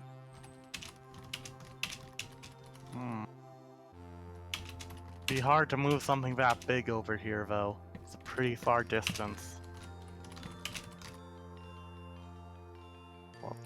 And then there's also the river, I realize. And it won't be too hard to ford that thing. There's more planning.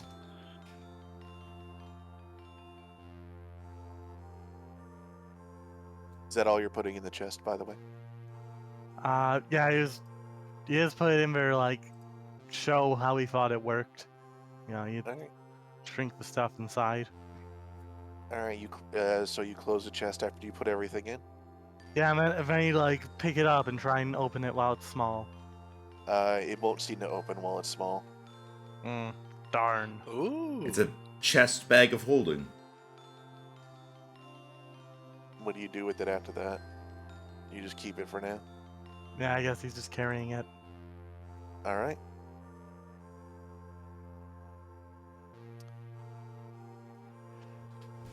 So I take it we're going back. Mission complete. I was about to say, crystals destroyed. We've had a sight of the sky.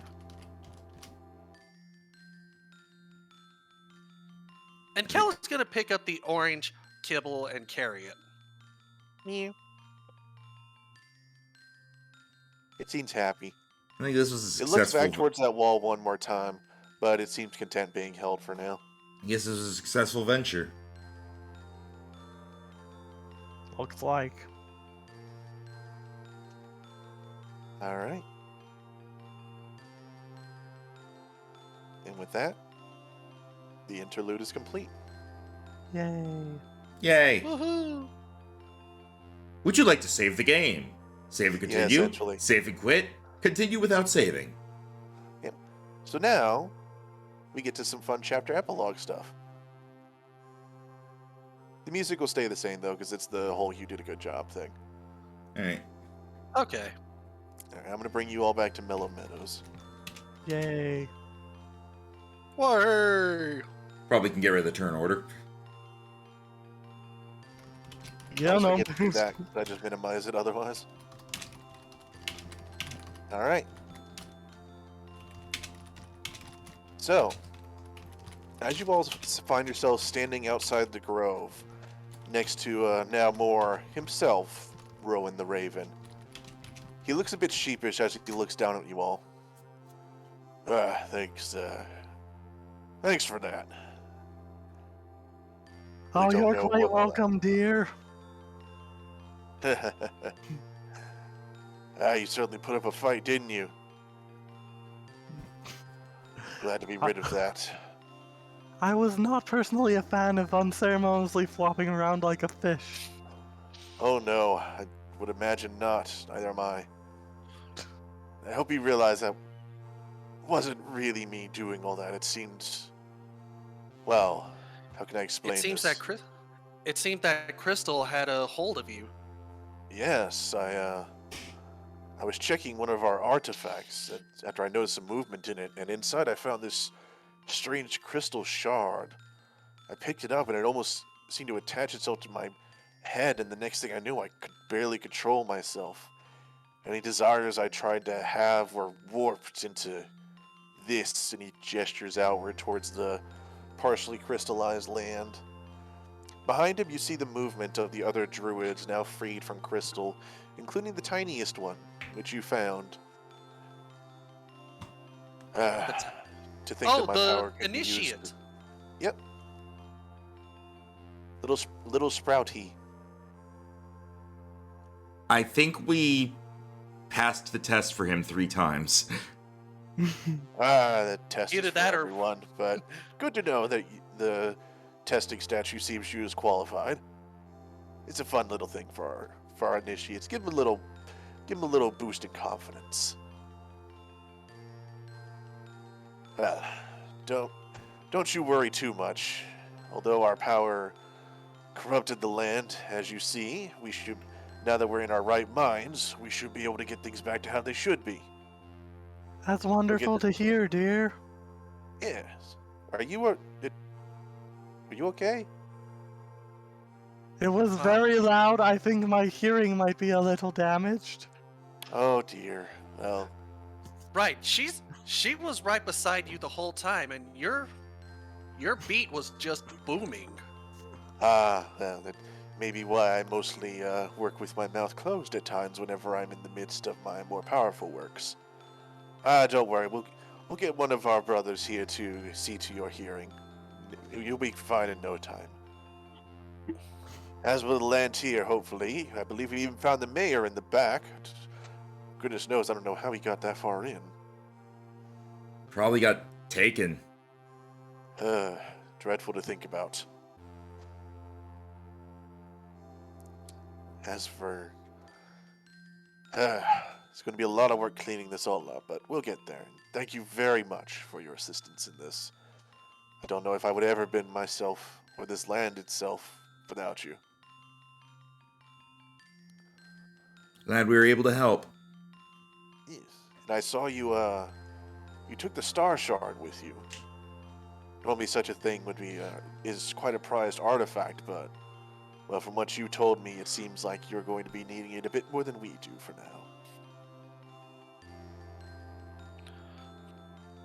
If we are able to return it, we will. Oh, I appreciate Once that. everything is done. He nods at this. I wouldn't send you away with just that, though. Certainly not after all the roughness you got put through. And he wanders over to a little briar patch of bushes, and he pulls out a few things. Yeah, consider these rewards. I'm not quite sure where some of them came from. Perhaps the crystals brought them back for some reason, or found them otherwise. I've got a few things in particular in mind for you, but perhaps you'll find some of these useful. Who's ready for a loot list? Okay. Max is like, my time has come. All right, so to start off with, 2,000 copper pieces, Cool. 20 gold. 1,400 silver pieces, Oh. 70 gold, a rosewood idol of a god of animals adorned with coral. This is worth 25 GP. Some of these things you're free to sell or keep them if you think they're neat enough. All right. All right. An earthenware plate embossed with floral vines, also 25 GP. Okay. A leather vest trimmed with lynx fur, 25 GP. You can be pimp and cozy. All right.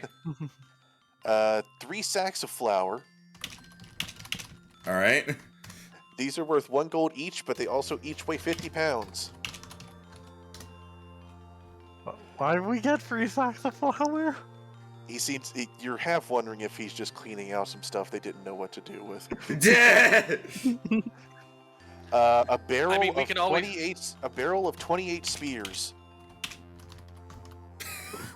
Mia looks at it and just starts drooling. Or no, Kel. Can be Kel though. No, Mia has a spear, yeah. They're altogether worth 30 gold, but altogether also weigh 164 pounds. He doesn't have issue lifting this all, but he doesn't seem to judge if you guys can or not. 2 square yards of cloth in a sack. Altogether worth 1 gold, but it only weighs 2 pounds this time. Hooray. Ooh, that's actually a carryable weight. A gallon cask of mead, worth 3 gold, weighs 18 pounds. You want to get crunk one night? As we raise our flag into another dead dragon, there's just one drink we need. Meadow mead. 2 pieces of lapis lazuli, each worth 10 GP. All right. A polished moonstone worth 50 GP. Okay. A diamond worth 50 GP. Okay. A potion of water breathing. Hang on. Frog suit. I love it. Okay. Gloves of climbing and swimming. All right. And finally, he comes out with 2 particular items after that. And let me go ahead and make sure I get this one, because this is a particular one I looked up. One of them is a book about legacy points and what they are. No, we'll go after that in a moment. All right. He hands you, one of you, what appears to be a tiny tree pendant. This is something very special. Think of it as a little going away present from us. So this particular magic item is the tree version of Qual's Feather Token. It has a single use. If you are outdoors, you can use an action to touch it to an unoccupied space on the ground. It will then disappear, and in its place, it will grow a tree. It will be an oak tree, 60 foot tall, 5 foot diameter trunk, and about 20 foot wide at the top. Leaves. So it's just like, here is your instant tree. Is it bad that the immediate thought I had for that is next time we meet the crab, we ruin his castle by planting it in the middle? Oh my god! This crab is gonna summon a... You guys could fight over who gets the instant tree. Mia wants nothing to do with this. She doesn't want to harm the crab. We're not going to harm him. We're just going to destroy his kingdom. Which, by the way, I own now. I have the flag. He's gonna summon an army of crabs as the penultimate boss battle. Yeah, I want that. So, and finally, he sets before you all a chest. It looks decently ornate, made of dark wood with green trim, and has a silver star on the front. This one is sort of a gift, but I would also much appreciate it if you would just take this away. I'm not sure what got into it. It used to be just another one of our artifacts, but after I saw the star on the front move one day, I looked inside, and that's where I found the crystal. Not quite certain what it means, but I would just rather it get some distance at this point. All right, so what is it again? It is an ornate chest made of dark wood with green trim with a silver star on the front. Mia's gonna close the top of the chest. It's not open. Haley is it's going to not open the chest. Inside, you find 5 torches and 10 silver. All right. Yoink.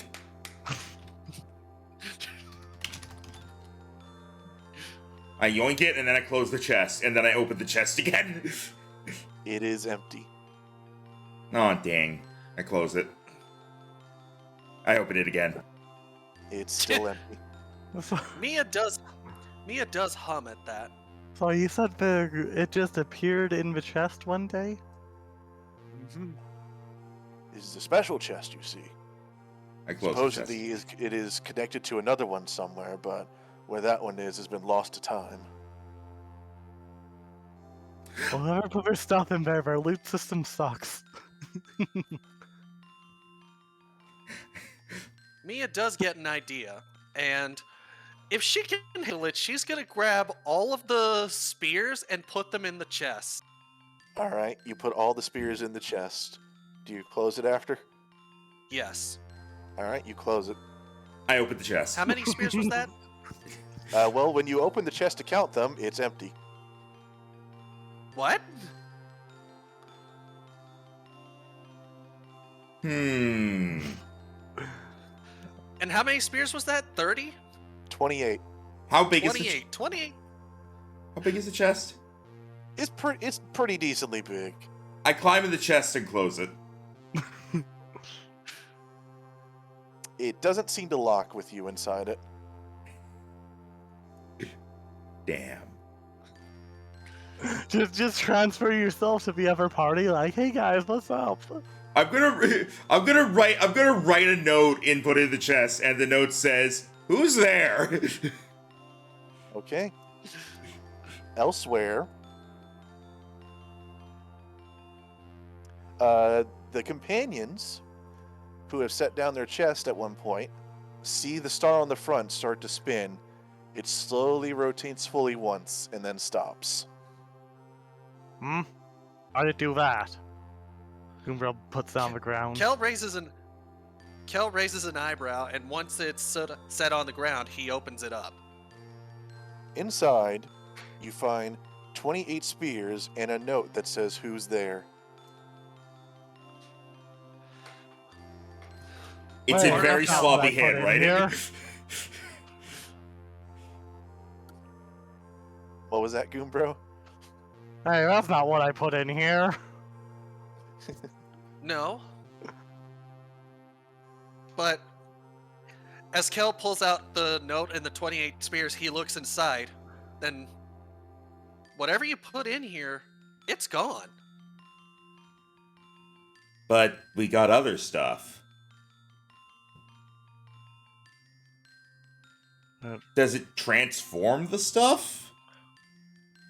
Like, It transformed my torches into spears. By 5 torches into 28 spears, it can't do math. hey, that's almost 5 times as much material. That's pretty good return. There's a note in here. On the other side, there's a letter. I love that stupid joke. You're right. Kel No, gets no, check the other side. It's a letter, and also it came with this. Message from your parents. It came with this message. Kel gets an Selfish idea, joke. and he's gonna put his fancy dagger into the chest. Okay. Do you close it? The Puff Festival chest. And he's not going to leave a note, unless one of the others wants to leave a note. Out of character, I would want to do that as PDF, but not Goombro's personality. I'm enjoying this. All right, Alright, just the dagger. All right, you close the chest. It should be noted, you had to. I assume you took the notes and the spears out. Yes. All right. I opened the chest. All right. Inside there is a fancy dagger. Ooh, I take it out and I look at it.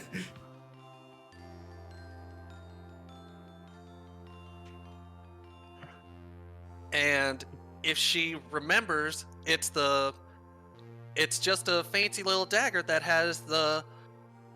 Is that how you would describe it? It had PUF, the Purity and Unity Fest? Yep. Yep. So it has that engraving on the dagger. Yep, it is clearly a festival dagger. It's a fup dagger. Oh, it's upside down. A puff dagger? Seems The like co- someone found the other cogs side. in Mia's mind. The cogs in Mia's mind slowly turn. I'm gonna. Haley writes another note and puts it in and says, "So you're a dagger?" And closes the chest. The star spins on the other end. Either of you got something to write with? Bulwark looks at the note and says, "That's Haley." Wait, Haley? Then that means... They have the other side. They're on the other side.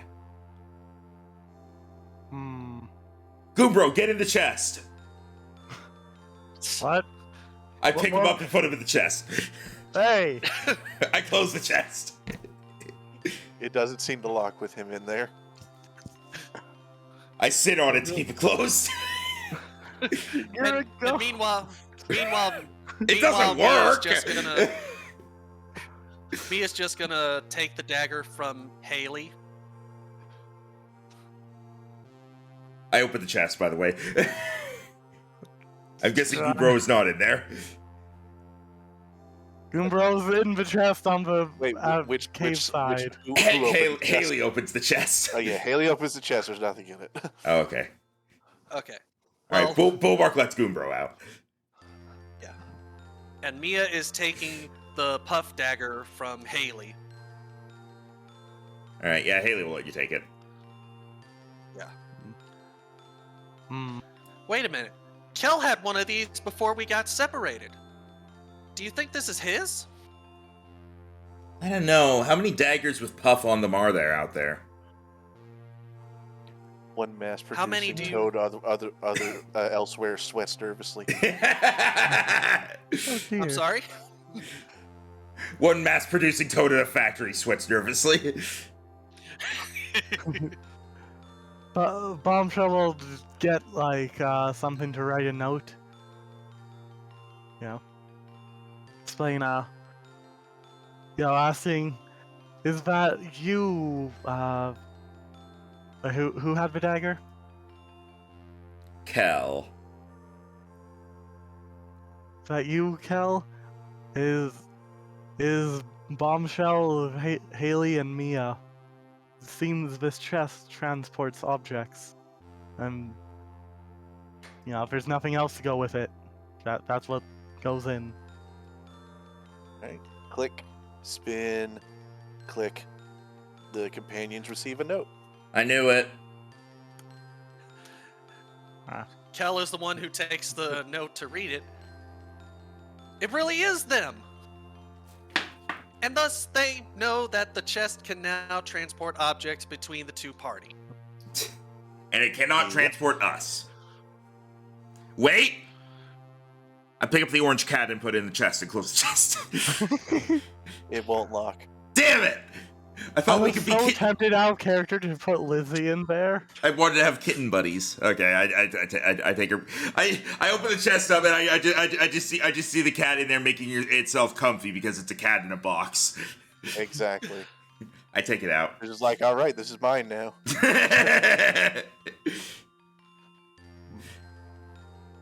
So yes, the two parties are now connected. You may message each other, and you may technically share loot. All right. And funny enough, Mia's gonna take the fancy dagger from Haley to keep, and she's gonna put the ornate dagger to give to Kel. Aw, that's cute. Now you can store your heavy ass shit in there, and then maybe the other people will be like, "Oh, sweet flower." Yeah, well, I think we do. We should. That is a point. Let's actually put the flower there because we don't know like how the. Also, I imagine at this point we would exchange enough notes that we like know what's happening with each other. Yeah, at this point we can essentially fast pace that part. I Okay. think it's Yeah. funnier to imagine the companions are struggling because they don't have anything to write up with them. We keep getting rocks that are like etched into them. They just like spend a lot of time rating rocks and they're saying send pen. But Haley's gonna go to the store and gonna buy like a notepad of paper and a pen and send that over to them. Yeah, it's fine. It's like 2 copper. Yeah. Yeah. Yeah, All right. it's- I'm also I think let's give them the flour for food. It'll fit so nicely with the bag of apples. That's like all you need to make apple pie, right? They have made basic ovens over there at this point. yeah. Is there any? Okay, so I'm gonna quickly hang on. So Imagining everybody over at the crystal camp just watching the 3 companions over there just huddled around this chest, just like, what the hell? but then they keep taking stuff out that wasn't there before. They're like, what the fuck? All right, there's all the And I'm stuff. pretty sure. I I'm pretty sure counted. someone is going to tell them what's going on. Okay, so these are, aside from the daggers that you just swapped, these are all the items that we have looted and or put in the chest. So what do we want to go to who? I feel like they probably don't have much use for money over there. They could technically trade for it. Just round note, send 500 gold, we'll give you gloves of climbing. You could technically take some time and just talk to them and be like, hey, you want anything from the store? Yeah, stuff like that. So You are now an extra supply line for them. I imagine for the most part, unless we say otherwise, stuff that we send to them is kind of just going to go towards camp. The things the camp has, like the camp now has 28 spears and some flour to work with.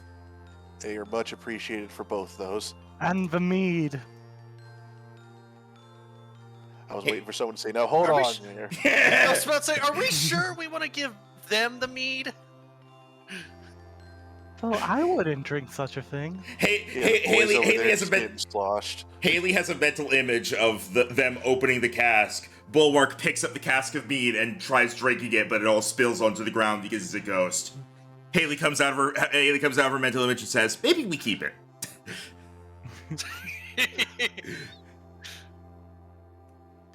Let's send them the cloth. Yeah, pretty sure they can use cloth better than us, or more than us. Yeah. Let's also give them back the torches. Hmm. Let's Do we see. want to give them back the 10 silver? No.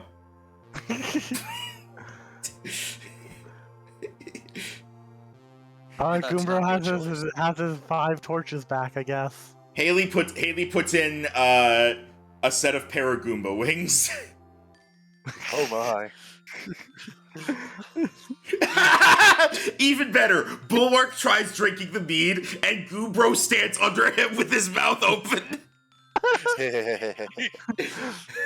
I'm in on that. I put the cask of mead in. I'm in for this.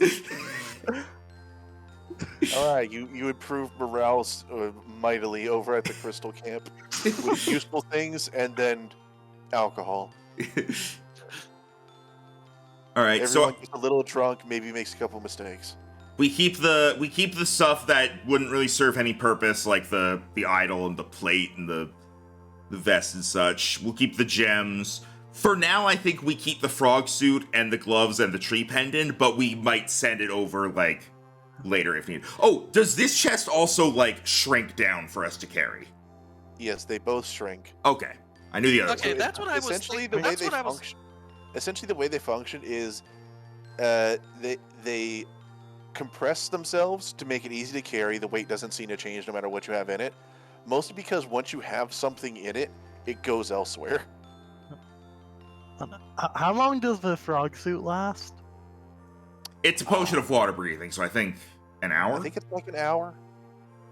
Because now we have that, and also the jar of water breathing jam, which lasts half as long, but it recharges itself. Yeah, Sure. I can officially make an underwater adventure now. Kind of. Go help the blooper queen. Bloop, bloop, bloop, bloop. Blue, Mind the blue, tentacles. blue. But I yeah, just had a that's it. thought. I just thought that I was going to. I just had a thought. What if I give them the hard candy, the fruit flavored hard candy that lasts forever? Then I realized, ooh, they probably don't want to share it. Yeah. I was about to say, water breathing seems to last 24 hours. Does potion cut that down? Let me see. I'm just looking at the water breathing spell. Potion of don't- water breathing. Oh, that's Minecraft. Oh, 1 hour. Okay. Okay, I was just making. Yeah, so the one thing I'm most concerned about, like, where it ends up is the gloves of climbing and swimming, like... Yeah, those are neat. Yeah. Would you like to know what they do? I assume they give you a climb speed and a swim speed based on your foot speed. Correct. Yay Look, for don't mock it. That's pretty good. Yeah, it's just like, what do you want to know what they do? Well, I don't know. It's not like it's Actually, obvious. there's a small bonus. You gain a +5 bonus to athletics checks made to climb or swim. Oh. okay. Real quick. So, is there anything here? Any of the stuff that has like the monetary value next to it? Is there anything here that we want to keep as opposed to sell? We've already given them the spears, the cloth, and the mead. So I'm basically talking here. Let me And the flower. yeah. So If you guys want, you can always do that between sessions. I figured this is a pretty easy to just be like, does anybody want to keep these things? Fair enough. I feel like the diamond might come in handy. The one that is now listed twice. Yeah, I No, redid it, like beneath the chest. I redid the list of things. So like these are the things we're debating whether to keep or sell. Yeah. That You're is gonna Well, I would that's like probably magic keep the. material. I'd probably keep the leather vest just for the fashion statement. All right, so you can But take everything- you take the leather vest. Add that to your inventory. All right. Oh, you look fabulous in that. I'll keep the diamond as a possible spell component later.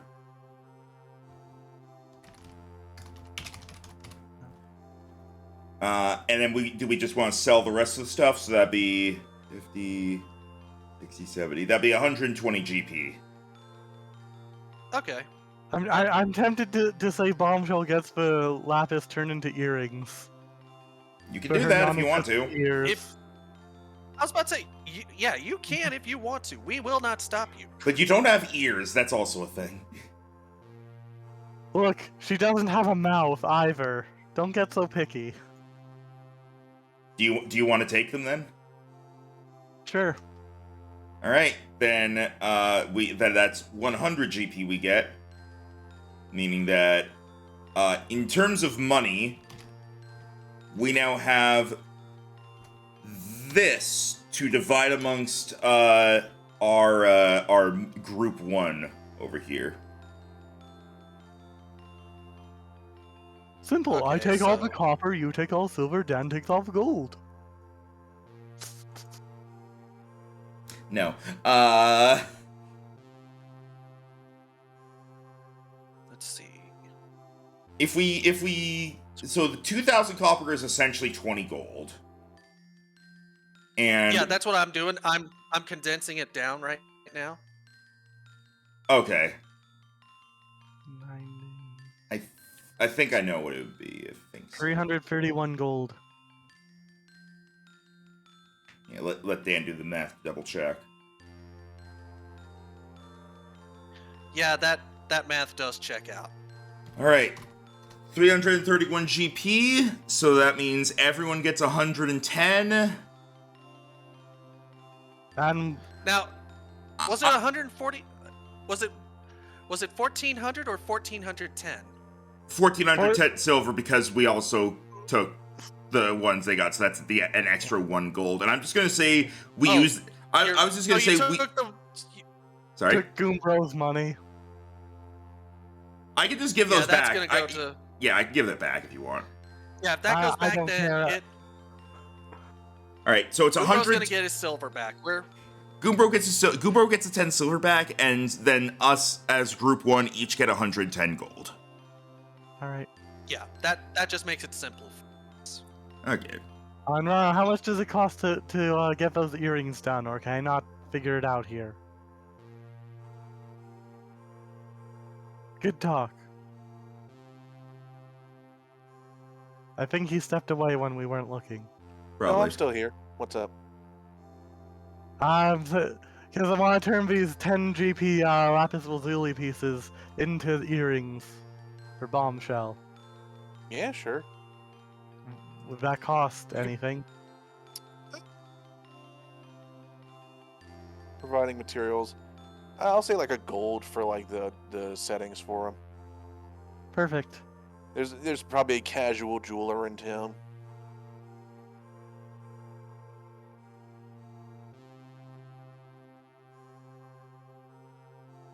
Sorry, I was perusing the next thing I'm gonna have to introduce to you all. Legacy points? Yes. I put a legacy Right, point. yes. I put a legacy point in the chest and close it. You don't know you have those yet. Oh, what's the strange thing I found? I'll put it. Nah. Oh, by the way, Paragoomba wings. The other side now has a set of Paragoomba wings. Can we put them on Goombro?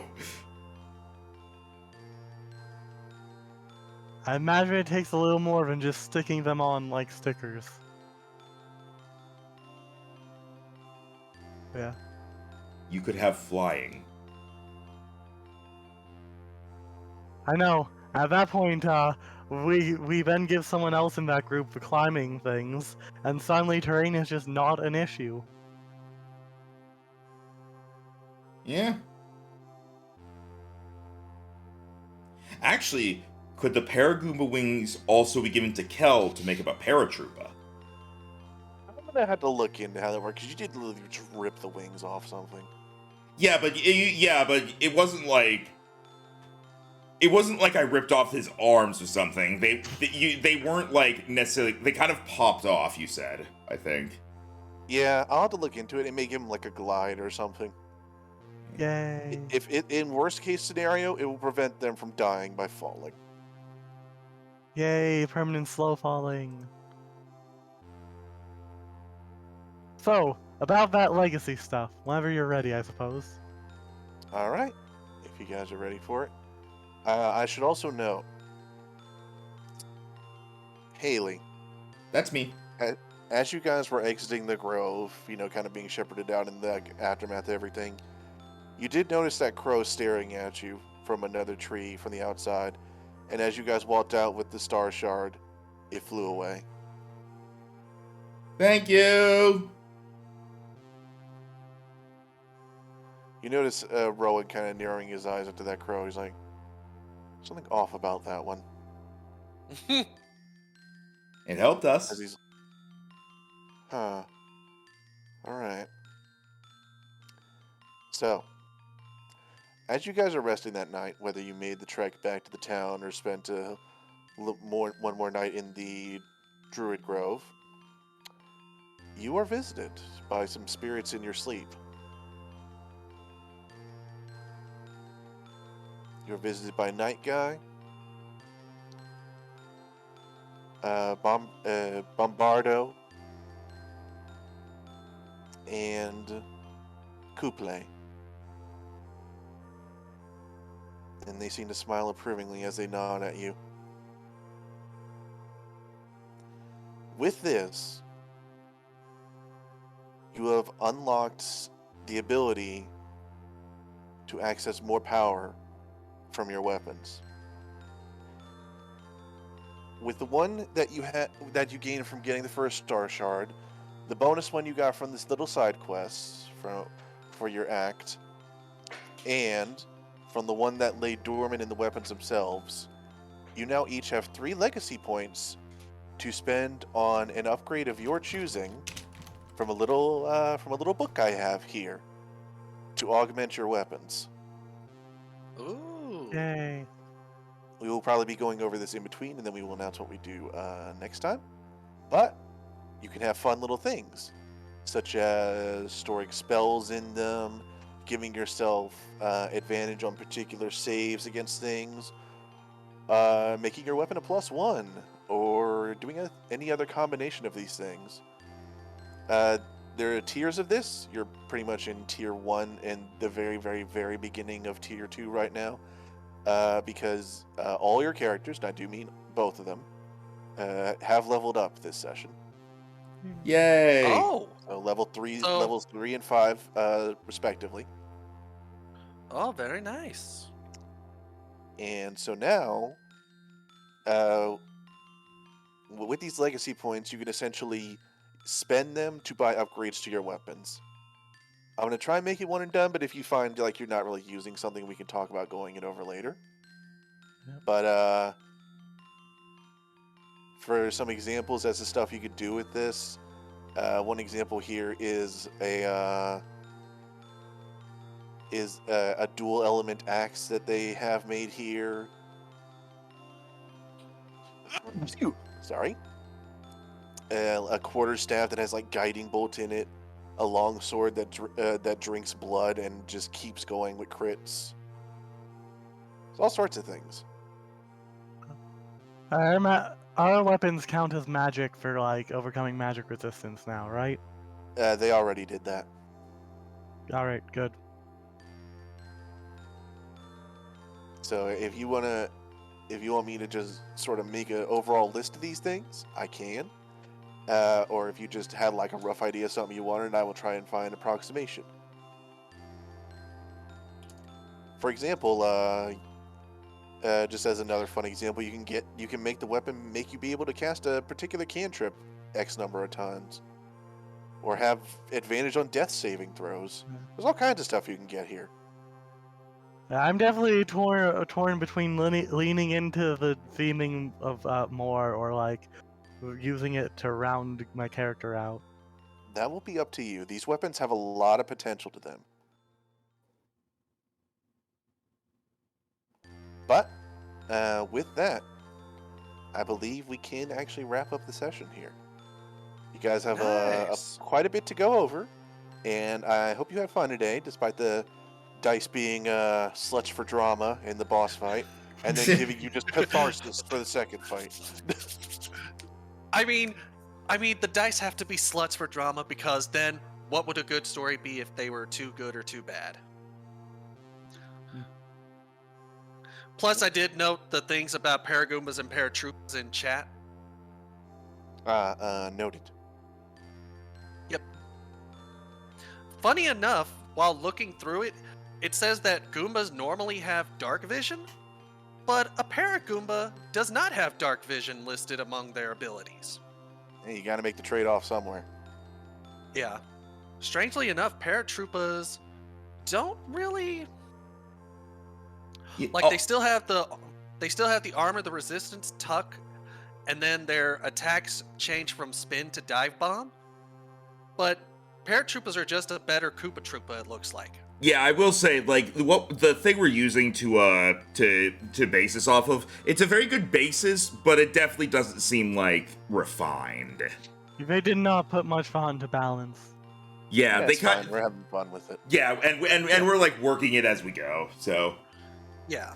like, they didn't even have Crazy Daisies in there. Rhino and I just did that ourselves. And Dr. Yuriko, the Islander, I'm not quite sure what you mean by that. This is actually a separate homebrew book I bought called Ancestral Weapons. So I'm making custom magic weapons. Actually, if you guys want, we can go ahead and give your weapons a little bonus thing right now if you want. The Islanders from TF2, I think it's the one that feeds on blood. But tell you what, if everyone wants me to roll a d20, we can put a little bonus flavor trait on your weapons. It won't have much of a mechanical benefit, but it'll be fun. Sure. Let's go. Okay, do we? I was about to say, do we each roll? Yeah, you each roll. And lower is not necessarily better; they're just different. I think you meant to say higher, but yes. Yeah. Okay, so bombshell. Oh, cool. Oh, cool. Read script. So, either you or I, we'll discuss that later, gets to, you get to select a language that relates to the history of this weapon. You can read it, but you can't speak it or comprehend it verbally. The So you language is essentially very get kind of a bad. half bonus language. Let's see, Hazy Haley. This is kind of funny. I can make BLTs. You get Kuple's Thirst for Knowledge. While you sleep, you can read any book written in a language you know by touching it. You can read in your sleep. Cool, I can read all the Yoshi books. Yeah, so essentially, like, you go to bed, you snuggle a book, you wake up in the morning, I know what happens. We just wake up. Ah, Snake kills Dumbledore! God. I may have to swap some of these, I think, actually. You know what? I think I will. Max, yours and Dan's are getting swapped. Okay, so It makes what? more Wait, sense. what? So, because of what you rolled. So, Dan, you get the one where you can read a book in your sleep. Max, you get Entertainer. You have advantage on charisma performance checks when the crowd is intoxicated. Okay, we need that mead back from the. So this is what these are what legacy or These are what? these are ancestral traits. They're free. These are flavor essentially. Okay, I just want to add it to the thing. Yeah, these magical weapons are going to have a big ass list of stuff on them by the end of the campaign. So these will essentially be your star powers.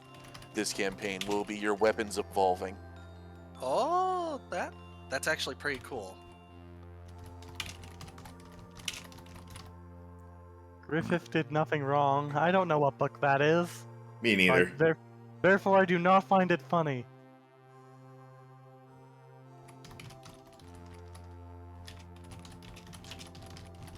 Cool.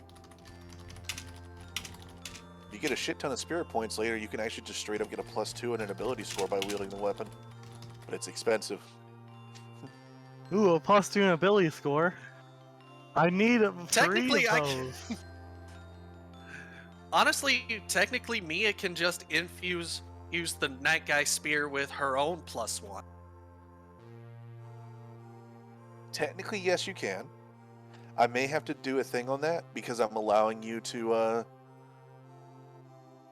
artificer this one, and I technically gave Hazy Haley a free legacy point thing by letting hers be used as a spell focus. So I may have to talk with Endorf about a little bonus thing. I mean, considering my class, it literally has to be a spell focus, or it's completely useless to me. That's fair. It's also why it's really fucking hard to make a weapon for spellcasters. Yeah. But it's a basic thing, so if anything, for Endorfs, it'll probably be a more fun thing. There's like a niche thing later. It's like, I have advantage on fear checks. It'll be fine. It's a little balanced thing you probably won't even notice. Yeah, we'll see. I can reach 10 feet with this. I Like, don't know if you're getting the extendo blade, yeah. although that probably is in here. It reminds me of the Rune Smith video on like Oh. all the maneuvers. It's like the what's it called? The reaching maneuver, where he just like digitally like breaks his arm to double its length. Well, it is. I guess that is a slight advantage because if Night Guy Spear is considered magical, then I can't exactly infuse it because it specifically says a non-magical object. Yeah, and that's why I'm going ahead and just letting you be able to infuse it, because infusing a weapon is fun. Always. So But that, yeah, that I'm happy to be able to introduce you guys to a lot of the mechanics in this. yeah. I've been playing a lot of these for a while now, so I'm happy to be able to introduce you all to them. I'm Yeah, when you definitely said like legacy points, I was like, I didn't know if they officially ported legacy weapons into 5e.